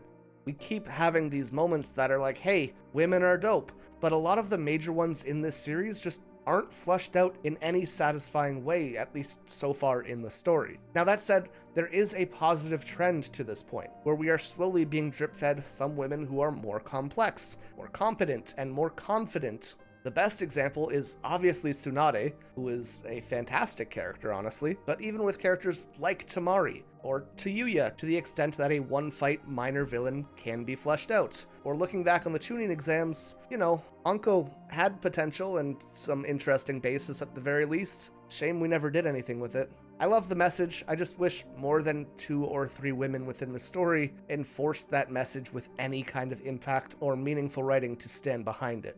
Anyways, Temari uses winds to, checks notes, blow away the sound of Tayuya's flute, forcing her to go into hiding while she makes a new plan. Temari then asks Shikamaru to explain the situation, and he tells her what's going on, then suggesting that they retreat and regroup. And like an absolute queen, Temari asks him if she asked for advice or if she asked for the situation. And then using an attack, she slices through the entire forest at once, leaving Tayuya under a massive pile of trees, which is so badass. Over with Kankuro and Kiba, which I think we all agree is the least interesting fight here. Sakon manages to grab Kankuro, and it's the same thing he does in the first Chunin exam fight, where the doll is hiding in his body and he's the one who's in all the wrapping. It's the same bit. It's the same thing that I was complaining about with Naruto's clones getting beaten down by taijutsu over and over again. We've seen this happen. It's not as interesting as it was the first time. What we haven't seen, though, is the ant puppet, which locks Sakon and Ukon inside of it, and then has another puppet stab through it like an Iron Maiden. And finally, Gaara and Kimimaro. Lee still wants to fight, but Gaara holds him in place so that he doesn't injure himself, which is weird to see him caring about others, but it is nice. A little bit ironic that Lee is the one he's protecting, but, growth. Kimimaro goes in to attack once he deduces that Gaara is limited in the store of sand in his gourd, thinking that if he can force all of the sand into action, then Gaara will be left wide open. But this is not the case. Gaara turns the soil below Kimimaru's feet into sand, surrounds him with it, and squeezes it down, the same move we saw him kill the ninja in the Forest of Death with. And it's the same move that destroyed Lee's arm and leg. But Kimimaro uses the bones to coat his body and survive, boasting that he won't be caught again. And Gaara is insane in this fight, making a literal tsunami out of sands that covers the entire plane before crushing Kimimaro below it. But again, Kimimaro emerges, and this time in his second stage form. And suddenly, he's able to plow through Gaara's sand wall like it's nothing. Lee tries to step in, but immediately gets put in danger and needs to be saved by the new nice guy Gaara. Stepping away for just a moment as we're drip-fed some information by Orochimaru and Kabuto, we learn that Kimimaro is probably on his last legs as he is incredibly ill, but also that he is the last of the Kaguya clan, which, if you're familiar with Shippuden, is pretty goddamn important. But it's also the only reference to it until way too late in the story, and it's like barely connected to that part of the story. I don't know, I almost wish that it wasn't brought up here just based on how poorly it's connected, but whatever. Back to the fight, and after a huge attack attempt from Kimimaro, Gaara creates a whirlpool of sand and drags him 200 meters underground with it. But even so, Kimimaro continues to fight, making a forest of bones emerge from the ground, with Lee and Gaara only surviving because Gaara makes floating clouds of sand. Finally, Kimimaro emerges behind them from one of the bones, and just as he swings at Gaara to kill him, and let's be clear, Gaara did not have it in the tank to protect himself, Kimimaro dies mid-attack. And here, we see the final parallel between Lee and Kimimaro. Through the fight, Gaara goads Kimimaro, saying Orochimaru brainwashed him, and Kimimaro goes off in a rage. He is entirely loyal to Orochimaru, and has even deified him on some level. Hell, he's fighting on the last moments of his life because he is willing to give his life to his master. But Lee isn't so different when it comes to Guy. Maybe less of a martyr about it, but he sees Guy as an inspiration for everything that he aspires to. But the best parallel is that he quite literally put his life on the line just as Kimimaro had. He was terrified of getting that surgery. There was no guarantee he would live. In fact, it's more likely he would die. But when Guy tells him to take that risk, Lee puts his life on the line without a second thought. Lee says that he doesn't understand why anyone would follow such a bad person as Orochimaru, but we end the scene with a final note from Gaara being that when you've experienced true solitude, you'll take any hand that reaches out to you, even if you know it is evil. And while he's obviously talking about Kimimaro here, he's also in a way talking about Sasuke as well. Now, small writing thing here. Let's talk about the difference in how the sand kills in comparison to the leaf. Choji kills Jirobo in a hand-to-hand fight with a punch, more or less sacrificing himself in the process through the food pills. Neji kills by making a sacrifice, taking a hit, but bravely diving in for the win, with both he and Kidomaru laying exhausted on the floor and Kidomaru succumbing to his own injuries. These are quote-unquote honorable kills. Nothing too brutal or dark. Our heroes remain heroes and act bravely. The sand, though, is painted as much more harsh. The ninja in general that we've seen from them are more strict about following orders. They're more serious. They kill without consideration when they need to from a young age. Things that we see Naruto struggle with to this day. Even the environment, the leaf is a lush forest, it's comfortable and accommodating, while the sand is a vast and empty desert. A place where survival is difficult. The people reflect their homes. In the sand, it is all or nothing. And that's why when Kankuro kills, he traps someone in an Iron Maiden. That doesn't feel the same as what Neji or Choji did. There's an extra level of severity to it. When it comes to Temari, she is trying to show Shikamaru that it's foolish to think women need to be protected, or that they are somehow lesser. So she kills Tayuya in a massive show of strength, leveling an entire forest. That said, while this is a terrifying show of strength, she is still being painted in a far less gruesome light than Kankuro was, as she's all about winning over Shikamaru here. Not exactly in a romantic way, but in an eye-opening one. And if she was to do something like an Iron Maiden level brutal death, that might dampen the message by scaring him. Finally, Gaara. Despite being incredibly powerful, despite doing terrifying things, does not kill Kimimaro. In fact, he saves Lee in this fight, several times. That's because Gaara is on a path to redemption, and if the audience sees him killing someone, it taints that path. But even beyond that, when he's talking to Lee and mentions Kimimaro's solitude, he's being empathetic, like Naruto had been. His whole worldview before was that he should only love himself and kill everyone else, but now he is helping and saving others. Even someone who he went out of his way to try and kill in the hospital before. But even for his enemies, he's trying to understand them. He doesn't shrug off Kimimaru's sadness, he empathizes with it. Like Neji, Gaara too had been saved from darkness by Naruto. And with that, we can move on to the Valley of the End, where one more person is waiting for Naruto to bring him to the light. Right away though, Sasuke feels more distant than the others that we've come across. When it came to Gaara and Neji, there was anger at the core of their worldviews, but here, Sasuke just seems to not care. Not about the leaf, not about the people who were putting themselves in danger to save him, not when Naruto jumps on top of him and starts punching, not even at the thought of Orochimaru stealing his body. Not only that, but the curse mark seems to have spread by default. Not just across his face, but even corrupting his left eye. And hey, who has a left eye that's tied to Sasuke? Well, that would be Kakashi with his Sharingan, the path that Sasuke is choosing to abandon. Sasuke manages to get to his feet and hits Naruto, sending him flying across the waterfall. And all of a sudden, he has a taste.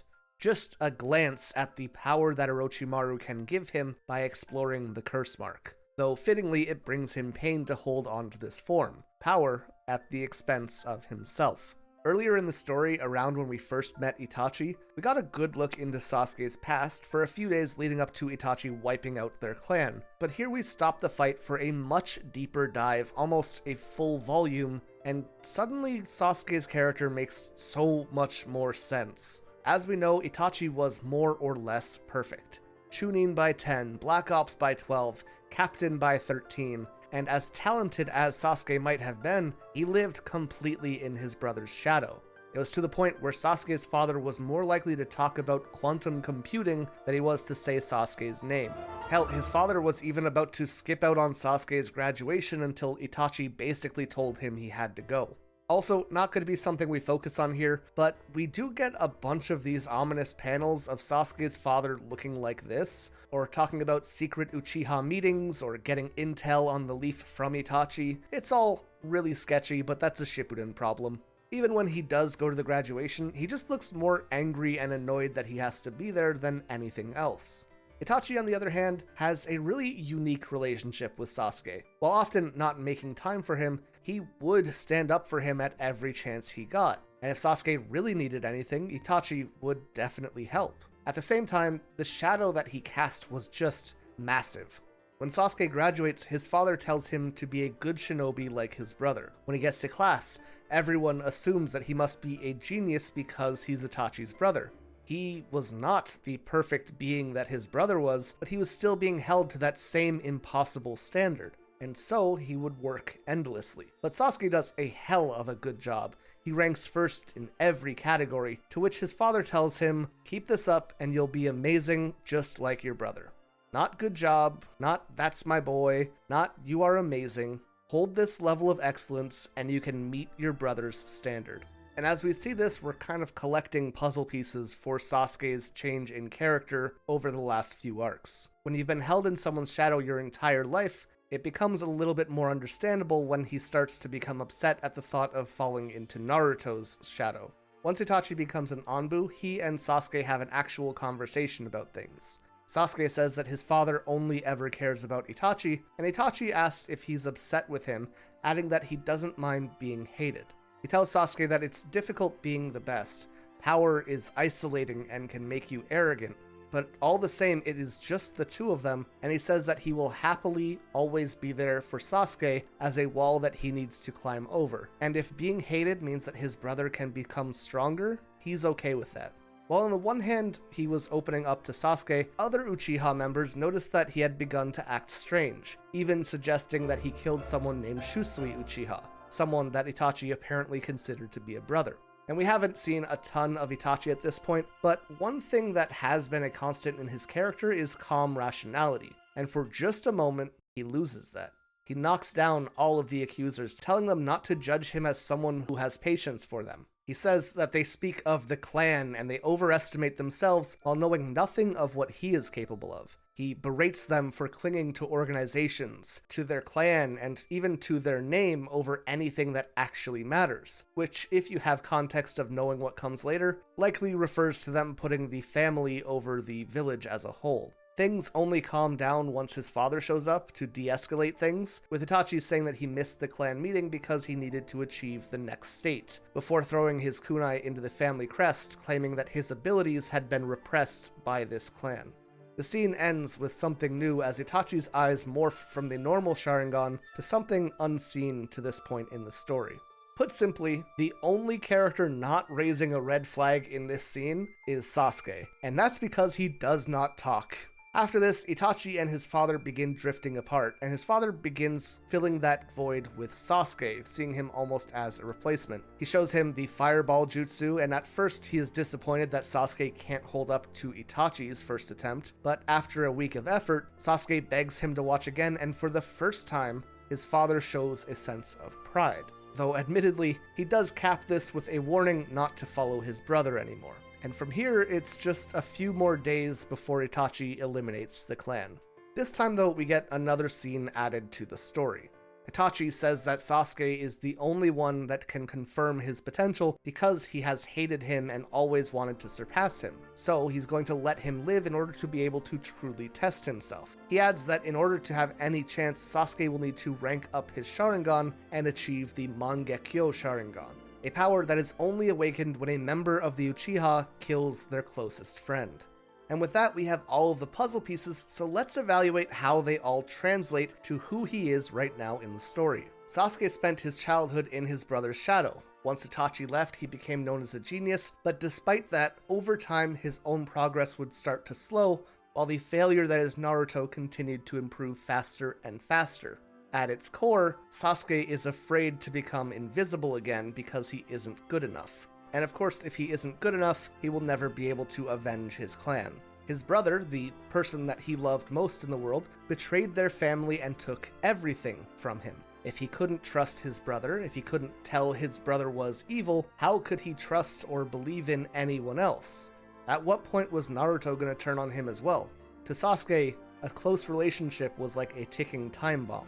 And finally, the Mangekyo Sharingan.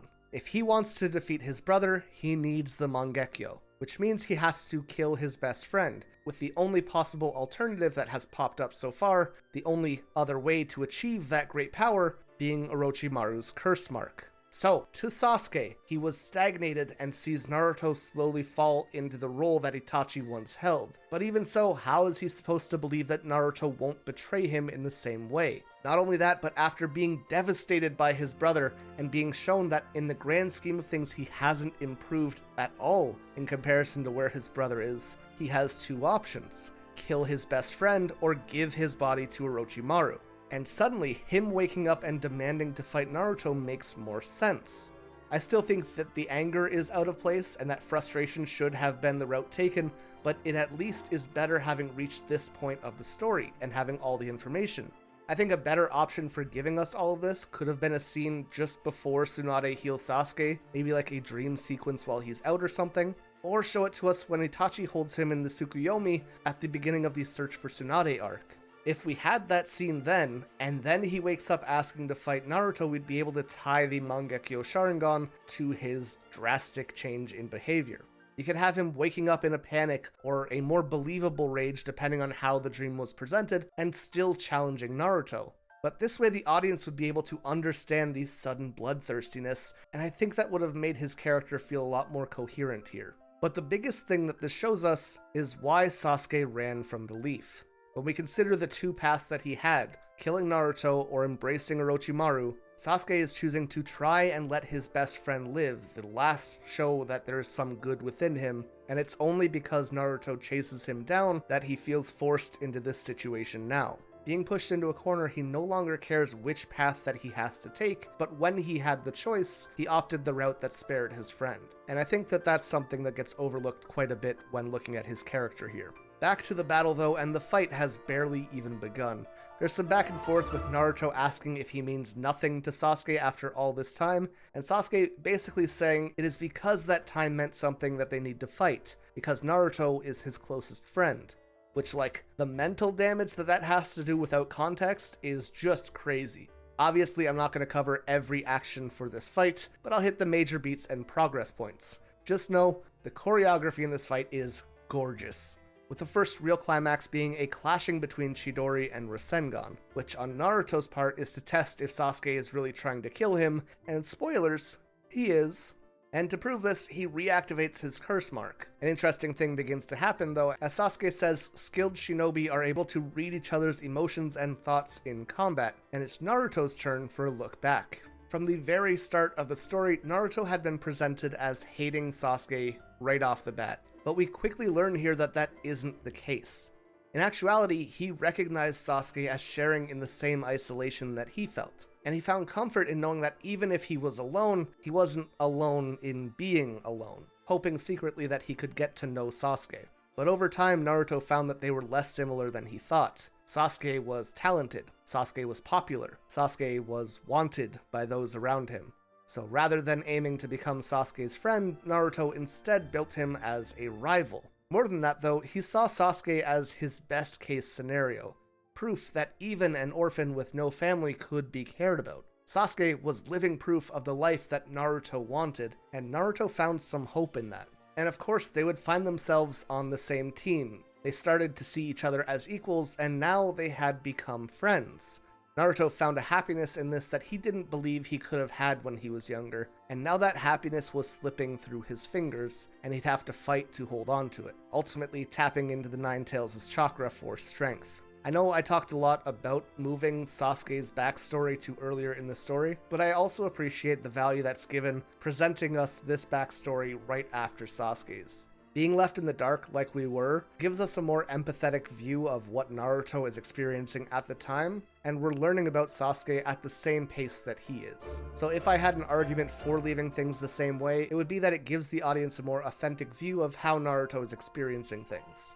With that said, it's kind of fitting that we jump back to the Leaf for a moment here as Kakashi returns from his mission and is brought up to speed on what has happened. Sasuke has been taken away and a few genin were sent after him led by Shikamaru. And Kakashi finds this unacceptable, but Tsunade tells him that he has to go on his next mission right away, which he completely blows off. He says he'll be back so she doesn't need to worry, but leaves her office very frustrated as he starts to look for Sasuke. He scatters his ninja dogs to look for Naruto and Sasuke, and once he has his lead, he heads towards them as fast as he can.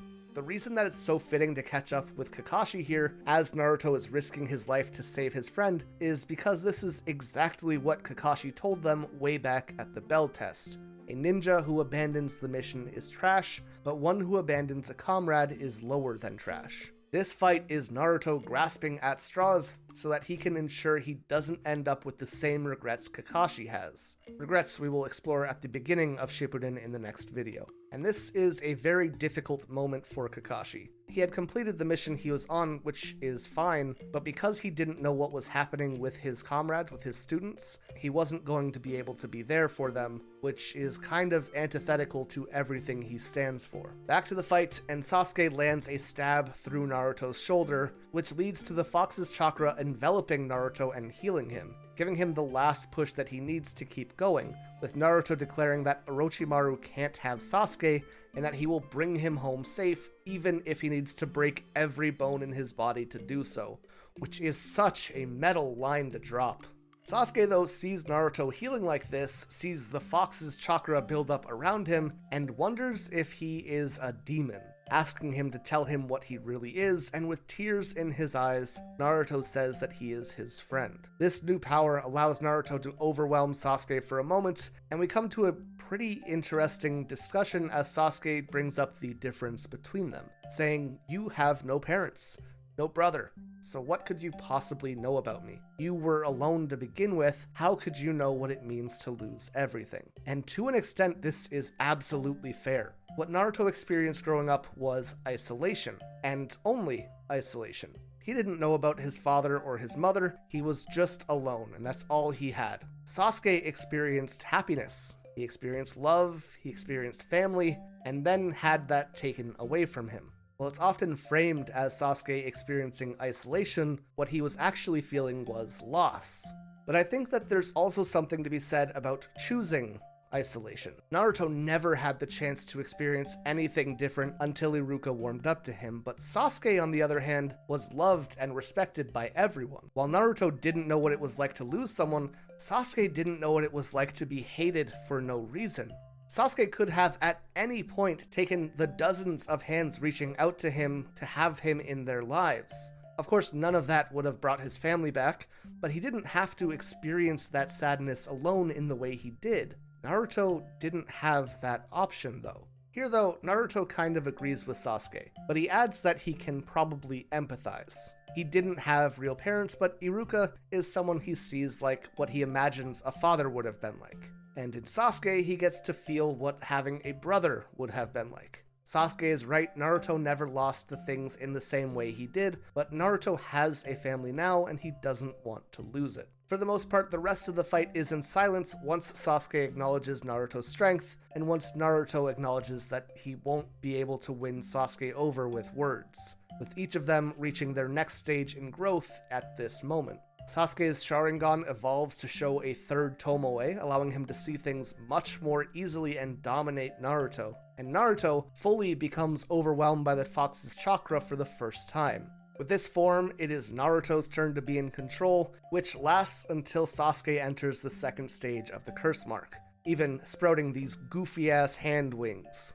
That said, both of them are at their limit, Sasuke being eroded by his new form, and Naruto just running on fumes from all the damage he has taken so far and all the chakra he has used. And with both of them approaching the wall, they now have to go in to finish things. One more Chidori, one more Rasengan, and as they clash, we fade to white for a moment as we see the younger versions of Sasuke and Naruto sharing the sign of friendship between each other, before we fade back to a still standing Sasuke above a unconscious Naruto. But even in this position, even with a completely open target, Sasuke is unable to kill his friend. Like I said, there is a reason that he chose to leave the village instead of fight Naruto again. Either way, Sasuke heads out with the idea in mind that he won't follow the plan Itachi set out for him, and instead he will forge his own path. Which I don't want to be the guy to point it out, but the path he's going to forge is just Orochimaru's path.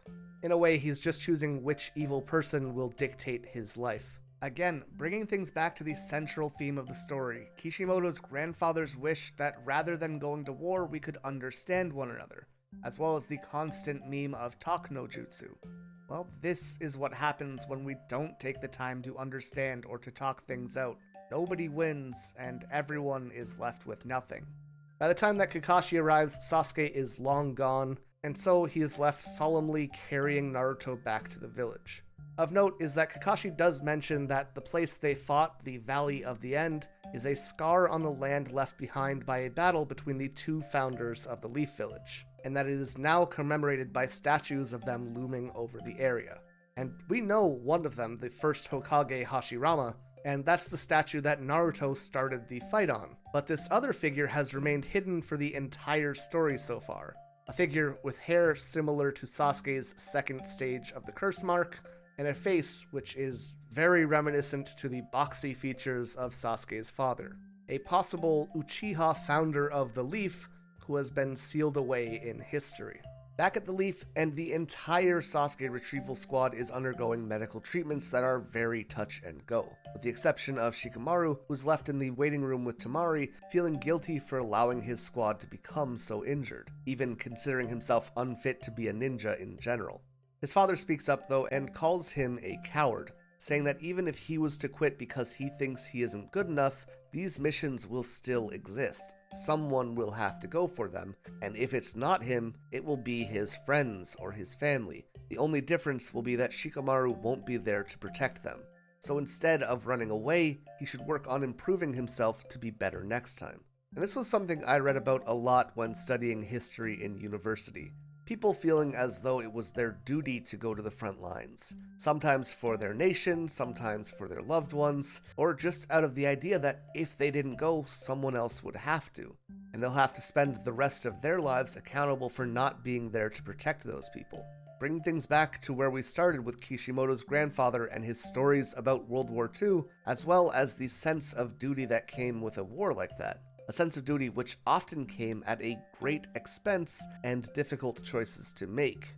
So this is a real type of discussion that people have, even if it seems a little bit cold from his father. One by one though, Shikamaru's teammates would be marked in the clear, and he starts crying in relief as he promises the next mission will be perfect. Soon after this, Naruto would wake up in the hospital, notably pretty bummed out, which is fair. Shikamaru visits and they talk about how Naruto tried his best, but Sasuke wouldn't accept his help, with Naruto admitting that he is too far gone now. Sakura overhears this and enters with Tsunade, and she plays things off like it's no big deal, doing anything she can to not talk about it, while Naruto sits there apologizing for failing her. But again, he says that he will fulfill that promise and tells her that he won't give up. And in a Sakura moment that I actually really like, she looks at Naruto worriedly, thinks back to how all she did was cry for help, and tells him that they will need to wait a bit because next time she is going to be coming with him. And from here we immediately see her going to Tsunade and asking to become her apprentice to learn medical ninjutsu. It only took 236 of the 238 chapters we're talking about, but Sakura finally has a sense of purpose and a path towards individuality. She won't be the only one training though, as Jiraiya fully takes on Naruto as an apprentice, with the promise of making him a true ninja over the next 3 years. This time frame being given because that's how often Orochimaru can jump into a new body. At first, Jiraiya tells Naruto that he should give up on Sasuke, both because he lived this path with Orochimaru years ago, and because the Akatsuki will make Naruto their next target. And if Naruto's going to insist on pursuing Sasuke under their crosshairs, then Jiraiya will just have him locked up in the Leaf under Black Op protection so that he won't put himself or others at risk. It's always weird seeing Jiraiya be stern like this, but it happens enough that it doesn't feel out of character. Naruto, though, doubles down, saying that even if he needs to do the impossible himself, even if the Akatsuki attack him, then he will just have to defeat them and save Sasuke, not even having a shred of doubt in his mind at this point. Jiraiya warns him that this choice makes him completely foolish, but adds that a true fool might just be what is needed to handle a situation that is this crazy. And with that, their training will begin once he is discharged from the hospital. So, Sakura begins learning to be a medic, Sasuke finally meets up with Orochimaru, and Naruto leaves the leaf with the promise of becoming stronger. All while we see the mysterious Akatsuki meeting in the shadows somewhere deciding their next move. And that is how part 1 of Naruto comes to a close. Now, I think we've kind of avoided an elephant in the room by not talking about the issue that plagued the Naruto anime leading up to this point. Within the first 140 episodes of Naruto, there is a total of 13 filler episodes. Just under 10%, which is fine. And only 2 of those even happen before episode 100. That is great for a series like this, if I'm being honest. And sure, there's plenty of episodes that have extra bits added to them, but I'd say as a whole, these are largely used to flesh out characters or scenes in a really great and effective way. Think back to me talking about the Tsukuyomi between Itachi and Kakashi. But then, from episodes 143 to 219, Naruto is entirely filler, only coming back for the final episode, which is about half filler, half canon. The reason for this is that they basically hit a wall, with the anime catching up to the manga, and now they're trying to buy time while the story progressed again so that Shippuden, the sequel series, could be more balanced while still coming out in a timely manner. Which, even with this buffer, Shippuden has a ton of filler, but we can talk about that next time. In terms of the filler that we actually see in part 1, a lot of that has to do with exploring Naruto's relationships with people like Konohamaru. We have character building events like Team 7 trying to see Kakashi's face, and there's a lot of little fun stories like that. But for every great episode, there's a complete waste of time around the corner. And it can take this gem of a series and dilute it so heavily that suddenly we go from 9% to almost 40% filler. And it's just a shame that it crossed the finish line in this way. As an anime watcher, I definitely know that when I hit those 80 episodes and I was thinking, when are we going to do something that matters, it definitely didn't feel good. Either way, I gotta say that this journey back through Naruto has been one that surprised me quite a bit, especially reading it as a manga as opposed to watching it as an anime this time. We definitely haven't hit the majority of my favorite moments in the series, but even so I found new life in a lot of the smaller moments that I probably glossed over when watching 15 years ago. And I hope that I was able to share that new life and the love that I still have for the series with all of you today. Thank you again for watching, and I hope to see you all in the follow-up video when it's ready. Till then though, feel free to check out my deep dives on One Piece, Inuyasha, or Demon Slayer, and get hyped for my look at Attack on Titan very soon. But regardless of what you choose to do, I hope you all stay excellent.